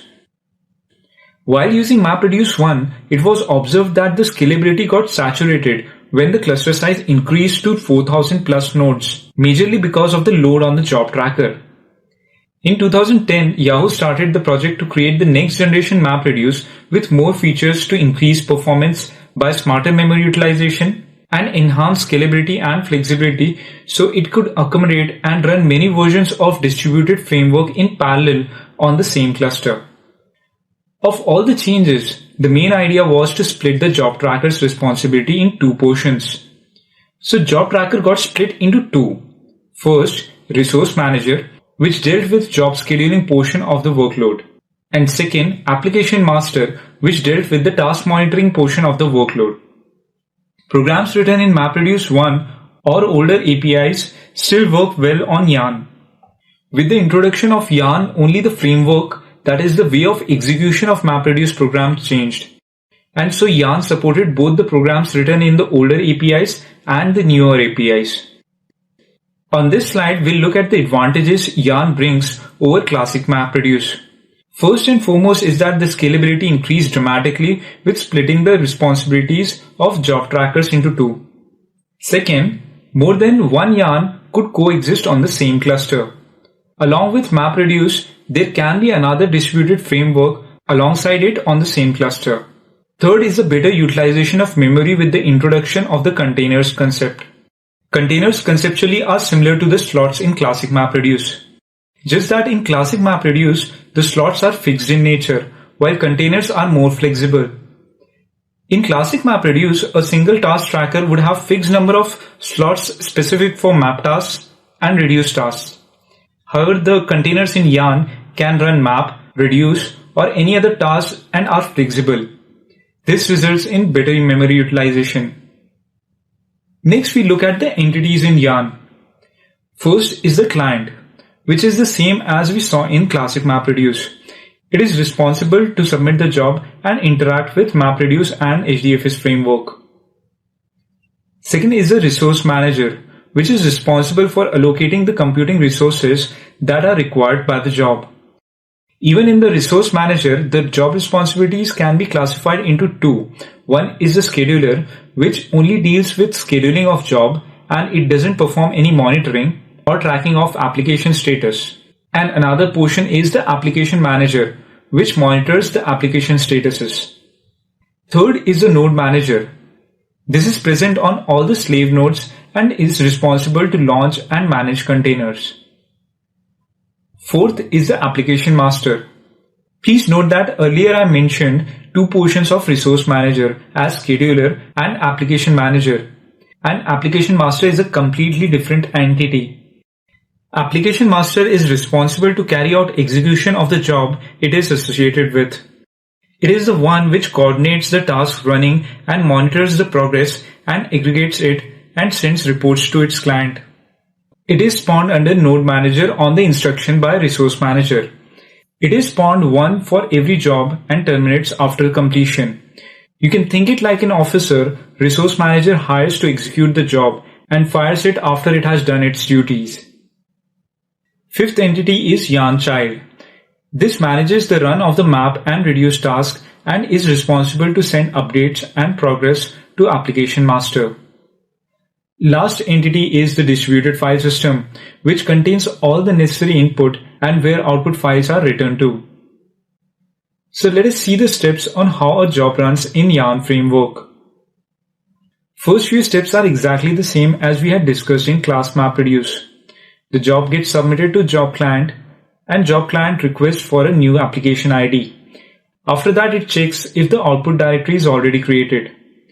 If it finds the output directory, it would throw an error and stop there itself. It then verifies the input directory, then after that it copies the resources to HDFS with a very high replication. And then it finally submits the application to resource manager. Then comes the job initialization phase. So as we have discussed earlier, the resource manager has two parts. First is the scheduler, which will just do the scheduling and allocate the resources, and the other one is the application manager, which monitors the status and progresses of the jobs. So as soon as the job scheduler picks up a job, it contacts a node manager to start a new container and launch a new application master for the job. Application master creates an object for bookkeeping purposes and task management purposes. It retrieves the splits from HDFS and creates one task per split. Next, application master decides how to run MapReduce tasks. If the job is small, the application master decides to run it on the same JVM itself. Since the overhead of allocating a new container and running them on it would cost a lot more than running it on one node itself. These kinds of jobs which application master decides to run on a single JVM are known as Uber tasks. Then comes the assigning phase. If the task is not Uber, it requests the resource manager to allocate the resources needed. Scheduler at this time knows where the splits are located. It gathers this information from the heartbeats of the node managers and thus uses this information to consider data locality while allocating the resources. It tries as far as possible to allocate the node so that the data locality is present, but if that cannot be the case, it considers the rack local nodes. If it fails to even find such a node which is rack local, it allocates any node randomly from the available nodes. Next is task execution.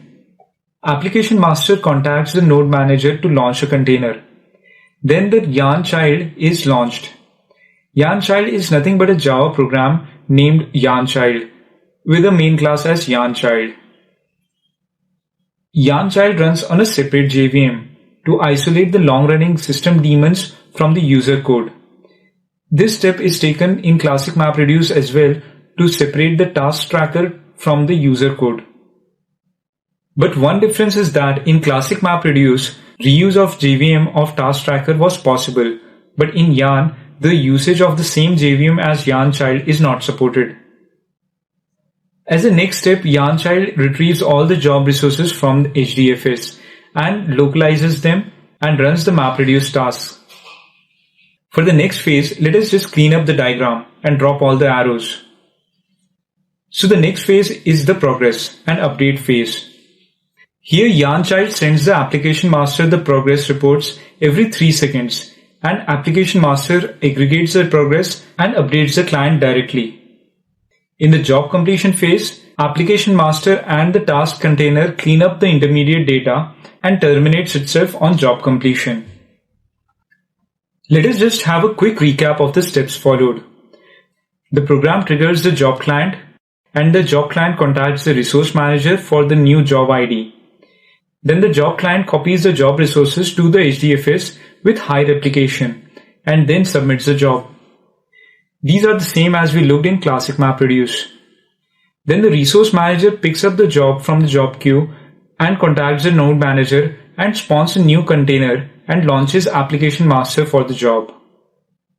Application master creates a new object.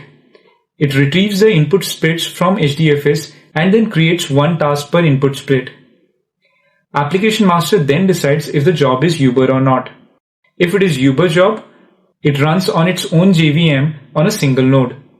If it is not a Uber job, then it contacts resource manager to allocate computing resources.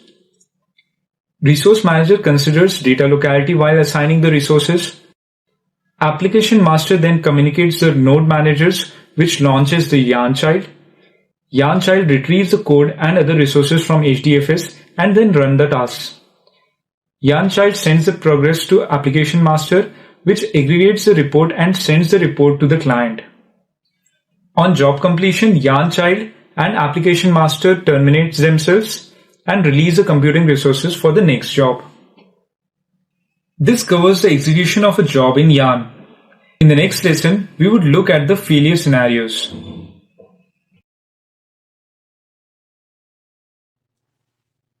Welcome to a new lesson. In this lesson, we'll look at the failure scenarios in yarn framework.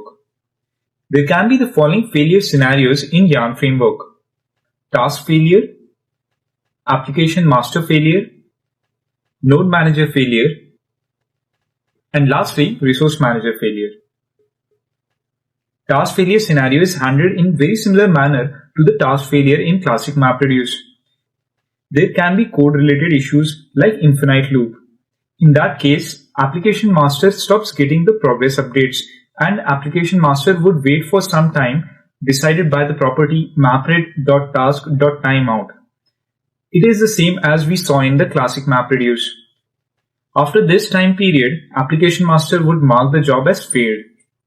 Then there can be case of runtime errors or JVM failures, as we had seen in classic MapReduce, and the action taken in yarn is also the same.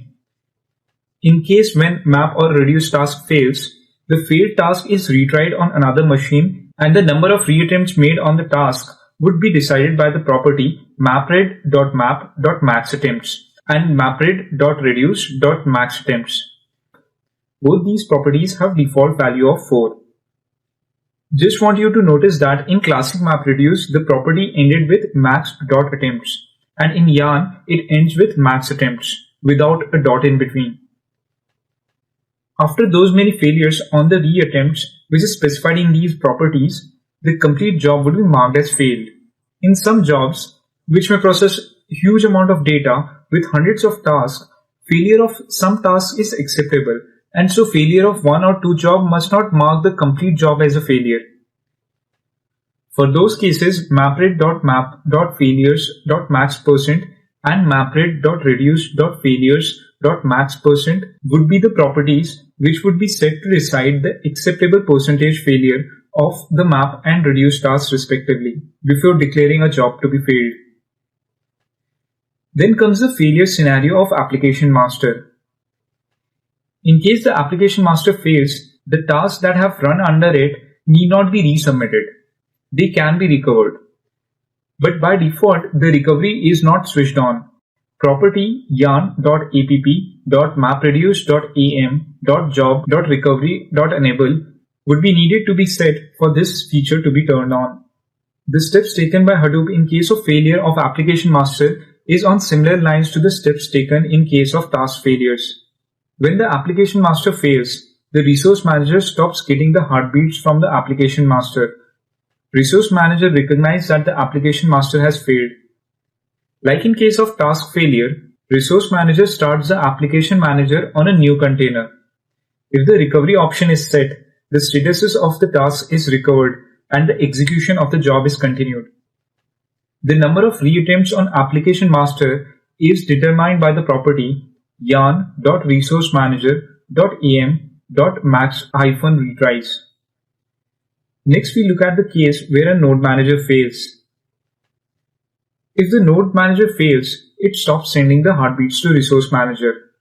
Resource manager waits for the node manager for a while, considering the case it might have slowed down.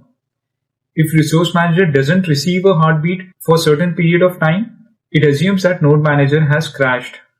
If an application master was running under the failed node manager, the steps described in application master failures are followed. All the remaining tasks are respawned on a new node manager. If tasks under a specific node manager fail often and cross a threshold, the node is taken off from the available pool and is blacklisted. Blacklisting is a process to track the poorly performing nodes. This procedure is the same as we had discussed in task trackers in classic MapReduce. Resource manager failure is another failure and the most serious failure that can occur. Without this, neither the jobs nor the task containers can be launched. But in Yarn, there is a little improvement. There is a mechanism put in place to recover from the crash. The checkpoint mechanism is put in the place, which is an improvement from the classic MapReduce framework, which had none. After a crash, a new resource manager instance is brought up by the administrator and it recovers from the last saved state. So the reruns of all the jobs is not required. At the end, I would just like to mention that Yarn is an attempt to get closer to the Google's original MapReduce paper. Google had released papers but never had released the codes. So they are much more advanced than the rest of the world in Hadoop-like distributed computing technology.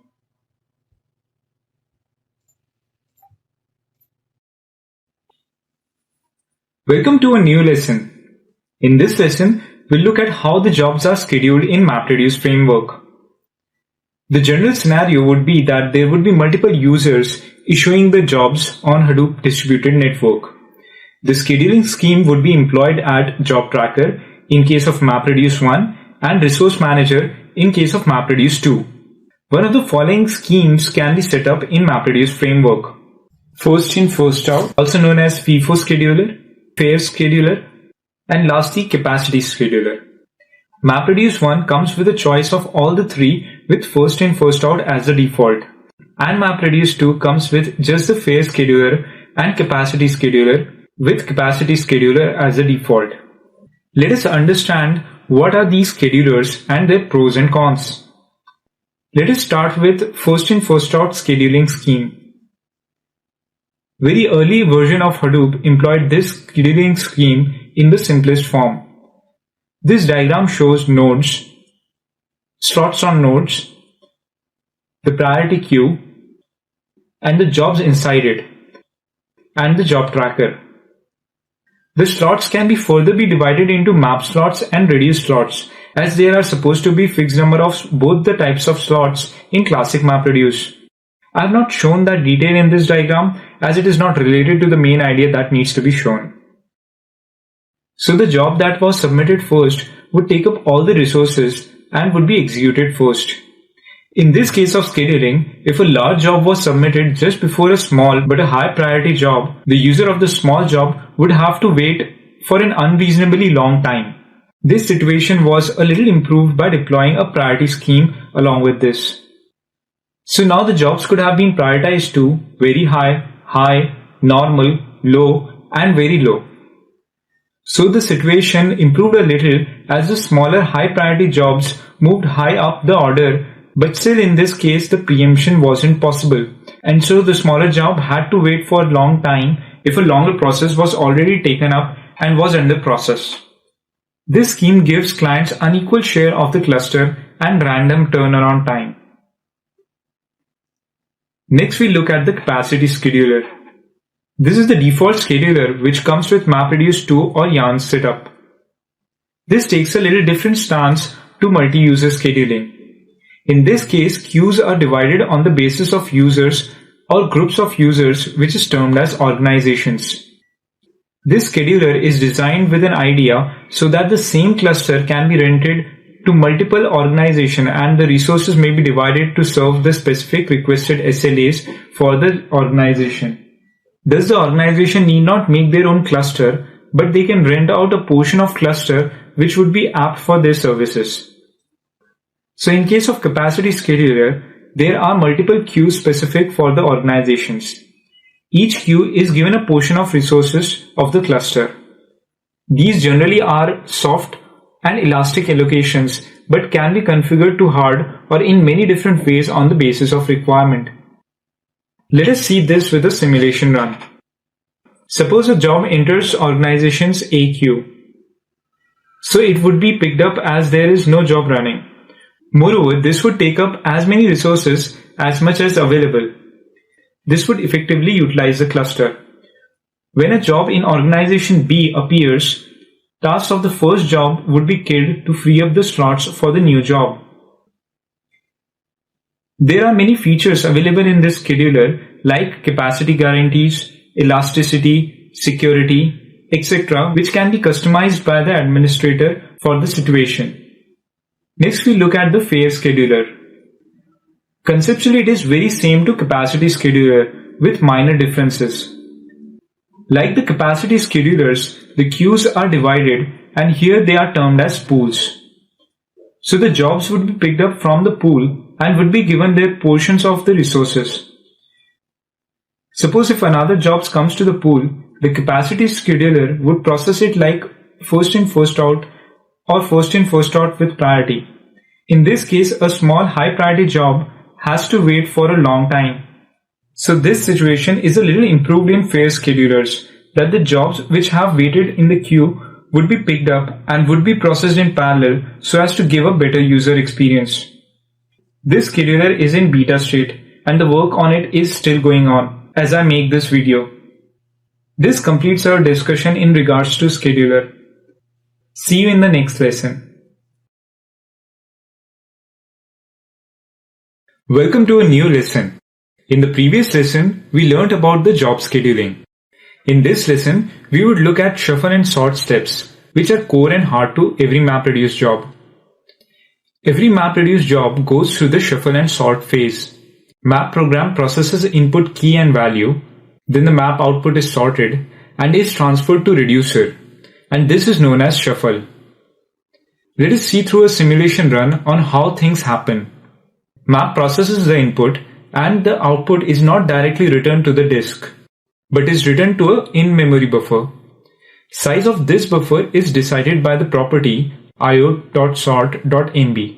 Its default size is 100 MB. As map writes in the buffer fills up, and when the buffer reaches a threshold, the threshold limit is by default 80%, a background thread will start writing the buffer contents to the local disk. Map's output continues to be returned to the buffer while the spill takes place. If the map has more of output, it may fill up the buffer, and in that case, map would be paused for a while till the spill empties the buffer. After spill is completed, map may again reach to the threshold, and in that case, another spill would be returned. Spills are written in round-robin fashion, and these are written to the directory specified in the property mapred.local.dir. So there can be many spills before the last key value pair has been written by the map task. Each spill is partitioned and sorted by the key, and this is run through a combiner if the combiner function is designed for the job. This all is done by a background thread. Once map has finished to process all the records, all the spills are then merged to an output file which is partitioned and sorted. If more than 3 spills are merged together, combiner function is again run through the final output. Remember that the combiner functions can run many times without changing the final result. And combiner function reduces the size of output, which is advantageous as there would be less amount of data that would be required to be transferred to the reducer machine. If the map's output is going to be very large, it is recommended to compress the map's output to reduce the amount of data. This can be done by setting up the property mapred.compress.map.output to true, and compression scheme can be specified by the property mapred.map.output.compression.codec. After this comes the copy phase. There would be many map tasks running and they may finish at different times. As soon as they finish, they notify the job tracker or the application master, which asks the reducer to copy the result to the local disk. And so the partitions are copied by the reducer from the network. After this comes the sort phase, and in this phase, reducer merges the map's output, which are then fed into reducer to create the final result. The mechanism in sort phase is a little more involved. Let us look at the sort phase. In this phase, property which plays an important role is merge factor and is set by property io.sort.factor. Its default value is 10. It signifies how many files can be merged at one go. Let us understand this with a simulation run.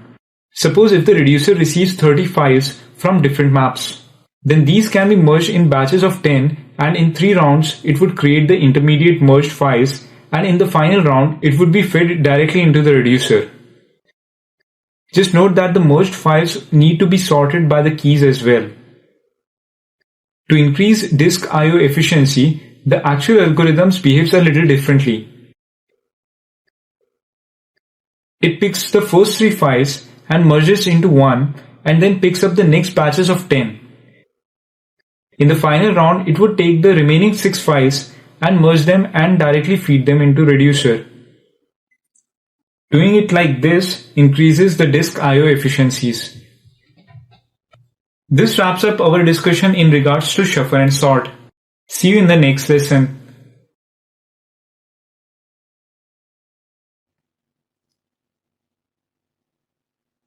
Welcome to a new lesson. In the previous lesson, we learned the details of shuffle and sort execution. In this lesson, we would learn about a few performance tuning features in Hadoop. First, we look at speculative execution. The advantage that Hadoop has is that it breaks the tasks into smaller tasks and processes them in parallel. This parallel processing gives Hadoop advantage over the conventional single node processing, and so Hadoop can produce higher throughput. But in case if one of its tasks performs poorly, the performance of the whole job goes down. In this simulation, you can see that the task 3 has fallen behind the rest. This can be because of hardware degradation or software misconfigurations as well. In those cases, Hadoop relaunches the task to another machine. The one that would finish first would be taken for the result and the other one would be killed. There are these 2 important key points that needs to be kept in mind when thinking of speculative executions. First, speculative tasks are only launched after all the tasks of the jobs have been launched. Job tracker then monitors if there are jobs falling behind, and then only it would speculatively re-execute a task. Second, it is an optimization feature and not a reliability feature. What it implies is that if the task is running slow because of a bugsy code, Hadoop won't be able to fix it or diagnose it or pinpoint error on the code. It is just ensuring that the underlying hardware and software configurations are not the reason for the slow progress of the task, and so it would try to run it on a different node, so that the whole job finishes as quickly as possible. Either of original task and speculative task can finish up first. As soon as one finishes, the other one is killed. Properties in regards to speculative executions are mapred.map.task.speculative.execution. This is the property for map tasks. Then mapred.reduce.task.speculative.execution. That is for reduce task. These are Boolean properties which are by default set to true, which implies speculative execution is enabled by default. These properties are recommended to be set to true, but they can be set to false as well, thus not allowing speculative executions. This would be done only in the case if the cluster is already overloaded and we need not overload the resources with speculative tasks. Some installations prefer no speculative execution on reduce side. It is done so because to start another copy of reducer, the map outputs would be needed to be fetched from the network, which would considerably increase the load on the network. Next, we look at another feature, that is task JVM reuse. This feature can be used for performance gains in case if there are a lot of small jobs. For smaller jobs, the overhead of launching a new JVM is significant. The tasks run on a different JVM so as to segregate them with the long-running system daemons. Reason behind it is that the user code has a high probability of being erroneous, and in that case it may disrupt the system daemon and hence the JVMs are separated. The tasks which qualify as small tasks are known as Uber tasks in Yarn, and they are launched and run on the same JVM as application master. In case of MapReduce1, the task tracker shares the JVM with map or reduce task. The property mapred.job.reuse.jvm.num.tasks decide on how many tasks can be run on the JVM. 1 is the default and -1 can be set to indicate there is no limit to reuse the JVM. The next feature we look at is skipping bad records. There can be a situation that the task may be failing because of the data issue rather than a code issue. When the input data is large, that situation is not likely to happen. For this reason, your program should be designed in such a way that in case if it receives a bad record, it should not process it, but rather handle it through exceptions. And a counter should be maintained to keep track of how many such records have been there. Counters would be discussed in a little more depth in the next segment of this course.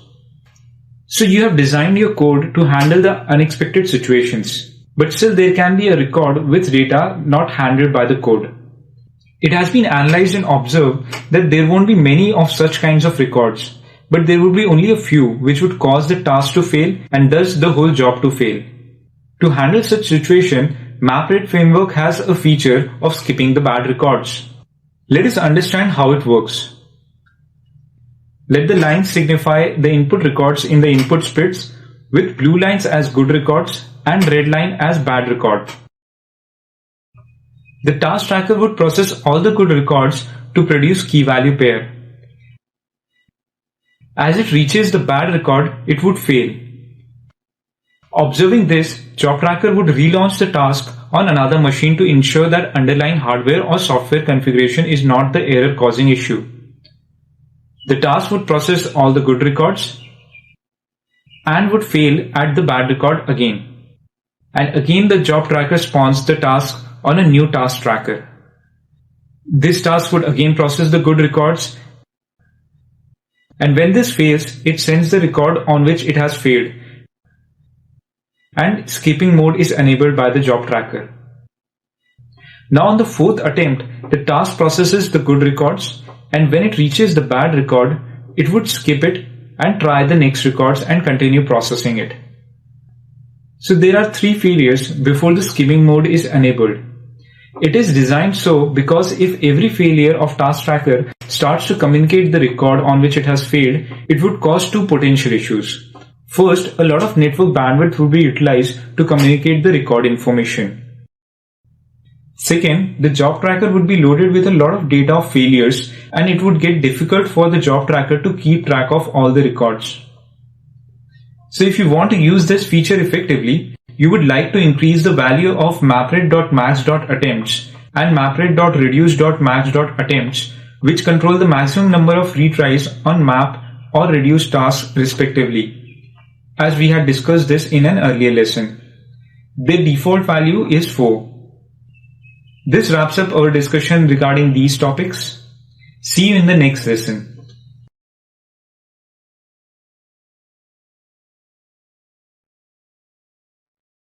Hello and welcome to a new lesson. In this lesson, we would learn about counters in MapReduce programming. Counters can be categorized into 2 subcategories.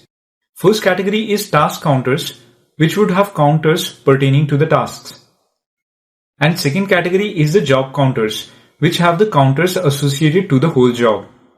Task counters are passed over to the task tracker and then they are sent over to the job tracker, which would aggregate the counters from all the map tasks that are running. When these task counters are passed, the complete image of task counters is sent and not just the change or the delta updates as we call them. It is done so in order to avoid the errors in case of loss of message in transmission.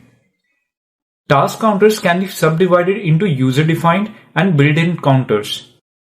User-defined counters are generally designed to help the user understand the nature of the data that's being processed. Job counters, on the other hand, measure the job-level statistics. They are maintained at Job Tracker in classic MapReduce or Application Master in Yarn. It would have data like total number of reduced tasks and map tasks and so on. Let us look at the output of one of the MapReduce job and understand it in little depth. This is an output of a job run. It starts with the total number of input path, that is 1 in this case. Then it shows the progress of the job, how it is happening. Remember that the jobs can run for a long time, and so this feedback mechanism is required so that user knows that the job hasn't hung. As we have already seen, 33% of reduce time is divided between shuffle, sort and actual reduce method. So at this point probably it just completed the shuffle step. Next comes the counters and its details. It says counters to be 29. That means that there would be 29 counters in all that would be displayed. Now, as we have discussed, the counters can be divided into two portions. First, job counters, and secondly, the rest of them, which are the task counters. Job counters show the number of reduce and map tasks that ran, the time spent on running of reduce and map tasks. It also shows how many maps got the advantage of data locality. Slots mills reduce shows the time it took to run the reduce method in milliseconds. So it is 9350 here. And then comes the task counters. And these are all built-in counters which we can further divide into file output format, which contains the number of bytes written. Then file system counters, which has the details of the bytes written and read from the file system. In this case, it is HDFS. It can be local file system as well in case of standalone mode. Here you see a high value as this is the net bytes written and read from a file system, and it is not the number of bytes written to a file. So there is a little metadata that is being transferred. Then comes the file input format counters, which shows the number of bytes that were read by map task. Then comes the counters for the MapReduce framework. Map output materialized bytes show the number of bytes that are written to the disk by the map task. Then comes the input records which map has processed. Reduce shuffle bytes shows the number of bytes that were shuffled across the network. Spilled records show the number of records that were present on the spilled data. Map output bytes show the number of bytes output by the map. Total committed heap usage is the number of bytes that were used by the job. It is an important metric, particularly when you want to know how much main memory is being utilized by your job. CPU time spent gives indication of CPU usage. Combine input records shows the number of values that is iterated by the combine in its input. Remember, the keys won't give the real input records to the combiner, but the values would, as input to combiner is in the form of keys and list of values. Split raw bytes represents the split metadata rather than the split data itself. Reduce input record shows the number of input records to the reducer. Combine output records shows the number of output records by the combiner. Physical and virtual memory shows the amount of physical and virtual memory that is being used. Reduce and map output records show the number of output records that map and reduce functions output. So these are the various indicators which can give understanding about the input-output data and the processing mechanism. Next, let's learn about the user-defined counters. The general idea behind designing the user-defined counters is that they would bring out the meaningful insight about the data that is being processed. Furthermore, as a good programming practice, it is recommended to have counters which help the user to understand the data that is processed. So in general, the map side algorithm would look like map function and the processing logic. It is always recommended to save the processing logic with the if clause and check if the data record is in the proper format. If it is not, it should increment a counter, so at the end of execution, the user would be able to see what percentage of the records have fallen into bad category and if the result produced is actually depicting the large portion of data. Counters are employed through the context object in the recent versions of Hadoop. In the earlier versions of Hadoop, reporter object was used, although the programming structure is exactly the same as we look here. Hello. In this lesson, I would briefly describe how to implement counters in our word count program. I have attached the source code along with this lesson. Here is the driver class, and it is the same as what we have discussed so far in the course. The only change I have made here is that I am referring to a new mapper class here, word count map with counters class. Rest all is pretty much the same. Then the map class. The only change I have made is that I have put a logic to increment the counter. The statement used is context.getCounter, and then comes the title under which the counter would be grouped, and as the second argument comes the name of the counter. .increment method is used to increment the counter value by 1, and this is how you can design a simple counter. This counter would be incremented only when the first letter of the word is non-alphabetic, as you can see it from the code. The code to increment the counter is in the else part of the else if clause. Remember, the idea of the counters is to get the quality and nature of the data that is being processed. So here it would give us an idea as to how many words in the input are starting with numbers and files actually have the correct words or not. The reducer has been exactly the same as we have discussed till now. Let me just export the jar file.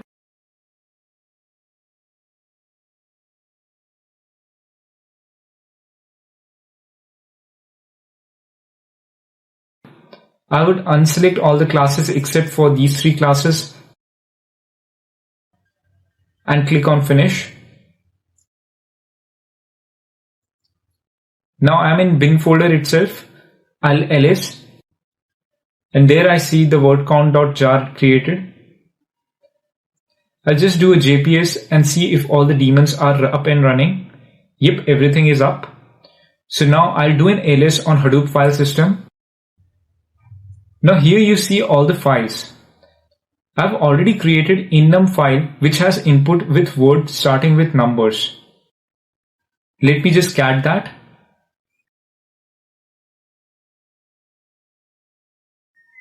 Okay, let me run the program now.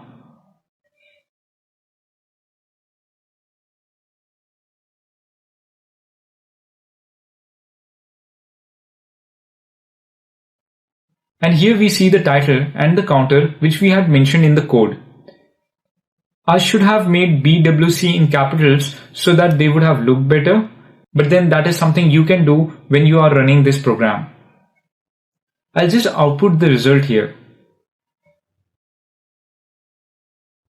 And you can see the complete output.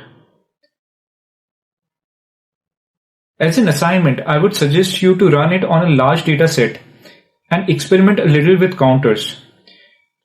You can search Google for large text data sets, and with a little effort, you'll get a large file to play with.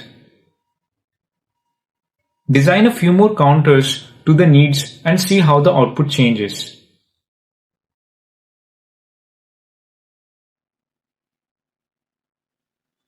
Welcome to a new lesson, Sort using Partitioner. Let us take a deeper dive into the partitioning function so that we understand its usage, and that will help us smartly apply it to our problem scenarios. Till now we have seen that the data flows through the map logic, where it is processed, and then it goes through the shuffle and sort and partitioning phase, which is all provided by Hadoop, and then it goes through the reduce phase, which again is designed by the user, and ultimately it produces the output result. In this lesson, we would learn how to tweak this Hadoop provided step to suit our solutions. For this, let us break the sort and shuffle and the partitioning step so that we can emphasize on the importance of the partitioner and its importance to the solution. So when you design a MapReduce solution, you should always visualize the data flowing through map, shuffle and sort, partitioner, and reduce function. This represents a logical flow of data. Remember that the actual flow of data is a little different, as map results are sorted and partitioned on the map machines itself, and then shuffled across the network to the reduce machines, where they are sorted again. That flow is the correct and the actual flow, but while designing the solution, you would like to divide your solution in the logical phases as shown. Now, one thing to note is that your solution will have to use sort phase in any case. If you do not want to use the sort phase in your solution, you may think of putting all the logic in the map phase itself and run it without the reducers. Although those kinds of scenarios would be rare and you would use the sort phase in your solution almost all the time. Now, when you are working on a large data set, there would be many input splits and many maps would be working in parallel. This gives a higher throughput. Parallel processing is the strength of MapReduce framework and it should be used at all times. But the catch which a newbie to Hadoop falls into is that he or she often forgets to use this parallel processing at the reduce phase, which reduces overall efficiency of the job. Remember that the number of reducers that are being used needs to be explicitly set by the user, while the number of maps are automatically and intelligently calculated by Hadoop, keeping in consideration split size and data locality. So in case of single reducer, what happens is that output of all the maps is shuffled across to the same reducer, and the reducer is working on a commodity hardware. And so all the advantage that has been generated on the map phase is lost during the reduce phase. So it is recommended to increase the number of reducers. Considering the usage of default partitioner, in this case, what happens is that the two reducers output two individually sorted files. But these two sorted files are not easy to merge together into one output sorted file. By easy, I mean that we won't be able to produce one large sorted file by concatenating them. Let us see with an example. Let me just show the input file. I have just added random lines to it. Now when I run with property mapred.reduce.task equal to 2,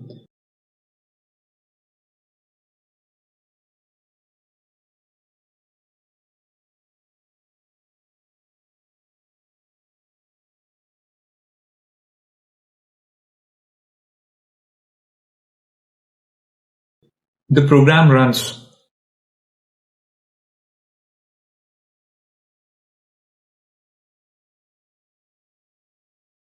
And here you can see that two reducers ran the job. Now I'll ls out6 directory. Here we see two reducer files. Let me just cat part 000 file.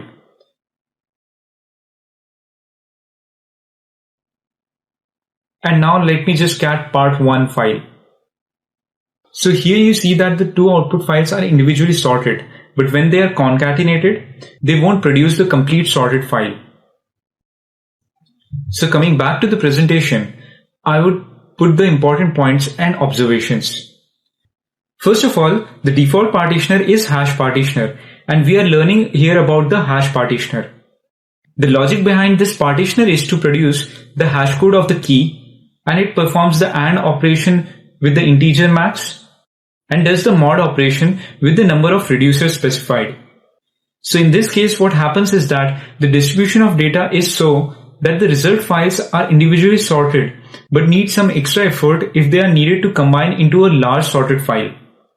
This type of scenario where the result is in this form is known as a case of partial sort. Another thing to be kept in mind is that all the key and value pairs that a reducer emits for a key group would be present in the same result file.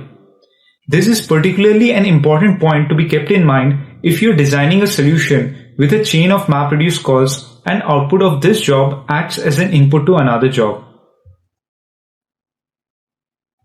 In case if you want your solution to output files which can be concatenated to produce one big sorted file, that is termed as a case of total sort. To help design such solutions, Hadoop exclusively provides a partitioner known as total order partitioner. Writing a custom partitioner which can partition the map output into sorted and almost equal distribution of partitions is a little difficult. I would request you to give a think about writing such a custom partitioner which is flexible to sort and partition the map output into equal portions. It would be very difficult, and thus you would be able to understand the beauty of total order partitioner. The biggest challenge while designing such a solution is to divide the map output into a distribution that is almost equal. It won't be efficient if one reducer gets most of the portion of the work and the other one doesn't get any. It can happen so that the key distribution shape is in form of a bell curve. In those cases, dividing the key space by the number of reducers won't give a uniform distribution of workload. Hence, with total order partitioner, Hadoop provides input sampler which samples the input space to find out the distribution and helps total order partitioner to divide the key space into somewhat equal portions. So always you would see implementation of input sampler along with total order partitioner. In the next section, we understand another technique we can apply to our solutions, that is secondary sort technique.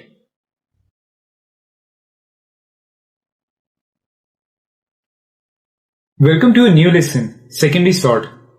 In this lesson, we would learn another technique that can be applied to problem scenarios. There can be a problem scenario where you would like the output key group result to be sorted by a value and not just by the key. The idea is that you want the order of values to be stable with the consecutive runs, which in general doesn't happen. This kind of technique where we require to have values in the ordered form is technically termed as a case of secondary sort. Let us understand this with an example. Suppose we have an input record with year, month, and the maximum temperature recorded in that month. The ultimate objective of our problem is to feed in the reducer with the data in the form that the records are arranged in the descending order on the basis of the temperature value. We can use this input feed at the reduce phase and design the reducer just to emit the first occurrence, which produces the output of the maximum temperature for that year. Though this is not a recommended approach to find the maximum temperature, but to understand the concept of secondary sort, we would design our solution to this approach. The more recommended approach is to simply treat year as the key and not worry about the sorting of values and have logic of finding the maximum temperature at the reduce phase. But of course, we are here to understand a new concept. So the challenge is, what should be your key value pairs at the map phase and how are you going to make the map output so that you get the values ordered by temperature in the input to the reducer. This input to reducer is shown just as a guideline. You can of course change it in your solution. Although the complete theory behind the approach hasn't been covered yet, but still I would ask you to give it a little thought to it. Pause the video now and give it a think for a minute. Let's look at the approach. I'm pretty sure that you would have considered combination of year and the temperature as the key and the whole record as value. Even if you were close to this approach but not certain, please accept my congratulations. You were on the right path. So now the input to reducer would look like as shown. Here the keys would be the combination of year and temperature and value would be record. But what happens in this case is that another record 1900,9, the key would have a different hash code as for the previous record with the key 1900,11. And so these two records would go to two different reducers instead of the same reducer. This would not be a good case for us. So in this case, we learn a new concept of composite keys. Composite key is composed of two portions, natural keys and natural values. Natural key is the portion of composite key which should be considered for partitioning and grouping, and whereas natural key is the portion of the composite key which can be considered while sorting. So in this case, the solution would require to implement the following. First step is to make custom writable class in order to handle the composite key. Composite key would always be made up of two or more Hadoop data types. In this case, it would be a pair of int writables. While writing a custom writable, you need to override a few basic set of functions which are used by the MapReduce framework to read, write, compare, hash, and convert the object to strings. Second thing we need to do is tell Hadoop how to compare the custom variables while performing the sort. We would do this by using the function job.setSortComparator class. In this function, we would pass a custom implementation of writable comparable and override its compare method to help Hadoop understand which custom key is smaller than the other when compared. For example, in this case, 1900,9 would have to come earlier than 1900,11 record in case if we were to arrange the record with ascending order of temperature. So in the compare function of setSortComparator class, we'll have to have write logic that compares the first part of the composite key field and then considers the second part of the composite key field to find the order. Then comes the custom partitioner. This would be required by Hadoop to correctly identify to which partition the record belongs to. We'll have to override the getPartition function in this, and it is always the natural key portion of the composite key which would decide the partitioner. Lastly, we need to tell Hadoop that by which field it needs to group and feed the input to reducer. So for this as well, natural key portion of the composite key would be the grouping field. In this case, it's the year. So in short, to design such a solution, you need to determine the composite key and value and perform these 4 steps, which would vary slightly in different versions of Hadoop, but the overall idea would remain the same. It is just to tell Hadoop how to sort, partition, and group the composite keys.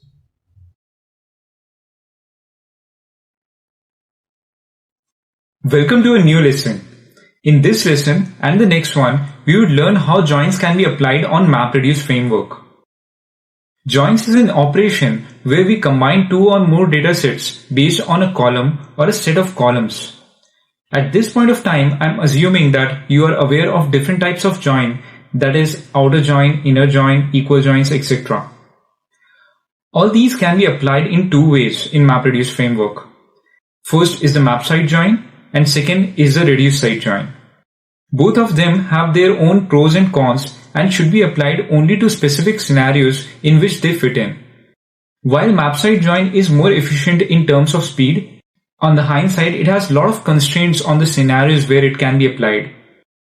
The reduce side join is more flexible of the two and can be applied to almost all the situations, but is comparatively slower than the map side join. In this lesson, we would study about map side joins. As well, before we start, I would like to mention that joins are fairly complex to design in MapReduce framework. In Java, it would take you easily to write hundreds of lines of codes with complex design. And you can do the same thing in higher level frameworks such as Pig and Hive in just 5 to 7 lines. Although one advantage of using Java solution is that it is highly optimized solution in terms of processing speed of the data. But optimization is not very significant when put in light with the ease and speed of development of the solution.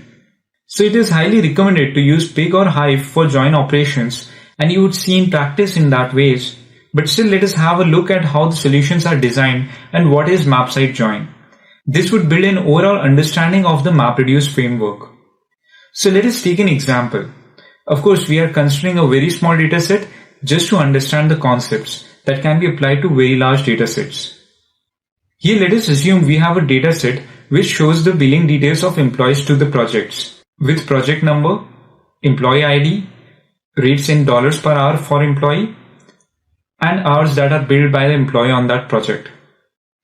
Now let us say we have another dataset which has project details like project ID, project name, and the budget.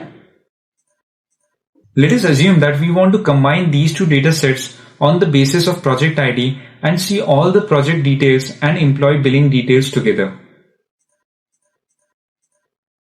Now in map side join, map operation would produce this output result. Later we can use reduce phase to sort the dataset, or we can as well choose not to use the reduce phase at all and just run it with the map phase itself. So So looking at the diagram, you can guess that the map will have to have the input data in the following form so as to produce the shown output result. So now looking at this, we would be able to infer the strict requirements which should be considered while thinking of MapReduce join as an option. First and most importantly, all the input datasets should be sorted by the same key, and that should be the one based on which the join is going to be performed. Furthermore, each input dataset must be divided into the same number of partitions. All the records for a particular key must reside in the same partition. As you can see that here the key is the project number, and it is important for the map to have all the data records from both the input datasets for a particular project number present at once. Then only it would be possible to correctly join the two datasets. Now all these would seem to be very strict requirements and very difficult to attain, but these all fit the bill of the output of the MapReduce job.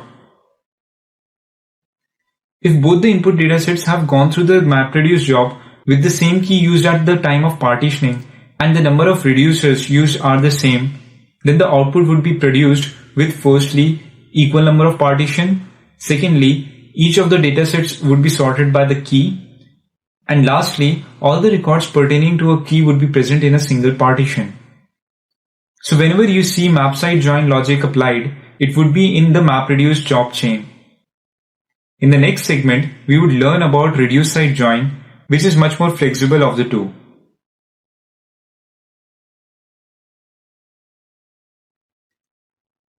Welcome to a new lesson. In this lesson, we would understand how reduce side join is designed in MapReduce framework. To understand the joins between the two datasets, we would again take the same input datasets as we had discussed in the last lesson and try to achieve the same result. Here we will try to understand the main ideas and design concepts to see how to break the problem in map and reduce phases. First we would look at the designing aspect, and at the end we would understand how to implement these. While designing a solution in reduce side join, in map phase we just tag the dataset records with its source, and that is all what we do in the map phase. Here both the input datasets would be treated to different map classes, which would just output composite key, which is a combination of project number and a number, and the complete record would be treated as value. In this case, the key on which the join operation is to be performed acts as a natural key, and the tagging number acts as a natural value portion of the composite key. The whole idea of tagging is that at the reduce phase, we would like the input to the reducer in the form as shown.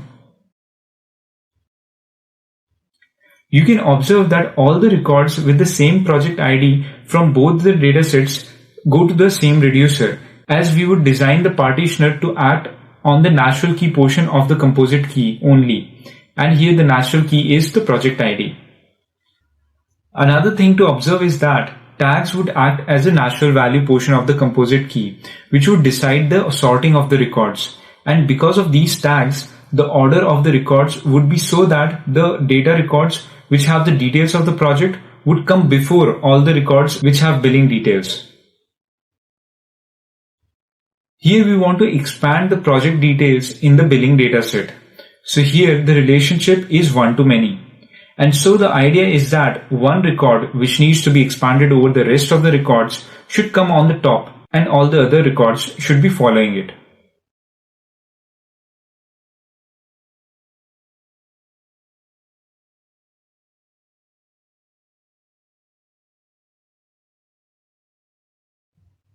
Once we manage this, at the reduce phase, we just need to store first occurrence of the record and expand the same over the rest of the iterations of the values of that key to produce the final result.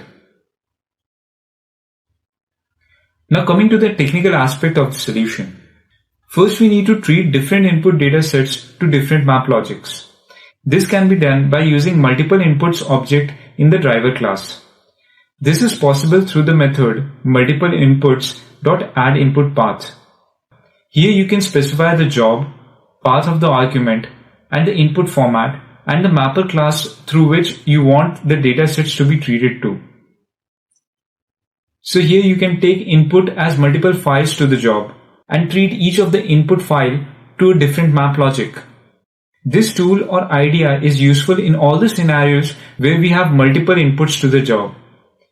Each dataset has a different format and there cannot be a single logic to process all the different datasets.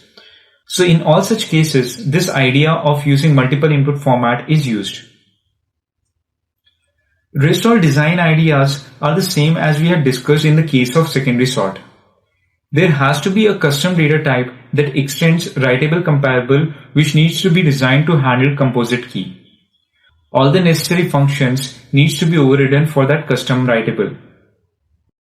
Then custom partitioner should be designed which considers only natural key portion of the composite key, and then there needs to be a custom comparator class declared so as to tell Hadoop how to compare the two records and sort on the basis of natural value portion of the composite key. Then the reduced logic would be simply to store the first record of the group and expand it in subsequent occurrences of value to reach to the ultimate output. This is the main idea when you are applying reduced side join in MapReduce framework. Welcome to a new lesson. In this lesson, we learn another technique that can be used in MapReduce solution, that is site distribution of data. Site distribution of data can be done through distributed cache mechanism. A dataset can be distributed to the task nodes and mapper and reducers can read the local copies present with them at the time they are performing map and reduce tasks. This mechanism is known as distributed cache mechanism. This method of solution is generally applied when there are operations on two or more datasets which involves one very small dataset.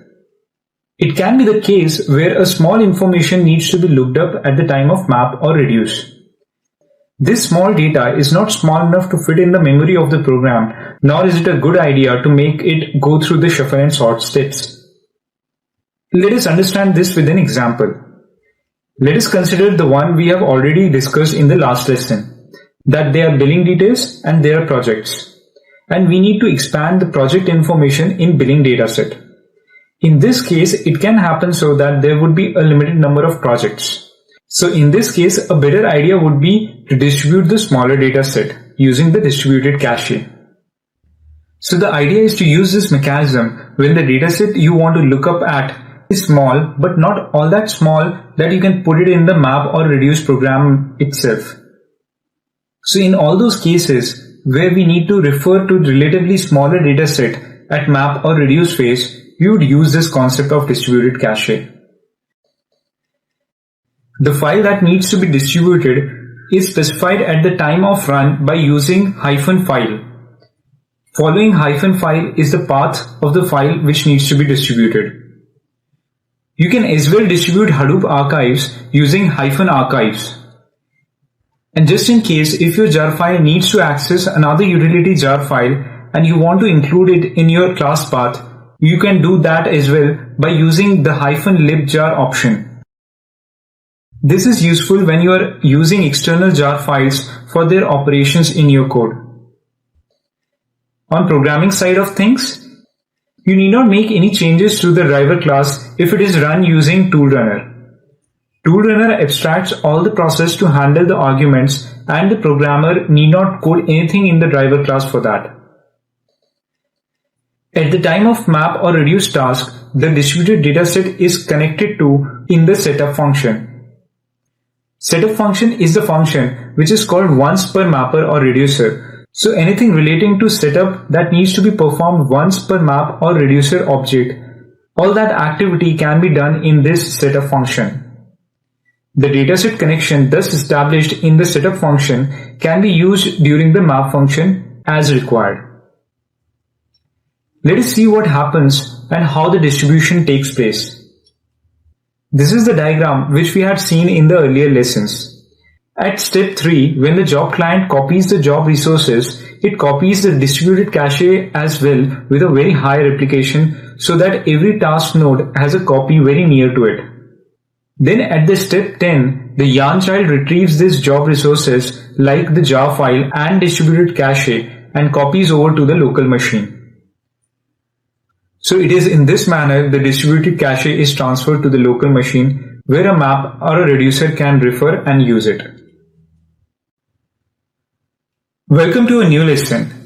In this lesson, we'll talk about a few miscellaneous features in Hadoop. In specific, we'll be talking about Hadoop streaming and Hadoop pipes. It is to be understood that the main ideology of Hadoop design is that the data processing should be independent of the language, or at least should be so flexible that programs can be designed in many languages to do the processing. The idea is that the data should be able to potentially outlive any programming language. When you keep this core idea of Hadoop in mind, you would be able to better understand the concepts of Avro, Hadoop streaming, and Hadoop pipes. The core idea is to make data processing independent of the language in use. Hadoop streaming is the ability of Hadoop to interface with map and reduce programs written in Ruby and Python. Hadoop streaming uses Unix standard streams as the interface between Hadoop and your program.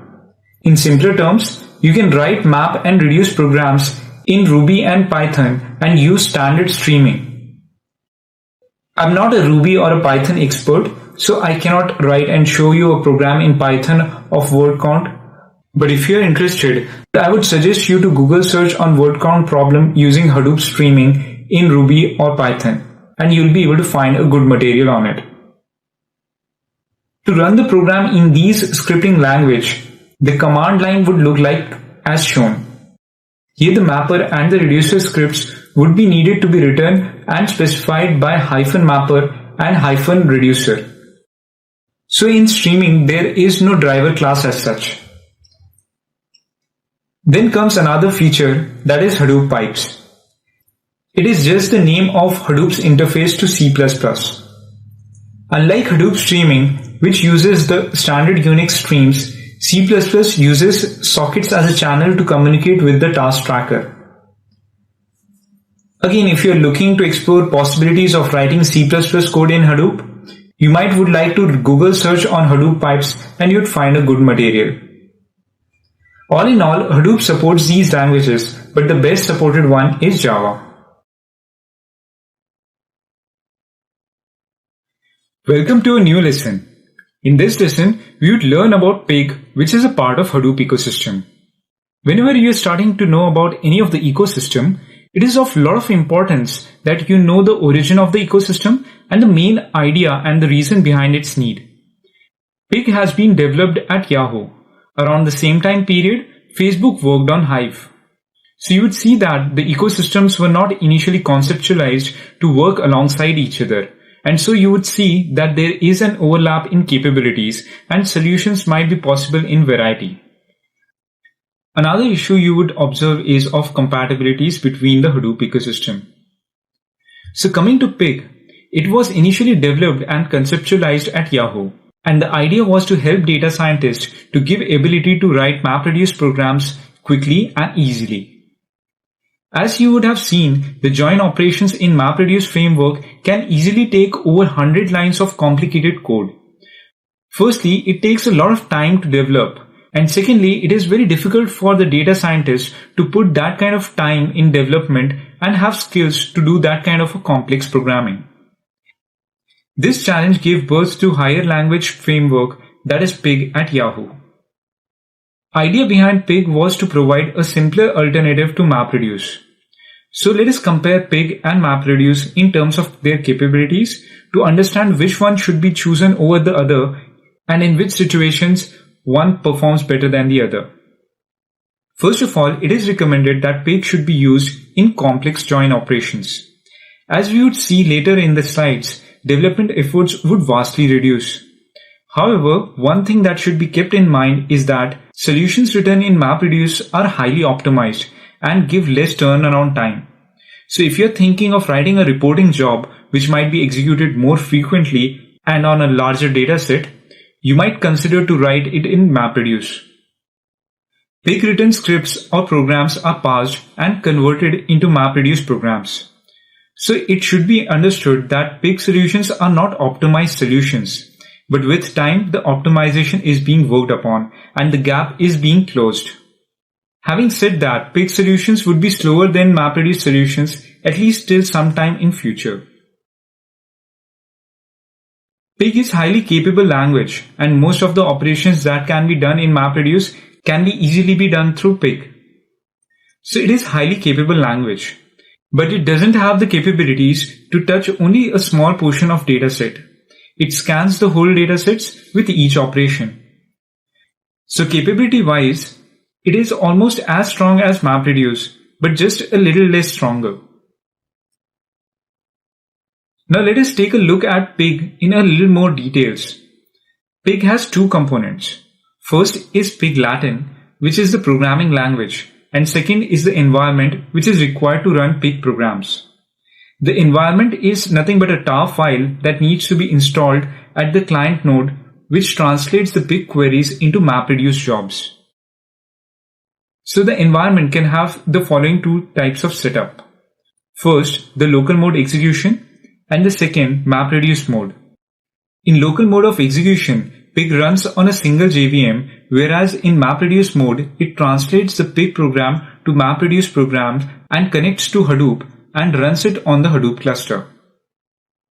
At this point of time, it is to be very well understood that there are a lot of compatibility issues between all the Hadoop ecosystem elements, and hence it is advised that compatibility is to be cross-checked with the release notes. And this applies to every ecosystem. There can be three ways in which pig Latin can be coded. Firstly, it can be coded as a script, where a bunch of commands are coded to perform the functionality. Pig script files would end with .pig extension. Then there is grunt mode, which acts as an interactive shell for running pig commands.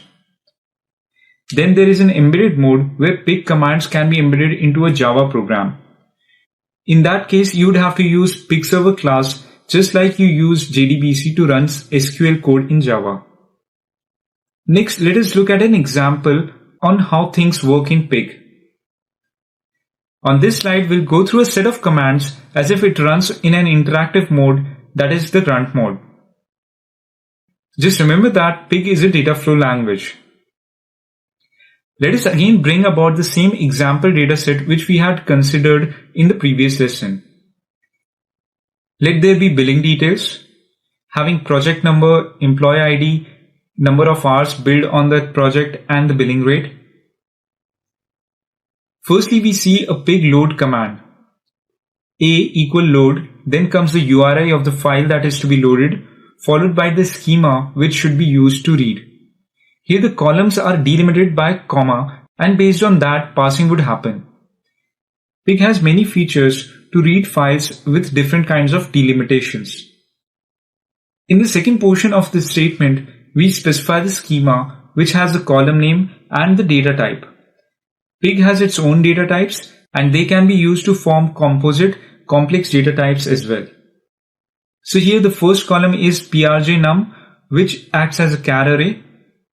Then EMP_ID, hours, and bill rate act as integers. This load command loads the dataset in A. It is to be observed that pig is a data flow language, and here you see the assignment of dataset to a variable, and then the operation performed on the variable to get the desired result. Next, let us see the filter command. In filter, we can specify a condition based on which the complete dataset would be scanned, and the record that would pass the condition would be taken out for the result dataset. The resultant dataset can be seen through a dump command. For example, filter A by project num equal to prj001 results in records with prj_num as prj001. The result of any command is termed as a relation, and every record is termed as tuple, and every variable is technically termed as an alias. So a filter A is termed as an alias of the resultant relation. The dump command is used to display the dataset on the screen. So dump filter A would produce the shown relation. Then another operation that can be done on a dataset is the group operation. For example, group A equals group A by prj_num. This means that we would group the relationship in the specified alias by prj_num field. Dump group A would produce the result as shown. The first field of each tuple would be the field on which grouping operation is performed. The second element is called as a bag, which is unordered collection of tuples which have the corresponding project number. Each element in the bag is separated by a comma. Here in this case, there would be 2 tuples in each bag. Next, let us look at how easy it is to write the join operation. First statements are load commands to load the dataset into alias. Then by a simple command as shown, join operation would be performed. $0 represents the first column in the respective alias based on which the join needs to be performed. So writing complex operations is really simple in Pig. So when you think of Pig, always remember these points. Firstly, it is a data flow language. Then it was designed for data scientists who didn't have Java or a complex language background. Hence, this is a high-level language which is easy to implement. It was developed for a fast-paced development of a solution and is ideally suited for complex operations like the join operations. It is almost as capable as MapReduce but not as completely strong. Pig scans the complete dataset and is not suited if looking for small portions of data. Pig is a little slower to execute than Java written jobs which are highly optimized. However, with every Pig release, that gap is coming closer. Pig runs a series of MapReduce programs under the hood. This finishes an introduction about Pig. Welcome to a new lesson, Introduction to Hive. Let us first start with the need and the advent of Hive. Hive was developed at Facebook with a similar reason to that of Pig. It was developed for data scientists with weak Java skills to give them ability to work on data in Hadoop. To help them, they designed Hive, which is an SQL-like language. So if you are familiar with SQL, you would find yourself at home with Hive. Although it suits data analysis very well, one of the major limitations with Hive is that machine learning algorithm cannot be designed in Hive. Hive is designed to perform operation on the data such as slicing and dicing and not to process the data with advanced logical operations. To do that, MapReduce with Java language is still the best fit. One more fundamental idea with Hive, which is in line with Hadoop ideology, is that the schema can be changed and is bound by the data at the time of read and not at the time of write. This core idea sets Hive apart from the traditional relational database systems where the data should comply with the schema at the time of write. In Hive, the compliance of data to schema is verified at the time when the query is issued. Let's look at the basic syntaxes and a few basic commands in Hive to get feel of Hive and how you can perform operations using Hive. First we see here is a create table command executed in an interactive shell. Like Pig, Hive can be written and executed in script mode, interactive mode, and embedded mode. Hive-E signifies that the command is run in the interactive mode. The command is create table, then the table name, records, followed by the column name and the data types, which is syntactically the same as we see in SQL. And then we perform the row format delimitation, which is a change from SQL. Here we specify comma as a delimitation and any symbol can be explicitly be specified there. In Hive, delimitation information plays a vital role when the data is stored or read. At the time of creation of the table, the rules and information about the table is stored in the database, which is known as metastore. Metastore is a relational database which is used to store Hive's metadata, that is, information pertaining to the table. Popular choices for this relational database are Apache Derby and MySQL. At the time of creation of the table, there would be an entry specific to that would be put in that database. Then there is the load command. which loads the data into the table. Here we specify the input path. The keyword override specifies that the data should override if there was any data in the table before this. Then through the select command, we can perform analysis on the dataset. For example, in this case, select PRJ-ID, summing bill hours from records where PRJ-ID is not equal to PRJ001 and group by PRJ-ID would yield the total hours for all the projects except for PRJ001. So in this way, Hive can play an important role in preparation of the data, which eventually would be used by a MapReduce job.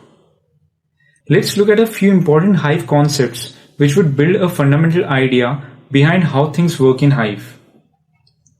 There are two ways in which table can be declared in Hive. First is the managed table and the other one is the external table. The managed table, as the name signifies, implies that the data file needs to be managed by Hive itself. With the command as shown, a managed table is created. It is the default way of creating a table. Now when we would perform the load action, the input data file would be moved from its original location in HDFS to a new location in HDFS, which is the warehouse of Hive. Hive would now manage the file completely at its warehouse. Hive warehouse is nothing but a specific directory in HDFS which is managed by Hive. So later when you do a drop command, Hive would delete the data from its warehouse and its related data from the metastore, and hence the complete file would cease to exist. However, there is an option to declare the table as an external table as well. In this declaration, you would see an additional external keyword that is used. Now when the same load command is executed, Hive only performs a link to the original dataset and doesn't even check if the data is there. It just makes a related data entry in the metastore. So it doesn't even check if the data is there at the location or if the data complies to the schema.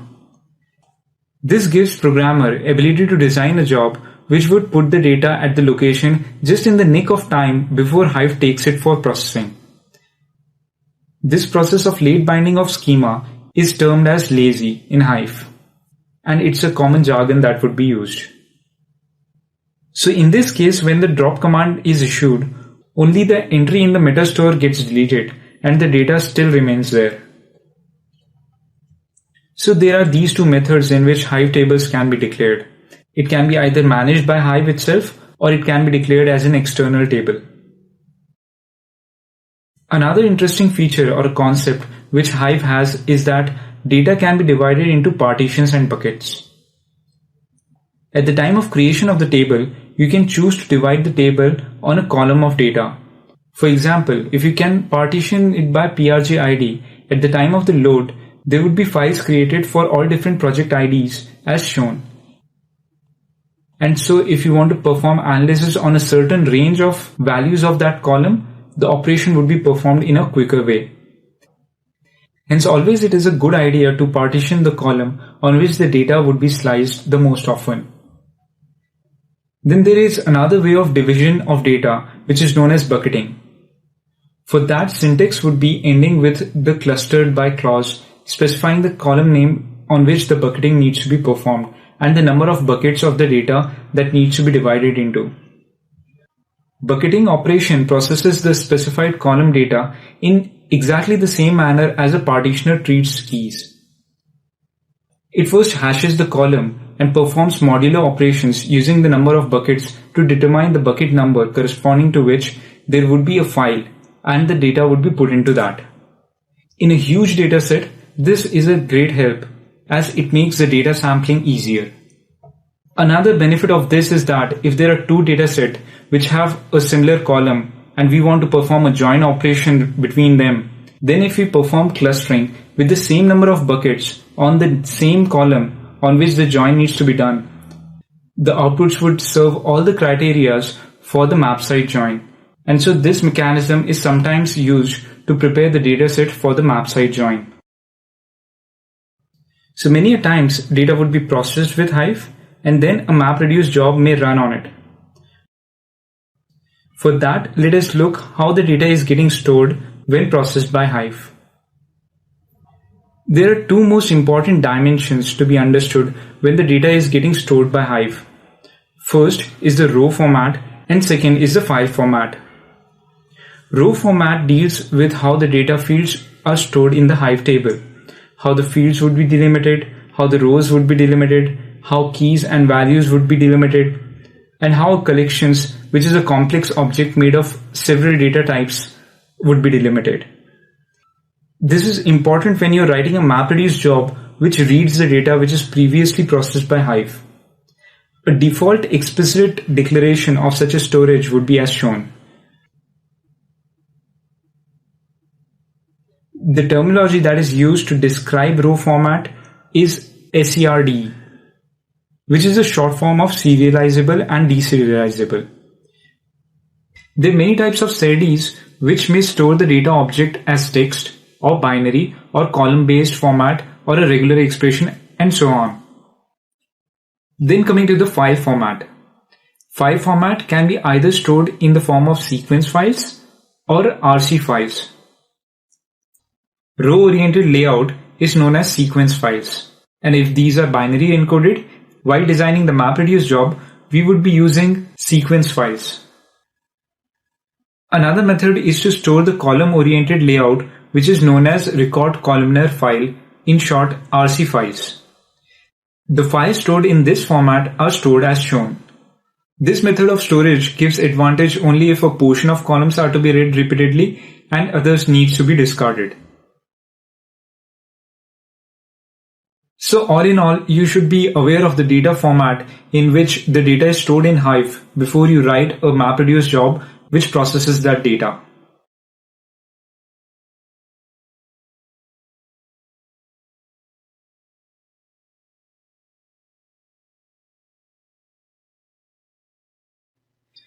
Welcome to a new lesson, Introduction to Scoop. In this lesson, we would learn how data is imported in and exported out of Hadoop. Scoop is a tool designed by Apache to efficiently ingest the data into Hadoop and export data from Hadoop. A more appropriate description would be, Apache Scoop is a tool designed for efficiently transferring bulk data between Hadoop and structured data stores, such as relational databases. Let's look at this definition from a closer point of view. It does it efficiently by doing the copy process in parallel, as we see with every Hadoop ecosystem component. They use the power of parallelism by effectively utilizing the MapReduce framework. This Scoop can transfer the data from databases to HDFS, which is called as import, and from HDFS to external storage spaces, which is known as export. The data sources are generally relational databases, but they can be of different kind of structured stores. For example, data dumps in a flat file can as well be imported through Scoop. Only important thing is that data should be structured in the form of a repeatable structure as rows. Hence, we see in the definition that term structured data store is used. Now when the data is getting imported in HDFS, we can set target destination to Hive or HBase warehouse directly, or we can place it in HDFS itself. Then we have an option of controlling the format of data import as well between delimited text, avro, and sequence files.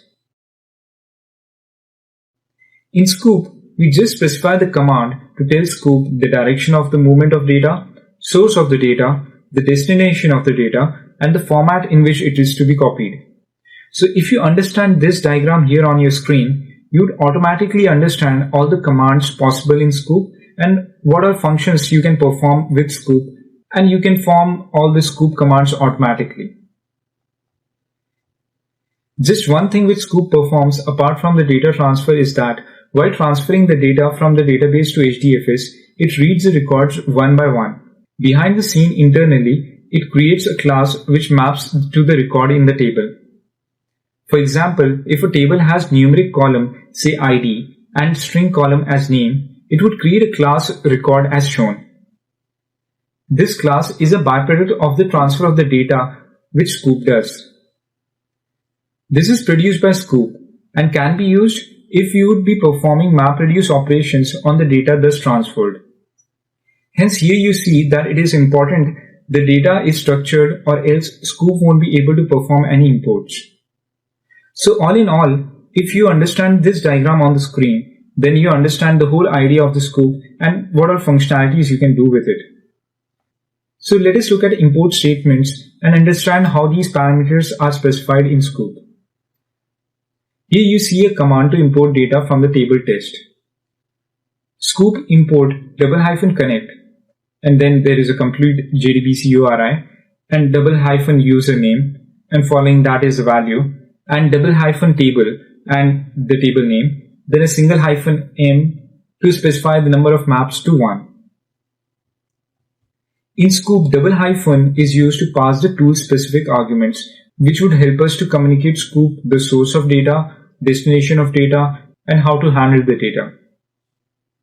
Single hyphen is used for the generic options, such as specifying the number of map tasks to carry the operation, or to set some property value explicitly by -d option, which we have already seen in the course, and so on. So by --connect, we specify the JDBC URI string, which looks like the follows. It has the driver information, the server hosting your database, and the database. Then we pass the username and the table information. Because we didn't specify the target location, this would be copied to a default location in HDFS. All these parameters can be specified using a file as well. We can use option file and pass the file which contains all the arguments and the value as shown. Next, let us look at a few parameters that can be used in Scoop. I have categorized the options in according to their functionality just to make them easier to remember. In this lesson, we would see the options, and in the next, we would see the usage of those commands. First, let us look at basic options, which would almost be there all the time in an import command. --connect argument is where we can specify the JDBC URI. M, or number of mappers, for number of mappers, and table for the table name. Then when the data is getting imported from the source database, it can happen that we may not need the complete data on the table. We can filter the data by using the following options as shown. By specifying the argument query, we can specify an SQL query, and only the result of the query would be imported. Similarly, we can use where argument to specify the where clause, and the column argument can be used to specify the column which we want to retrieve. The combination of column and where can be put in a query clause, where we can specify both the column names as well as the where clause. So in a way, query is equivalent to both column and where put together. Now let's look at the import formats. We can import the data as Avro, or as binary sequence files, or as delimited text. With delimited text files, you can control the delimitations as well by using the arguments field terminated by and lines terminated by. Then we can control the target directory as someplace in HDFS using target dir, or the Hive data warehouse using Hive import. Or we can directly create a table in HBase using HBase create table. When using Scoop in practical scenarios, a lot of time you would see incremental imports are needed. There would be a data source which would accumulate the data, and we would need to transfer the data newly accumulated to a specific location in HDFS. There are two modes in which the incremental imports can be done, and that is specified using the increment argument. First mode is the append mode, and the second mode is the last modified mode. Append mode is used when importing a table which has a column which is constantly incrementing with every row added. For example, the sales ID which might increase by 1 for every sale that happens in a store, and the sale might be representing a record in that case. So you specify the column containing the row ID with check column, and Scoop would import rows where the check column has a value greater than the one which is specified by last value. An alternate table update strategy supported by Scoop is last modified mode.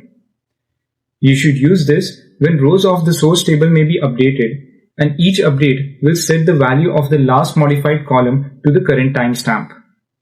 Rows where the check column holds a timestamp with more recent than the timestamp specified with last value are imported. Then there are these special options related to Hive imports, which controls the various Hive options such as specifying the Hive installation, specifying the directory in Hive warehouse, control over delimitations, and control over partitions, and so on. I have attached a document along with this lesson for a quick referral of these options. Please go through it once. In the next lesson, we will see a few commands in Scoop to build a little more understanding about the import commands in Scoop.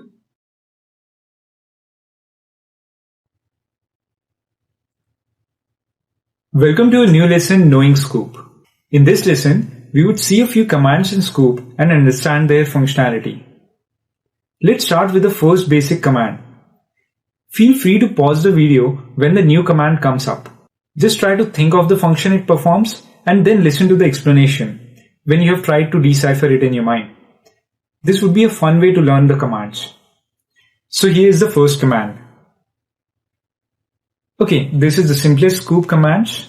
In this, we connect to the database corp and import the data from the table employees. Let's see the next command.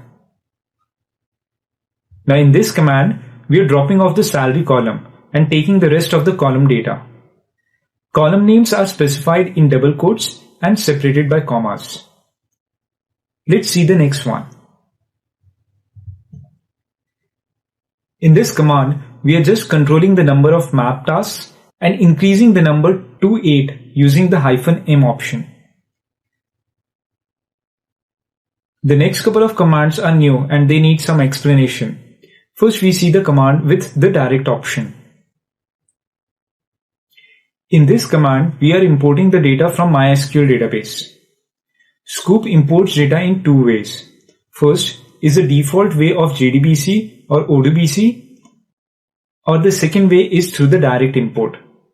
The direct import channel exists only through a few vendors, which provide additional functionality for a quicker import. In this command, we are importing the data from MySQL database, which has this functionality of direct import. So just remember that direct is for higher efficiencies and an option available only with a few DBMS vendors. Then let's see the next command. In this command, we have put an extra class name, which is used to create the class definition of a record in the table. It is the byproduct of the data transfer that happens. If you remember, we had seen this in the previous lesson. Scoop is able to create this class utilizing the metadata information from the database. It just maps the data types to the closest Java data types and thus creates a class. As sequence option ensures that the file would be imported in a binary encoded binary format. Then let's look at the next command. Here we are using the fields terminated by and lines terminated by options to control the delimitations of the fields and the lines in the imported files. Then let's look at the next command. Here we use --hive import option to specify that the data should be transferred directly to the Hive warehouse. Let's see the next one. In this we see the use of where clause, where we specify the condition that only the rows with column greater than 2010-0101 should be picked up. Then look at one last command more. In this, we are filtering the data to be imported by where clause, setting up the target directory and using append option to append the data that is being filtered out to the destination directory. I'll place all these commands in a document for a quick refer. I hope you understand that Scoop is a very simple tool to import data and the commands are very simple in form. The knowledge of these commands are necessary for the certification exams.